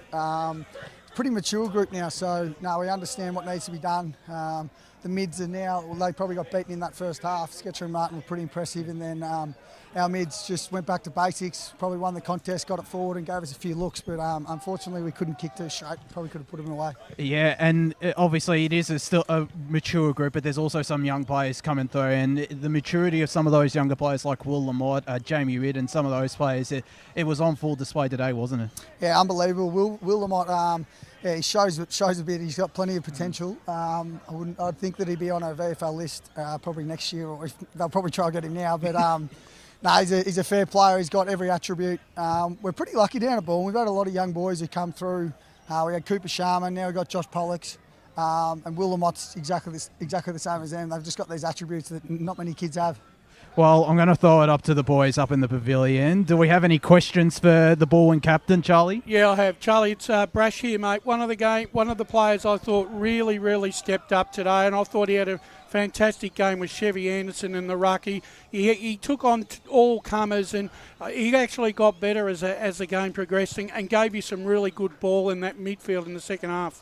Yeah, he's an absolute machine. He's been doing it for so long. He's so undersized. He's so pivotal for us when he's going well. I've always said if he was a head taller, he could play AFL. He's got, he plays like a little ruck rover, jumps, competes. Yeah, we love him. He's an absolute ripper. Would it be fair to say, Charlie, that this year, more than any other years, that the spread of goal kickers, rather than being centralised, is now going through a raft of other players where it's being shared around, and it's making it really difficult for opposition backlines to stop your forwards? Yeah, 100%. In fact, the whole team as a whole, like you look last year, I was saying before the game, we rely on Herbs to have, your 35, Bowen to have your 35, Moose needs to kick 5, stuff like that. Now it's all just a lot more even. The mids are getting no more than 25, all the forwards are kicking 2 and 3, everyone's chiming in. So we're probably being a bit more open with who we're kicking it to. It doesn't really matter. Everybody can win one-on-one contest, and that's why we've been so pivotal this year. I feel like that any of our forwards can kick goals, and you can see the backmen, they're not really loving it because it's not going to the same person every time. Charlie, it's Matt Spiderlee. Well done today on the result. Great team performance. I think your spread right across the team was outstanding, so you're not that reliant. But I want to talk about the midfield, particularly in the third term, because I really thought you turned the motor on and really got to work, because you got first use of it, particularly at clearance and stoppage when they were on top, particularly in the first half. And guys like, as you just mentioned, Bowen Smith and Alex Urban, certainly got busy, and you gave yourselves a good opportunity to have a look in that third term, but probably didn't get reflective on the scoreboard in terms of goals. Yeah, 100%. To be honest, I put it on the mids at half time. Bowen was probably our only player in that first half. He was unbelievable. And then, they're all mature enough in there to cop a bit of heat. They like that and they bounce back. Like Alex Urban's second half, I'd love to see his stats compared to his first half. He was unbelievable to turn the game. Bowen was so good for 4 quarters. Obviously, Kane had a quarter off. But, when they're getting the ball, in there, we're feeling dangerous. Like I reckon we had we kicked 2 goals, 6 or something maybe in that third quarter. If we kick straight, the game's put away. So, that was probably half me, but that's life. And also just being able to have that forward pressure. I've been really impressed the way that you've been able to put the pressure on defensive units throughout the year and stop the kicker trying to get transition. So that's something that the team seems to really worked on, particularly in the off-season, but have really put it into process in the start of the year. Yeah, 100%. We went to Sando at the start of the year. We thought, this is probably the team that can do it. So we wanted to get serious. We've come up with a proper game plan where everybody knows a role, everybody can buy in. Our forward line, we've lost a bit of experience, but they bring the heat, don't they? We've got these hybrids up high. Oaks plays deep, Moose is a bit everywhere, I'm a bit, wherever. And then we've just got these young blokes buzzing around, forward pressure, forward half turnovers, get re-entries, and then obviously our forwards are good 1v1, so we score. Charlie, you just mentioned him then. There must be a great feeling at the club. Of course, you're undefeated at the moment, and you've got Sando in there. What's he brought to the club, and what do you sort of see? How's he managed to sort of mould everyone? Oh, mate, he's great. He's a lot more relaxed than Rocket. But to be honest, Rocket was unbelievable for me. I love the way he coached. But Sando's your more 2024 coach. He adapts to each person and speaks to people differently. He's been great, and it's not just his way or the highway. We all come up with ways that we want to play. This is what we want to do. This is how we want to train it. And he's been unreal. So everyone's just bought in. It's a whole club. It's probably the tightest the club's been since I've been around. It's been 6 years now. So special feeling. Even with all the twos boys you've seen today, we're bloody going off before our game because it's just a great feeling. The twos probably should have won 3 or 4 more games. They're a pretty good side as well. So it's good for feeling down at Balwyn, boys. Yeah, Charlie, it's BWS here, mate. Congratulations on the win and your game as well. You probably missed a couple you probably should have put through, but we'll let those ones slide, mate. But you had a great game, and you talked about the reserve side as well, or the development side. Getting that win up was a great way to start the day. But there's a lot of players in that side that could actually play senior football with you guys. Yeah, for sure. I was okay. I tried doing my thing, but if I kicked a bit straight, I might have been right. I've been crook all week, so I was just happy to get out there and get the win. But mate, the twos, mate. There's so much potential there. They're all 21. They've all come through our under-19 program. Yep. We're making that a big thing these days. Obviously, this year in our under-19s, we struggle to get numbers, but we're already putting in the time next year to try and get a great solid 19 side because there's probably 5 or 6 of the young boys playing now with me who I helped coach 2 years ago. Yep. So it's very important. We know how important it is, and that's the thing. We're all around, all the older boys, best mates with the 19-year-olds. So it's not like 6 people over there. It's 50 people at a club, and everybody's loving it. Yeah, that's quality. I'm disappointed Josh isn't holding that little thing for you so you can have a sip of your beer. I know. It's bloody poor form. I'm tonguing for it. That's all right. Sando even had to carry his own whiteboard at 3/4 time, I noticed. Mate, it's tough times at Balwyn. Who chooses the music and the tunes in the rooms before the game to get you guys pumped up? That's Oaksy. He's an absolute pig for it. So. And what do we belt out in there? Oh, it's some heavy stuff, mate. I'm not writing into my music. I'll just sit there and focus on getting the boys up and about. But whatever's been playing's been working. So that's life. And the right leg, just a little bit of ice, just to keep things nice. Yeah, I don't even know where it happened. I'm normally carrying something. I get pretty banged up, but yeah, that's footy, mate. I love it. The more people are going at me, the funner it is. So it's good fun, especially playing down here at the Bull Ring with the supporters into me. So. That's good fun. And another big rivalry next week. Like, this is a great game, but you guys, there's a big tradition between you and Blackburn, and you take on them next week. So each week just presents a new challenge, doesn't it? It's an unreal comp now, isn't it? Like, we've lost a few where you probably knew you were going to win. Now it's pretty even. Like, you just seen Norwood beat Noble, and then Noble just put it up to us. So. You guys have done a credit to yourself. I reckon it's the best the footy's been. Probably don't have the top end talent, but I just feel like it's so even and it's just a good contest every time, isn't it? So, yeah, Blackburn are going well. I work with Jason Reid, so I've got to make sure that he doesn't push me off the ladder this week. Yeah, watch him. He's a bit mischievous, old Reedy. Oh, he's that hard. Oh, mate. Well, congratulations on a great win today. Go and enjoy the Great Northern and many more. If it's a long weekend, you deserve it, and we look forward to calling you guys really soon. Thanks, guys. Appreciate it. Good luck. Thank you very much to Charlie Haley, the captain of the Balwyn Tigers and a real leader at the football club. Came down to the club a number of years ago now from North Ringwood, and look at him now. Who would have thought a little scrawny forward pocket at North Ringwood? Now the captain and the leading man of the football club. Absolute superstar. Just shows, doesn't it? And he's such an exciting player. He's always been an exciting player to watch. Like he gets you going. He's one of those players that you get excited to watch each week. But he's one of those players that everyone loves to hate too.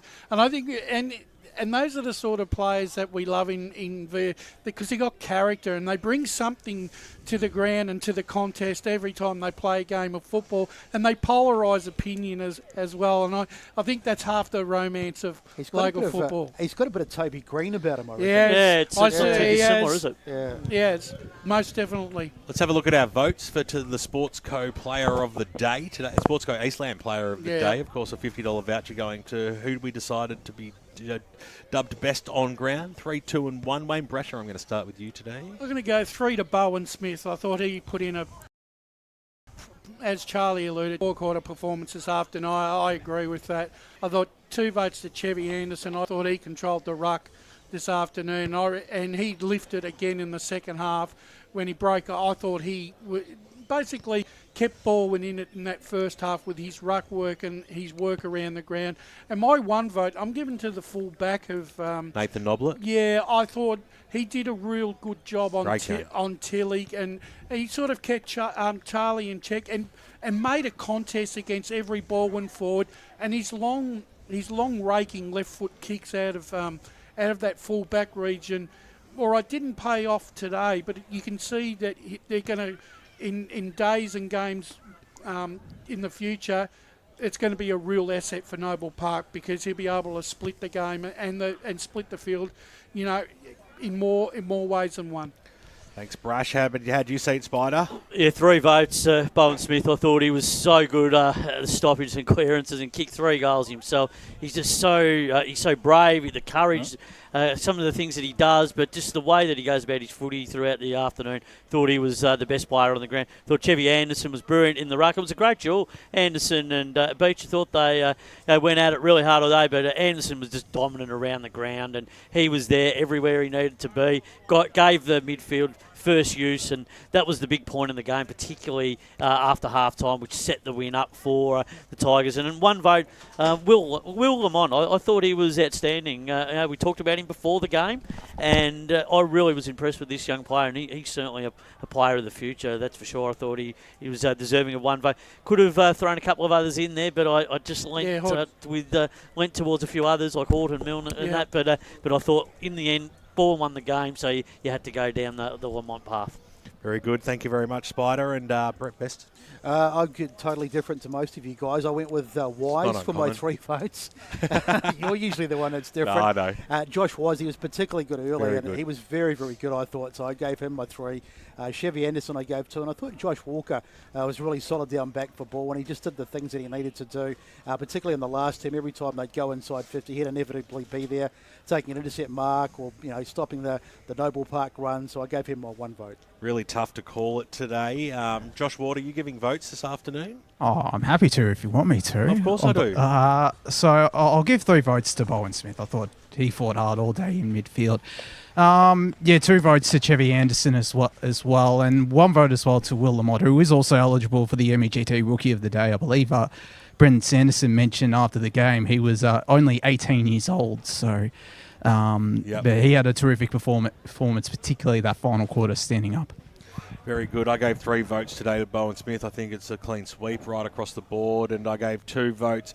It's a really tough one. I've probably given 2 votes to Nathan Noblet from Noble Park. I thought he was super. I thought the one could go to a number of players. It could have gone to Urban, Horton, Milne for the Bulls, but I've given it to the big ruckman Chevy Anderson for 1 vote today. So that means that our winner of the Sportsco Eastland Player of the Day goes to Bowen Smith, who we had a chat to after the game. Congratulations to him. Of course, we've got more awards to go through. The Tobin Brothers Goal of the Day. Any shout-outs for the Goal of the Day? Which one? Gee, it's hard. There wasn't a really spectacular goal, was there? Scott McInerney's goal on the run in the second quarter wasn't too bad. I feel like that's worth a nomination. I thought that was the clubhouse leader, personally. So. I'm happy to go with that. Yep, happy with that one. Congratulations. A $50 voucher going the way of Scott McInerney of the Noble Park Football Club. Yeah, it was a ripping goal. He charged through and kicked it from 50 and went post height. We'll give him that one. The MEG Player of the Day, which is an award given to the junior players who have to be of certain age, 19 and under. Today the nominees are for Noble Park, Nelson and Napa, and Balwyn it was McDermott and Sticker. Nominations please, guys. Napa for me, I thought, I know he had a tough day on the ruck against Chevy Anderson, but he was particularly good early, and I thought he battled really, really hard all day, so I thought Daniel Napa. Well, for Balwyn, Will Lamont is also eligible, I believe, okay. So I think he's... Are you overriding what the boss put in here? Yeah. I heard Brendan Sanderson mention in the post-game he was 18 years old or something like that, so... Given that, I'd certainly vote Will Lamont. Yeah, I thought Napa was really good in that first half, though. I agree. Yeah, but... we'll get you a poster for your wall, Besto. I'm not that worried about it. I'll go to Lamont. Yeah, I would have. I think Lamont. I mean, I gave him a vote, so I think he was the best young player on the ground. Yeah, he almost squeezed into my On votes debut as well. too, like in debut season, and and Brenton Sanderson was full of praise even before the game. So he's really stepped up, and it just shows what a young player can do when given opportunity. Yeah, well, congratulations to Will Lamotte, who takes home the $50 voucher as well, which will be fantastic. That's a Bunnings voucher as well, so you can spend anything you want. It's a Males Disneyland in there. We're going to wrap up things here from the Pat Wright Senior Oval. It's been a great day out at the Bull Ring as always. What a setup. Lee Green from LKLM Media. Leave that. He's talking in the microphone as well. We can just hear him. Oh, shit. Now he's swearing in the microphone. Who said I was live? Just gonna give him a big rap there. I don't know. He might not have a job next week. But he puts everything together magnificently. Johnny Higgins, who's back on the team this week, was great to have him on board to do the camera work. And the team has just been huge all throughout the day. And we've had a lot of people involved in interleague right across the board. We've had John O'Ven, we've had Chris Curtis, we've had Ray Baird, we've had Blake Tennant. Ryan Long was out there earlier, of course, and riding the boundary today. Josh Ward, great work by you today. The smiling assassin on the boundary. Oh, thank you, VWS. You're too kind. Thank you, Spider. Spider Lee, great to have you on pre-match and throughout the game, mate. Yeah, it was great to be here for pre-game and for the whole coverage as well for the game. What a terrific venue we've been We're in. cutting you off, Spider. Brash, thank you, mate. And Brett Beston, best in the business. Thanks, mate. Yeah, good to be here. Disappointing result for the Noble Park faithful No, it today, wasn't. but yes, it was. But nonetheless, a very enjoyable day. Of course, thanks also to Katie Green, who does a great job with us for working from home and working at the ground as well. This is Ben Warren Smith signing off for another great game and another great weekend of football. We'll be back next week. We can't wait.